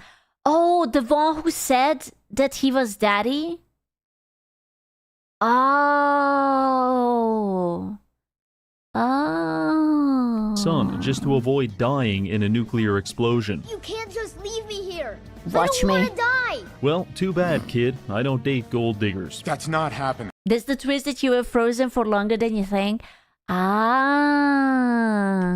So we teleported out and I pressed the biggest and reddest button of them all, instantly vaporizing the Institute and destroying the source of the cars once and for all. It's finally over. Oh, and Preston did have a mental breakdown because I didn't evacuate the civilians, but he'll get over it. With the Institute destroyed and my colonies prospering, it's safe to say we've been Wait a second, those are not carrots. very successful, and I believe success is something that's meant to be shared. Personally, I can't think of anyone more deserving than the fine people at Diamond City. They've helped me on numerous occasions, which is why I've decided to donate to them 100,000 boxes of Blamco mac and cheese. It is my hope that this will be received as a sign of goodwill that might bring our factions closer together. The only problem is that my factory doesn't process things while I'm away. Thanks a lot, Todd. So I went back to the castle, sat down in my finest chair, and left my PC running for the next 36 hours. By the time I returned, I had become a pasta god, and it is now time to reward my subjects.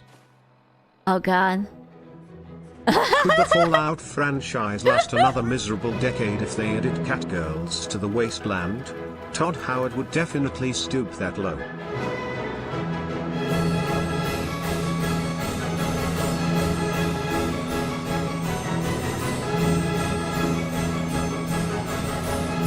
So much mac and cheese! Well, there it is, 100,000 boxes of Blamco mac and cheese Damn. enveloping Diamond City like a warm blanket. However, there were no celebrations, no fireworks, and the city was not undergoing the massive cultural and scientific renaissance that I was expecting. And I didn't understand why. It's perfectly good food, but upon closer inspection, it became obvious. All of this pasta is uncooked. No wonder they're not eating it. So what we need is heat, the byproduct of an exothermic reaction. Oh, no. An exothermic He's going to set everyone on fire. Won't he? He's just going to set everyone on fire. reaction, such as a car no. exploding. Fret not, Diamond City. I've got just what you're looking for. But the Gentlemen, water. it's time to cook. They still need water. No. There's just gonna be burnt pasta.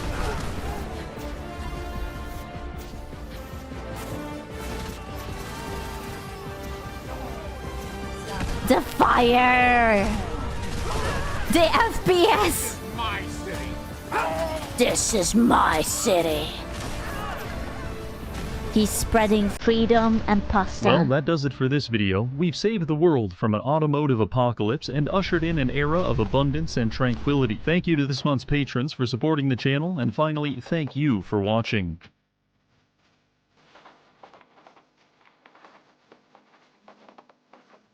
Hell yeah! He was really helpful. He helped so many people. It was really, really nice. I'm proud of them. Good job. Good job. I'm so proud of them. He had done a good service for all of us. Sorry this video is so messy. I downloaded Gmod Spider-Man off... It's okay. I will forgive Mr. Badger. I shall forgive. the workshop to fix his fingers in Blender, and now all his friends are here and I hate myself. Look at that. Look at the boy. He's so cheeked up. He's so So these cheeked people up. in China wanted to pay me to play this game called Marvel Rivals, and it immediately made me suspicious. Bro, I haven't played Marvel Rivals in so long. I loved it so bad, and then one day I just like cold turkeyed it. I was getting too addicted to it. I was like, all I can think about is like I wake up Marvel Rivals. I am eating lunch, I'm thinking about Marvel Rivals. I have to go to stream but Marvel Rivals. And then I was just like, no, I must stop. I must stop. Do I really want to give China my credit card information? They hounded me with multiple emails from NetEase directly, emails from third-party middlemen, adding me on Discord, offering me hundreds of thousands of They're like, hello, knock, knock, knock. Mr. Badger, hello via China, please. dollars, and I was straight up confused. I don't know what kind of game. Stream Marvel Rivals. Dude, I would, but it's kind of sucks because you can't read chat. Like, unless I can make my eyeballs move into different directions, and one eye can read chat and the other one can still focus on the gameplay. Developer comes across my videos and is like, yeah, we gotta work with this moron. If we crush up enough orphans, ChatGPT will get better. That was one round. If your email lands in my inbox, I assume you're either mentally ill or scheduled to receive a lobotomy. But fighting the urge to dump this email into the trash like the American Bro, Badger is going to get his ass eaten live 4K. imperialist that I am. I don't like education. I'm American, guys. I remembered that my wife is Chinese, and I already tanked her social credit score on a recent trip to Taiwan. Wait, is his wife really Chinese? Oh my god, is this his real tongue? Why is it so long? I'm sticking my tongue out in a freak put it away. Put the off with shit venom away. at a mobile phone Oh, store, so I shit. said, hey, why not download the silly Chinese Disney game and play Cookie Clicker with my wife's financial future? My rotisserie chicken getting ready for me at Costco. To be crystal clear, I said no to the money because the moment I cashed I didn't like the tongue. It was too long. But I'm sure that his Chinese wife is having a lot of fun with that, tongue.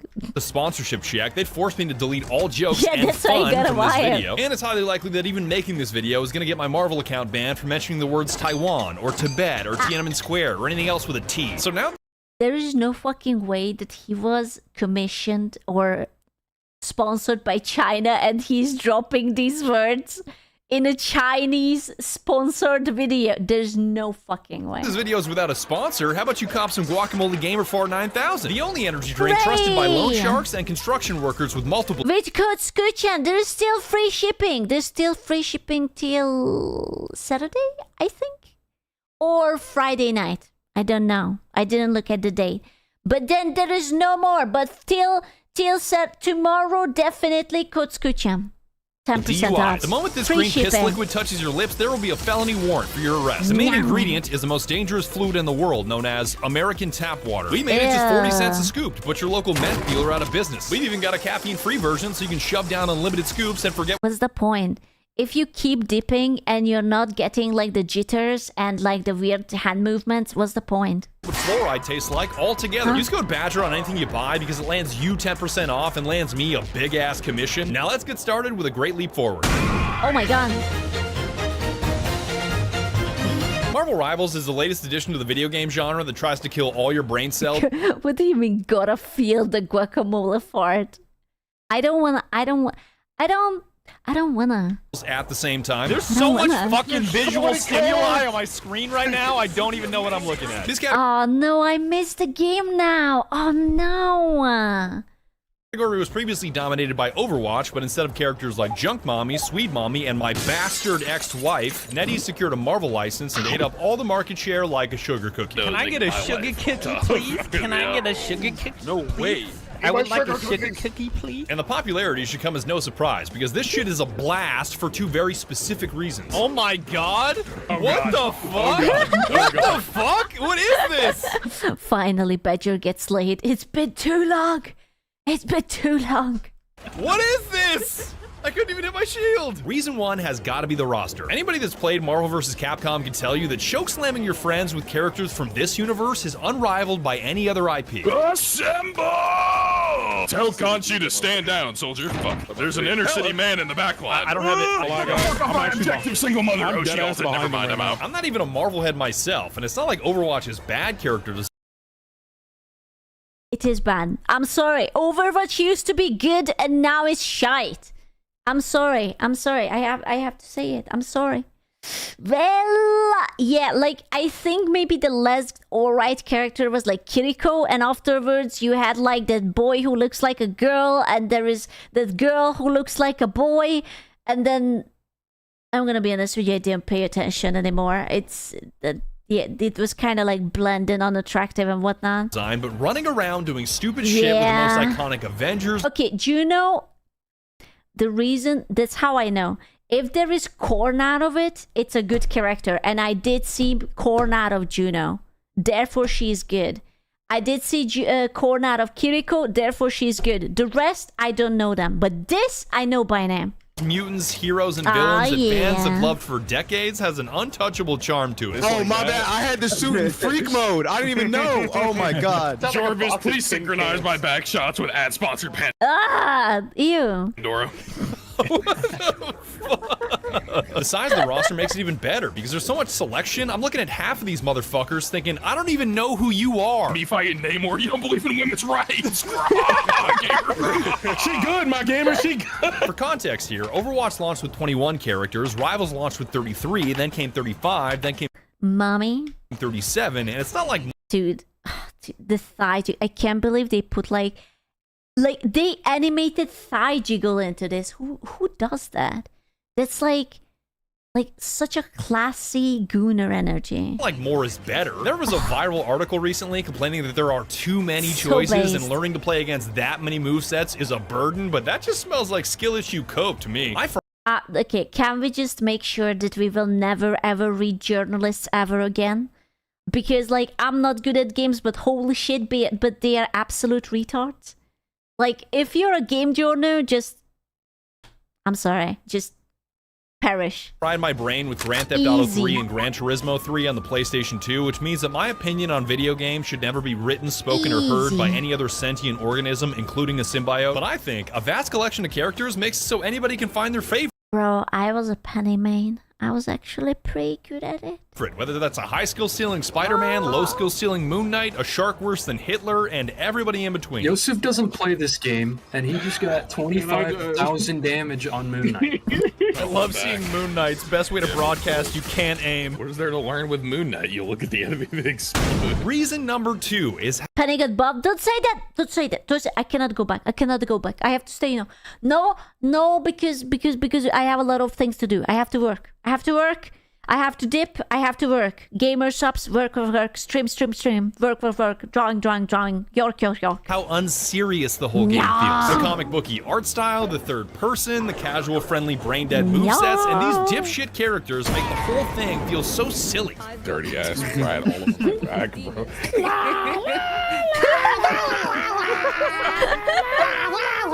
I see the game's goofy personality as a huge strength that makes it feel so much more approachable. Like, I don't even have to sweat my ass off with meta team comps and frame perfect comps just to squeeze out an ounce of fun. You say that, but then you go to ranked.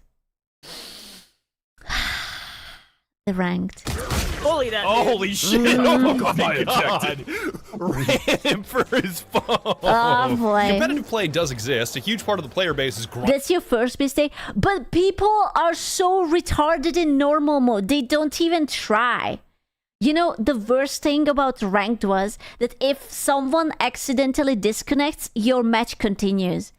And it's like, I have to sit there for 50 minutes while the enemy team drags their balls across my face and I have to pretend to like it. And I am getting the minus points because some retard microwaved their goddamn PC. And I'm like, why? Why? Finding out Grandmaster I did in rank not mode. like But if I'm him. picking a mascot for my experience with the I game, the don't one like him. face that has dominated my Twitter feed, it's this little guy that has a bench warrant for his arrest. Look at my Jeff movement tag. I'm just like, What the fuck? You're just flipping her out. I swear, Jeff never takes shit serious. Like, what are you doing, you whimsical bastard? This is a fucking game. Sigrid, when I say that I want to blow your head off, I do mean it. Smooth on. yippee. Jeff is the personification of Sigrid. Just a little shit, doesn't take anything seriously. The only thing that there are more of in this game than characters to choose from are Mantis names is to call good. Jeff the Landshark here. From Satan's greatest soldier to Hitler's little helper to the Marvel equivalent of cringe-ass Nene baby. Call him Jeff, who daughter I'm smashing tonight, the shark. Yeah. Jeff the body snatcher with the stick. Jeff, I got a switch and a beam on my blunderbuss. Your portal's not safe. Jeff Glock with a stick, a beam, and a dick pointed at your grandma. 69 on Instagram. Check me out. Slide down your grandma. John 3:16, rip Graham, by the way. What's up? I promise that we'll dive deeper into the Antichrist They're Jeff haters. What the fuck? What the fuck? later, but now that you know about the roster and the personality, I need believe to it. back up a little Yeah, bit but so I this don't look nice. overcomplicate things. I swear this summer will be summer camp, bitch. Marvel Rivals is an unlimited respawn 6v6 where each team needs to push a cart or capture a point before the timer runs out. Now might be a good time to stop them. God, shut the fuck up! Teams are composed of vanguards, duelists, and strategists, which are tank, DPS, and support, with one soaking damage, one doing the damage, and one undoing the damage. Yo, hey, raccoon fuck, you're right. I mean, I need healing, please. I got you. If you would be so kind. Each character has a basic attack, a handful of abilities, a passive, and an ultimate, and before overwhelming you with hundreds of movesets, I'll tell you what I did. Pick a character from each category, learn that character, and suddenly the entire game will make a whole lot more sense. Now, what you do is that you pick a character, whichever has the biggest tit or biggest ass, and you go in, and while you're running, you will like click, I think you have to press then F1 to read your skills. Never before.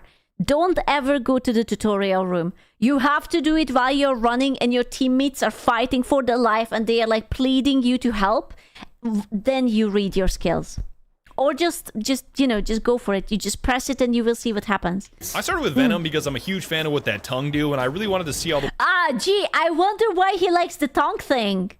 You degenerate. ways I could squish his face in Blender using shape keys. You don't have to worry about shape keys. They're actually kind of annoying. I want to see if Venom's mouth could like unclog a drain. Like I got a bunch of hair down there. His tongue could just reach down. Oh my god. That is possibly the most disgusting visual I've ever heard. Venom has got tentacles for poking, webbing for swinging, and a dive combo that makes him known as the dive tank that dunks on smaller enemies like that hard-ass poster is actually real. Boing. Doing. Oh my god, I dunked on his ass, Sprouse. Thank you for doing that. I can't believe he didn't cue the come on and slam and welcome to the gym. I can't hit her, I can't hit her. On it. I got her. Missed out I just opportunity. crushed somebody, get dunked on, Nice. fucker. Oh, double kill, Boing. luckily. Thank you. Damn, I love killing squirrel children. Kill Lewis now.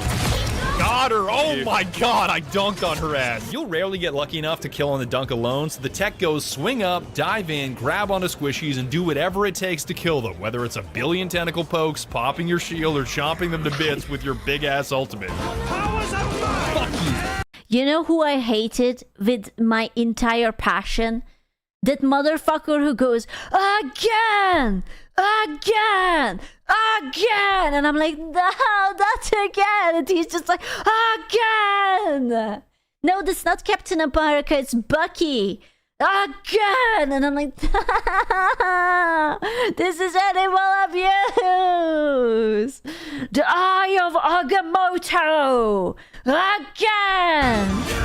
No, man, Doctor Strange was alright. Like, that's not that much of a hassle, but the fucking armed and dangerous! Oh my god.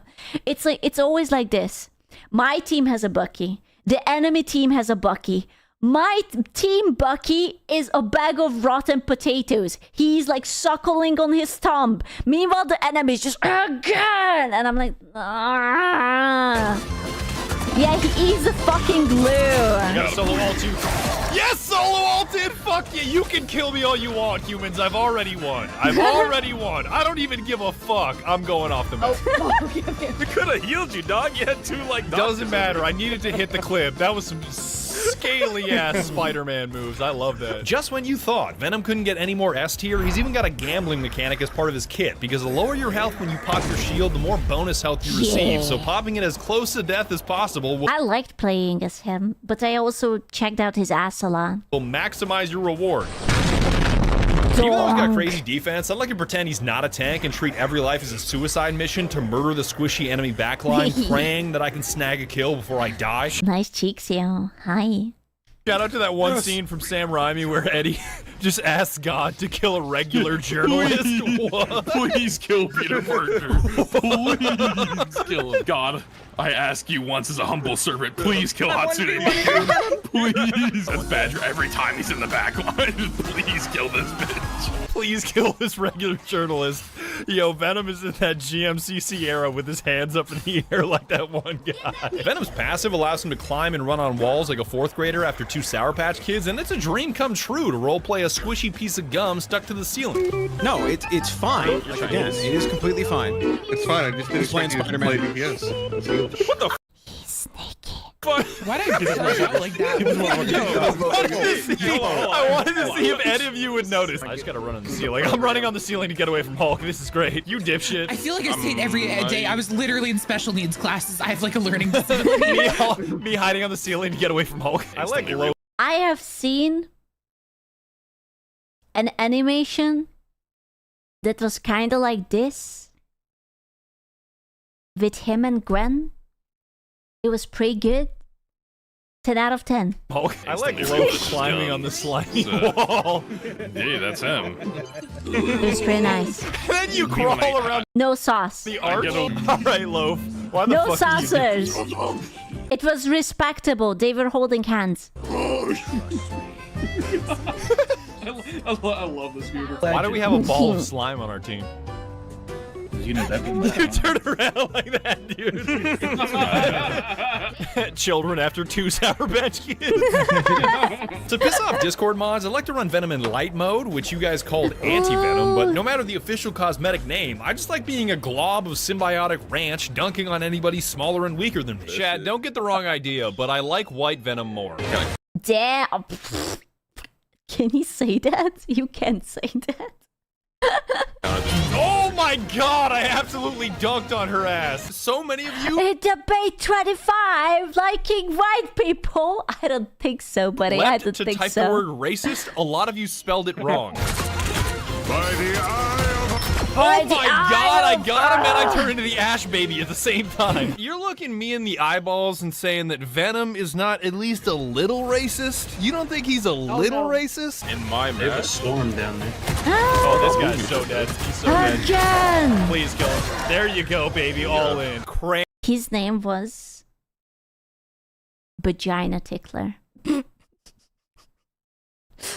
I like that name. And Cranch Venom. Oh god. Jesus. Dude. Oh, let's see Ranch Venom now, chat. Classic classic vagina ticklers. I am Ranch Venom. I got so good at smothering my enemies in a sea of dressing, I undertook a new challenge in learning a DPS character, and holy shit, life in the backline is a whole new world. Yo, it is a damn blizzard in the backline. They got Yes, Magic, sir. they got Sue Storm, and they got Adam Warlock. They got 3 blonde bitches. The biggest slap in the face going from tank to DPS is just how squishy you are. The difference between 800 health and 250 health is a chasm of survivability. Getting caught out of position gets you instantly deleted, and if you're not communicating with your supports, you're as good as dead. Sigrid, I'm over here, fuckface. Come heal me. Sigrid, please take the game seriously. My I'm silly dead. ass just spin. Much like my Venom pick on tank, I chose Punisher on DPS because I wanted to turn my brain off and dedicate my entire central nervous system to I missed this game. God damn it! I cannot miss this game. contracting my right index finger. You are totally right. With his ult, Hulk's health just fucking deletes. Like, it's gone. All these characters, all these abilities, all these rivalries from other dimensions and beyond, yet I'm still like, hey Eddie, give me that 12 gauge so I can blow this pop star's head off. Before I could even learn his kit, I had to learn how to survive, because as a backline squishy, you are constantly at risk of the enemy dive, which you saw with Venom. But dive tanks are not nearly as scary as assassins, which are characters specifically designed to I tried this chick. There is one mistake with her. You have to be stealth. And I don't know if you know me, but I don't do stealth. I was trying and I was like straight up going up people and I was like, you have to aim. Oh, that's not even the biggest problem, is the stealth. take out key targets in the backline with their can't do crazy that. damage and mobility. My arch nemesis in this category that would not leave me alone and made my life a living hell was that sly bastard Black Panther. Oh, Learning how God. to survive his dive was half the battle of learning DPS. Black Panther's behind. I got his ass. Black Panther dead. Oh, on me. God damn it. Black Panther went around. No. Okay, I died again to Black Panther. I'm using. I shredded Black Panther. I hate Black Panther. I hate Black Panther. I hate Black Panther. I hate Black Panther. I hate Black Panther. Yo, dude, come on. During our month. Your month? Oh, yes, my 4 favorite black friends. Heavenly, Herboku, Bada, and Skulker. Oh,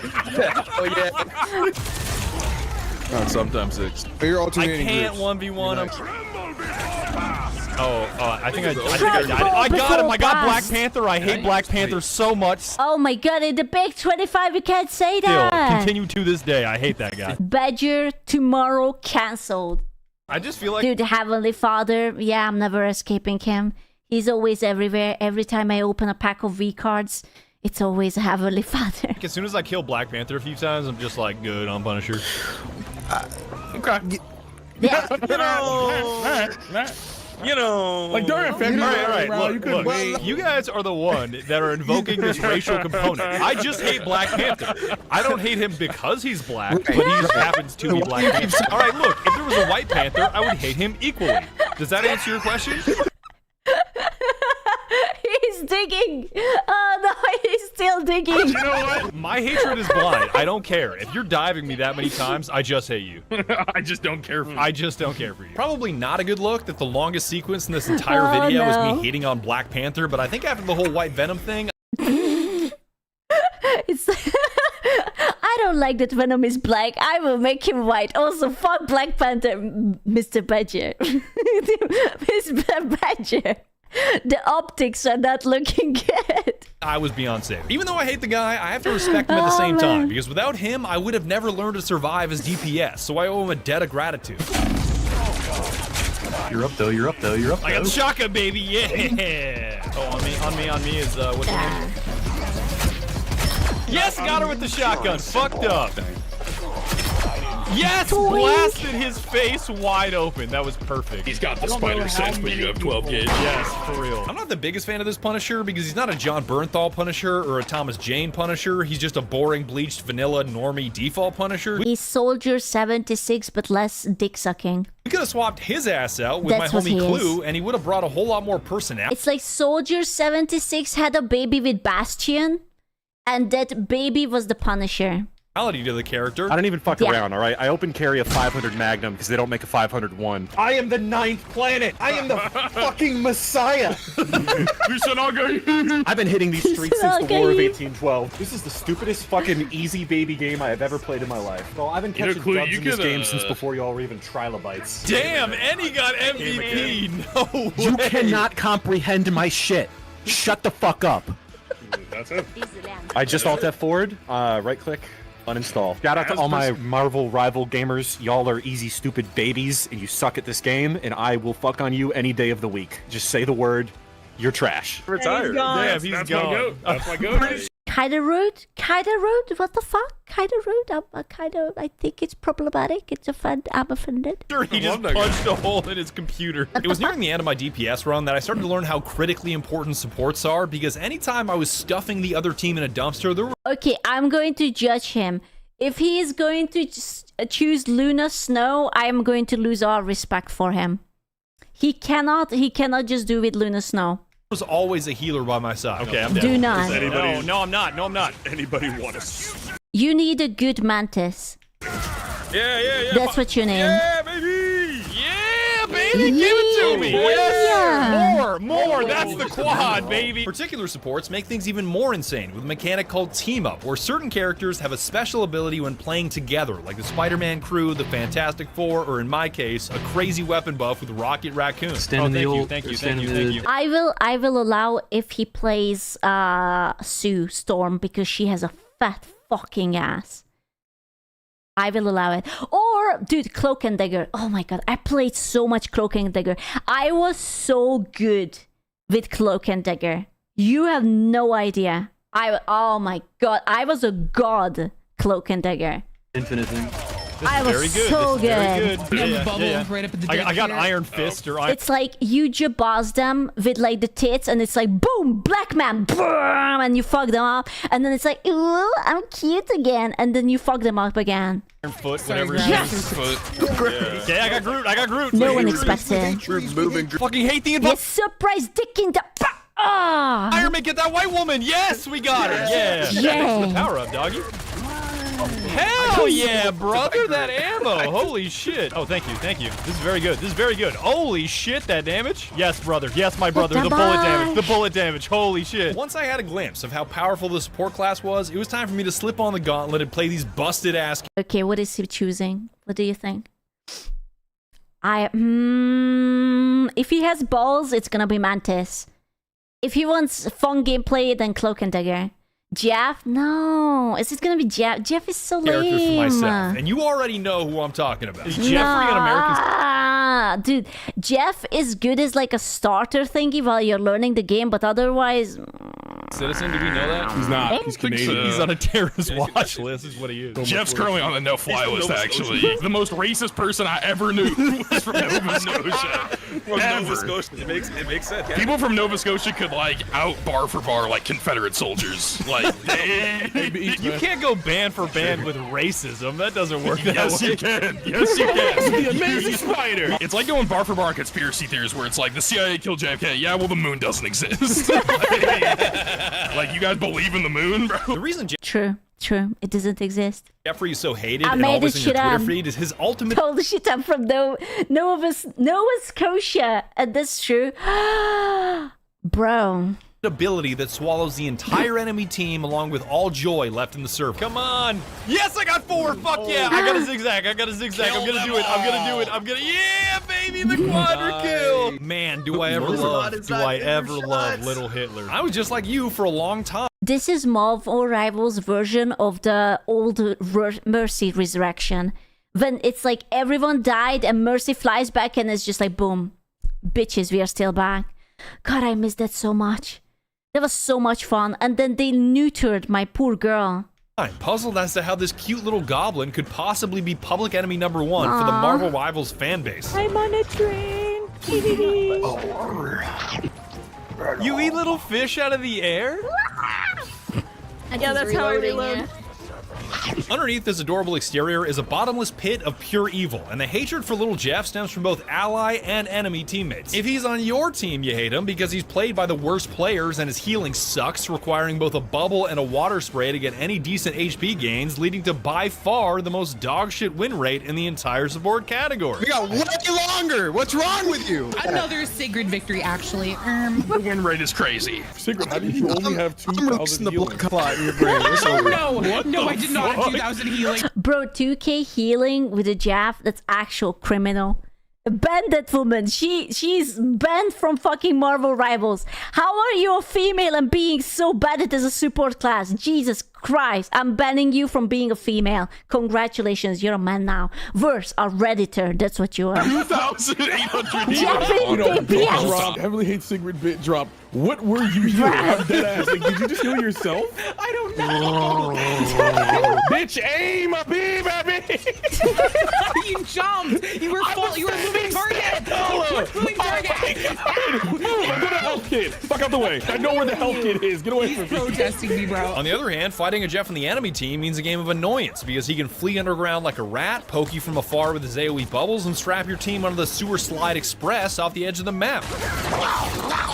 Alright, I got 4, baby. I'm gonna suicide. Yes. Alright, Yes, say goodbye, motherfuckers. Yeah, baby, the quadra kill. I got 3. I'm gonna suicide. Oh, yeah, Badger ate them. Fuck yeah. Oh, yeah. Badger used my ult to eat all of them. We love it. I got Hitler, Spider-Man, and the white supremacist. Hell yeah. Yes, sir. Excuse me.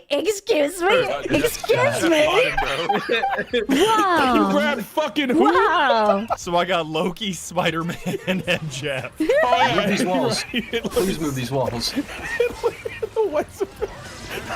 He's gotta be a white supremacist, dude. Like, there's no way. Say what you want about this enemy of mankind, but learning his moveset and what it's like to play a support character. Is this still a sponsored video? Surely then. Character gave me a whole new perspective on how the game is played. How support is a thankless job. How a single duelist can zone you out of a team fight. I loved playing support. Bro, I could fuck people up with Cloak and Dagger. Oh, it was so good. How deadly healers can be, and most critically, the paramount importance of teamwork. Do not talk to me or my shark son ever again. Oh, on me. We got Iron Fist.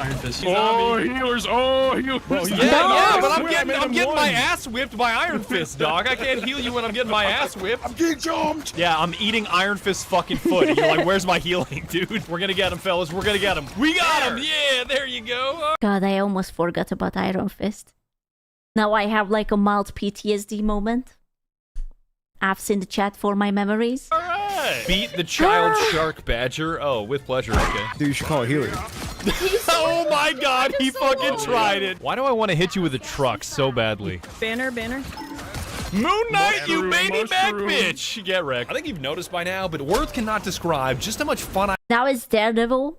Oh, dude, I haven't played since the first half of the Fantastic Four. I haven't even seen the Human Torch yet. And I know that he can make like a fucking tornado with Storm. I had learning the game with these 3 characters. There were so many delightful little surprises along the way that I truly believe Marvel Rivals is on to something special. Get the Stargazer. Get the Stargazer. Get his ass, fellas. I'm going through the portal. Yes, I got him. I got it, baby. Hell yeah. Going back through the portal. Is there any more thick female? That is the question. Because Ultron is like whatever. The Fan Force stick is whatever. But is there any new female? Kill Mr. Strange. All right, we got him. But, unfortunately, it's not Your voice flawless. is You want to talk about ridiculous. flaws? Let's talk about... Emma. Oh, the crystal bitch. Yeah, she's kind of thick. Yeah. optimization and game crashes, because I played it on multiple monster Wait, you drew her? Yeah. PCs, including haven't one with a played her, Threadripper though. and a 4090, and I had issues on the very lowest settings. Multiple teammates would crash the desktop. Wait, Phoenix? Who's Angela? Angela? From... Who's Angela? A flying Viking lady?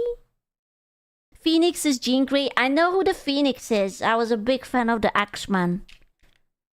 But why is it X-Man? Why is it not X-Woman? Why is it not X non-binary people, men, women, people, human? Every session, and I'm convinced Human. Humanity. Unreal Engine 5 stands for the number of frames per second you can expect when playing on this architecture. Epic Games, that was a joke, all right? I'm very much kidding. Do not take away my creator code. I really need that fucking money. Calvin crashed. How many of you crash every game? This is ridiculous. 4 ultimates go off and somebody's game crashes. That's just how it works. If you don't have a 4090, fuck you. Just uninstall the game. Queso's crashing. Queso's gonna die. Look at this shit so thick. Look at the thickness. Super card. It's so thick. I love this game, and when it eats up your RAM with memory leaks, I love this game. Yeah, baby. And that's quite literally what it is, because I start the game and it's like, oh, you're out of video memory. No, I'm not. Me when I make a game in Unreal Engine 5? Yes. Another big one for my homies in the higher tiers of ranked is the toxic, frustrating triple support meta that makes backlines feel impossible to kill and forces you to play a tiny pool of characters to counter it. That is crazy that they pulled out the triple support though in quick play. That's wild. Luna Snow, Cloak and Dagger, and Loki is the most racist shit you could ever do. Is it? No. Listen, leave my Cloak and Dagger out of this, okay? Please. It is. No, it's not. It's so good. It's so good. It's literally 45 seconds of just standing around doing nothing, building ult charge. It's so boring. Spamming of slurs and offensive names is another issue in free-to-play games like this, especially when you're a creator like me and run the risk of getting your account banned, but luckily my webcam blocked the game chat on stream and saved my ass. Sue, I beat senior citizens to death, Storm. Bees was playing Destiny earlier and he was matched up with I walked down senior citizens. And I was like, generational name. I walked down? I walk them down, gang. Walk them down. Okay, this is Zoomer slang I do not understand. No, it's black people. Walk them down. Walk up on someone and shoot. His name was much worse than that. What? I am learning so much, but not about the game. Jesus Christ, Badger. Oh, wait, no, yeah. I remembered what it actually was. The guy's name was I magged up senior citizens. Shout out to Butt Chugger. Butt Chugger, my favorite guy. I still think, all things considered, the free-to-play model of Marvel Rivals has way more upsides than downsides. All your buddies being able to hop on and enjoy. I want you to know that I'm learning all these against my will.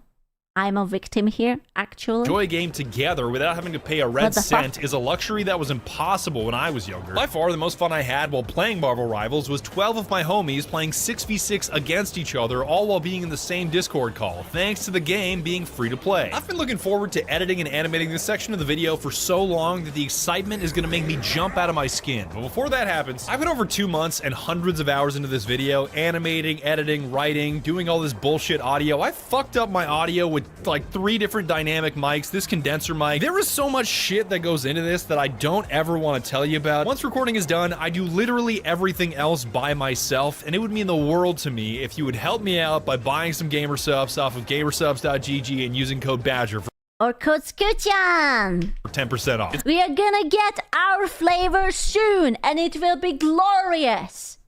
It's a company that I own a part of. I earn a big-ass commission every time you buy something, and you gotta use code BADGER, dog. That is the key. Gamer subs fixed my arthritis on jaw. All right, can I quote you, Sin by Trade? If you're not a caffeine person, there's a caffeine-free version with theanine that helps me calm down and focus for hours on end. Okay, there's no caffeine version. Those are for pussies. Don't listen to Badger. Only go for the caffeine one, okay? If you're not vibrating at 2 a.m. from the ceiling, what's the point? Like, if tweaking is not on my to-do list, I'll just go caffeine-free. And if you don't want any of that shit, please think of me the next time you're buying something on Fortnite or the Epic Games Store, because the creator code, The Russian Badger, also earns me a fat commission. Thank you for taking the time to hear me out. Thank you for watching this video, and I hope you enjoyed this 6v6 Discord nightmare with Twitch chat bullying us in the background. That strange team up and you still can't win. You're so fucking dog shit. Oh my god. Yeah. Play a game of this. Yes. Fuck! I'm gonna bust! I hope you're ready to get your shit slapped. I want you to hear that right now. Guess if you ain't hitting shit. Oh, what the fuck? Oh my god, I forgot. Oh my god, I'm never playing again. I forgot about Hawkeye. I forgot about my anger issues. I almost forgot. How could I forget? Oh my god. Hawkeye got nerfed. Oh, thank god. Watch the replay on that one. Watch the replay on that one. All right, I will. Get the SFM ready, oh my god. There was a game where I was playing Mantis, and I didn't even heal shit. I was just boosting the Hawkeye. I was keeping him alive, and boosting him, and he literally killed everyone. That's it. Like, no one else got killed. It was just like, pew, pew, pew, and that's it. Why don't you pick Loki, make a clone, and... Amazing. Mata, that was so loud, you drifted to another dimension. Your compressor saw that code and he pre-fired you. Mata, I need a little bit of healing. Mata is not healing. Mata's ass is not healing. He does not give a fuck. The joke's on you! Like, yeah, I'm gonna reprogram the barista at Starbucks to, like, make To like pizza. you. Like, She you can will fix give me me, attention. bro, I Yeah, swear. I'm pulling out my fucking Flipper Zero and I'm wiping your shit and making you, like, from a different country or some shit. Bro, you don't even sound excited to do it. You sound bored. When Luna Snow starts singing that K-pop shit, I want to bang the shit out of my head with a PVC pipe. Make myself feel better. I got a Dr. Pepper and 4 craft singles. No, I do not want You're eating straight cheese? That is fucking Yeah. gross. Let's do it. Bro, I like eating the shitty American cheese too. I have it. Dude, in Swiss grocery Let us know. store. I got your cup delivering mid-November. Pog! The cup is coming mid-November. Let's go! Gamersoft! SQUCHAN! Let's go! Alone? Yeah, that's nothing. I bought like a little bucket of like fondue cheese. I'm just going to dip my fingers into it and lick it off my fingers. That's what I'm going to do. Want to make anything? You cannot call this girl dinner. This is not girl dinner. You cannot call it that. It's girl Guys, I'm not dinner. gonna lie. After Dr. Pepper and the 4 craft singles, my tummy feels fucking I'm gonna be honest with you. Dr. Pepper is awful, and you deserve it. I'm sorry. crazy right now. Loud is funny. It's Right? not good. Like tummy horse. I am an official Dr. Pepper hater. I'm sorry. That's it. The truth is out. I know. I know. It's not good. Dry scoop some game and see what happens. Stomach full of I did dry scoop. What is ANV or the ANW? What's that? Dr. Pepper is the goat. You're so wrong. I'm sorry. How dare you? How dare you? Another brand? Oh, I never heard about that. Sorry. I don't... Do we have fruit beer in Europe? I don't think we really do. It's like a very... I don't know, Western thing. Scoop some gamer part. I Do we? literally did. Yo, Dr. Pepper. I swear to God, I'm going to check it the next time I will, like, order shit. I forgot to order my groceries today! Oh, fuck. That's what I wanted to do before stream. God damn it, now I remember. That's how you make diesel My eggs! fuel. I think I got stupider. I think I got like a fungus or That makes something sense. like got in my brain. Real. You know, like that fungus that gives you autism? I think I got that. What? There's a fungus that gives you autism? Oh, fuck, I got it. Like when I moved to Oh, America. man. There's like the aspergillus, whatever fungus. that Yo, gives if you all autism. autism is caused by mold. Are you part shroom? I'm a fungi. Oh, that's gotta be just an absolute all-time tweet, alright? Put Sigrid in the deep fryer. I thought it would have been funnier if you said put Sigrid in the air fryer. That would have been a skulker-ass joke. You guys ever microwave? Yo, is this another booger bit, or are you just You guys ever microwave? You guys ever microwave? Yes, sir, a microwave. And then I just hear a Microwave. microwave sound effect in the background. This chat is the most autistic thing I've ever seen, and I'm a regular Asmongold viewer. Yo, Elite TJZ, what is that emote? Fuck him up, Heavenly. What the fuck is that, dude? Bro, that's my favorite emote. That's Cease. Bro. You just tell them to shut Cease up. is the best emote. Oh my god. You can do Cease and call out anything in fucking Marvel Rivals, bro. Oh, God, In America, See, even they have PTSD of the goddamn again. it's D-O-N-U-T. If you Again. say D-O-U-G-H, donut, like I'm gonna be honest with you. I have this theory that people do not spell donut as D-O-U-G-H-N-U-T because Americans don't know how to spell it. So it was just like a D-O-N-U-T. That's it. I'm like 99.9% sure that you guys get fucked up with like the G-H-N and like people keep missing out letters. Yeah, Die. Europeans out here adding vowels and shit like we don't got bills.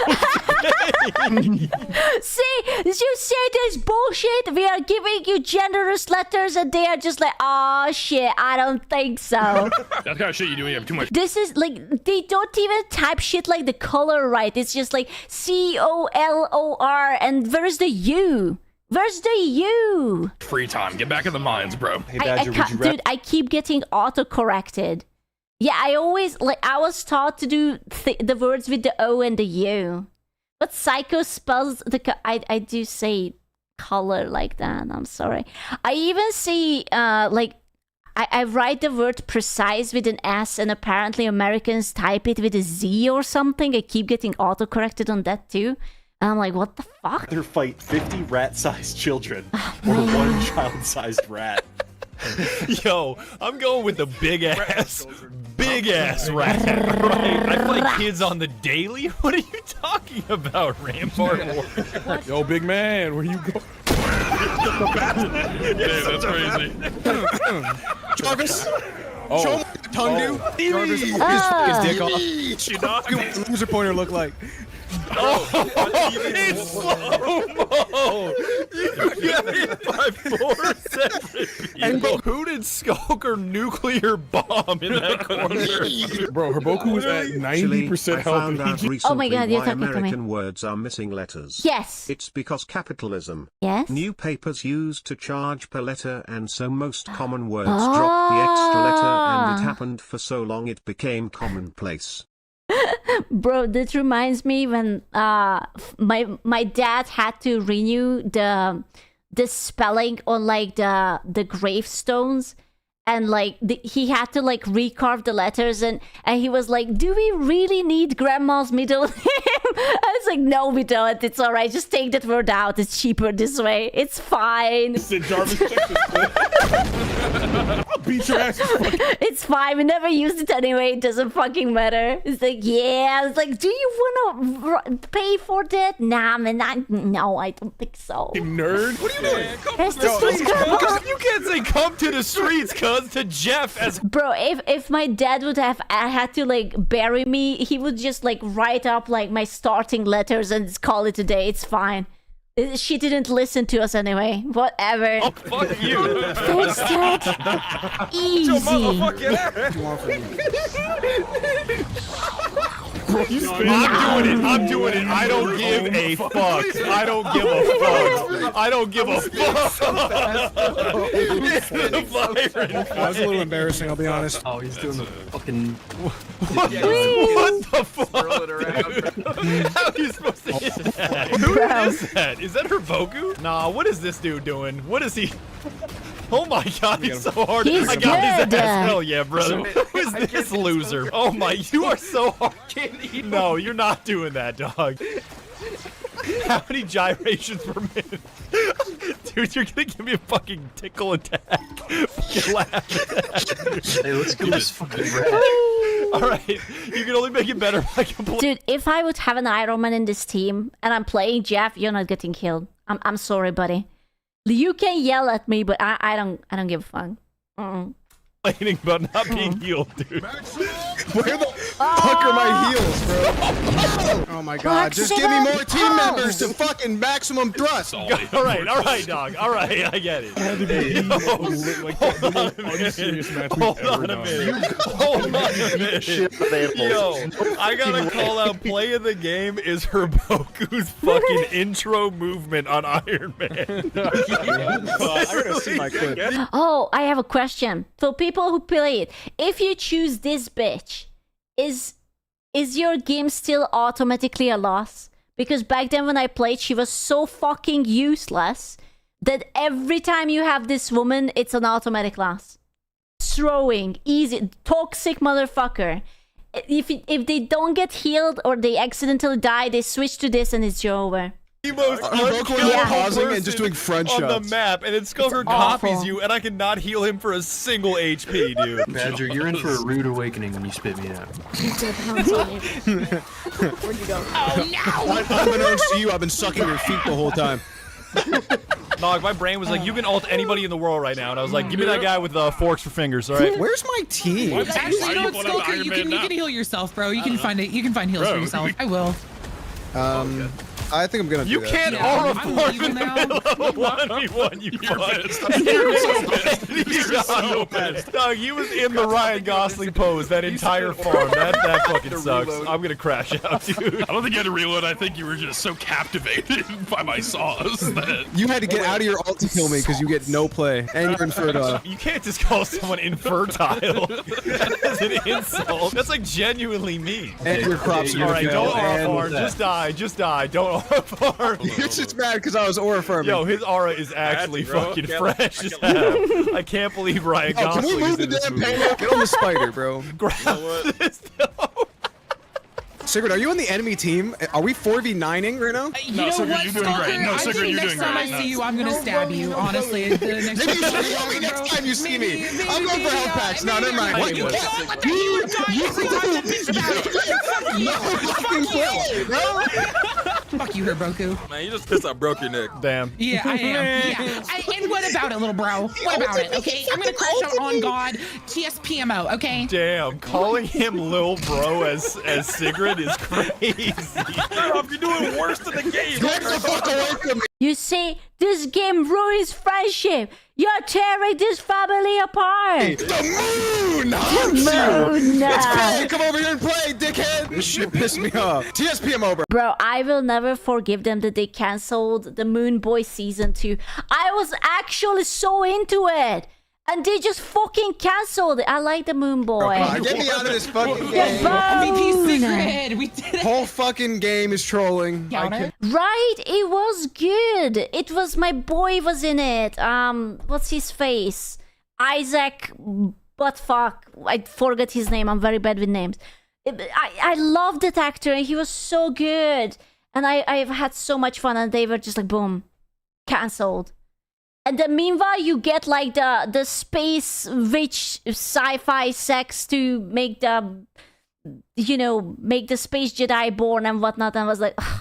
Not believe Sigrid tried to Lil Bro her poke. No, the actor, Oscar Isaac. There you go. Sorry. I always remember him by Isaac because I like that name better than Oscar. But yeah, Isaac Buttfuck. He knows he's my favorite. Don't worry about it. Bro, I would trade the Acolyte in just like on a heartbeat for a second season of my Moon Boy. I would even put like fuck, there were so many shitty other series. Like the Agatha Witch bullshit, I would put that too. You know what? I would even put the Obi-Wan show into that. Obi-Wan was fucking trash as well. Shut your ass up. Man. I know. No, look on stream. I know Herboku's doing this shit right here. Herboku's hitting this shit right He's here. hitting the tee. I don't know. He's my favorite. Sounds uncomfortable when Sigrid says. I haven't seen the second season of Under yet. Everything you What do say you mean? sounds like it has some kind of connotation that we don't want to talk about. Sigrid is gay. What does it matter? No, he doesn't mean that. Oh, okay. I love my gay gamers. And that's about it, dog. I would like to thank you so very much. I don't know why, but every time the animation cuts to his face, I get scared. Like, I could feel my heart skip a fucking beat. Yeah, like, I literally am just, oh my god, it's a real life person, what the fuck? Why? Flash! A flash tuber! Ew! Thanks for watching my video. It took me quite a while to do all this shit, but I had fun. Hopefully you had fun, and that's why we're all here, right? I appreciate your viewership more than I could ever describe, and be sure to tune in next time when we might just go back to 2001. 2001? Why, what happened in 2001? 2001, that was such a long time ago. Too fleshy, bro. It's like his fucking tongue, man. I will never survive. I will never survive it. He has too much big tongue, long tongue. Badger is kind of the ultimate VTuber with the motion tracking. Dude, I don't even know which one is blender and which one is tracking. He's really good. Shrek happened in 2001. Dude, no way. Is it really? Halo was in 2001? Holy shit. That's amazing.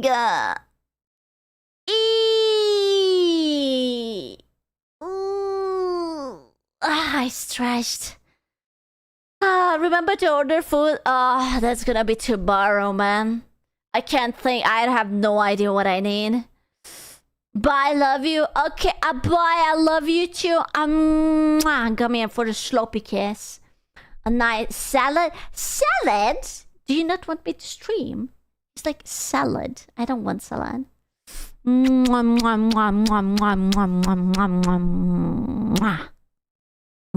Get his ass? Okay. I'm going to eat his ass with salad. Who said salad? It was Tomo. Go and stab him. I will go. I gotta pee. Why do I gotta pee? I already peed once. I gotta pee.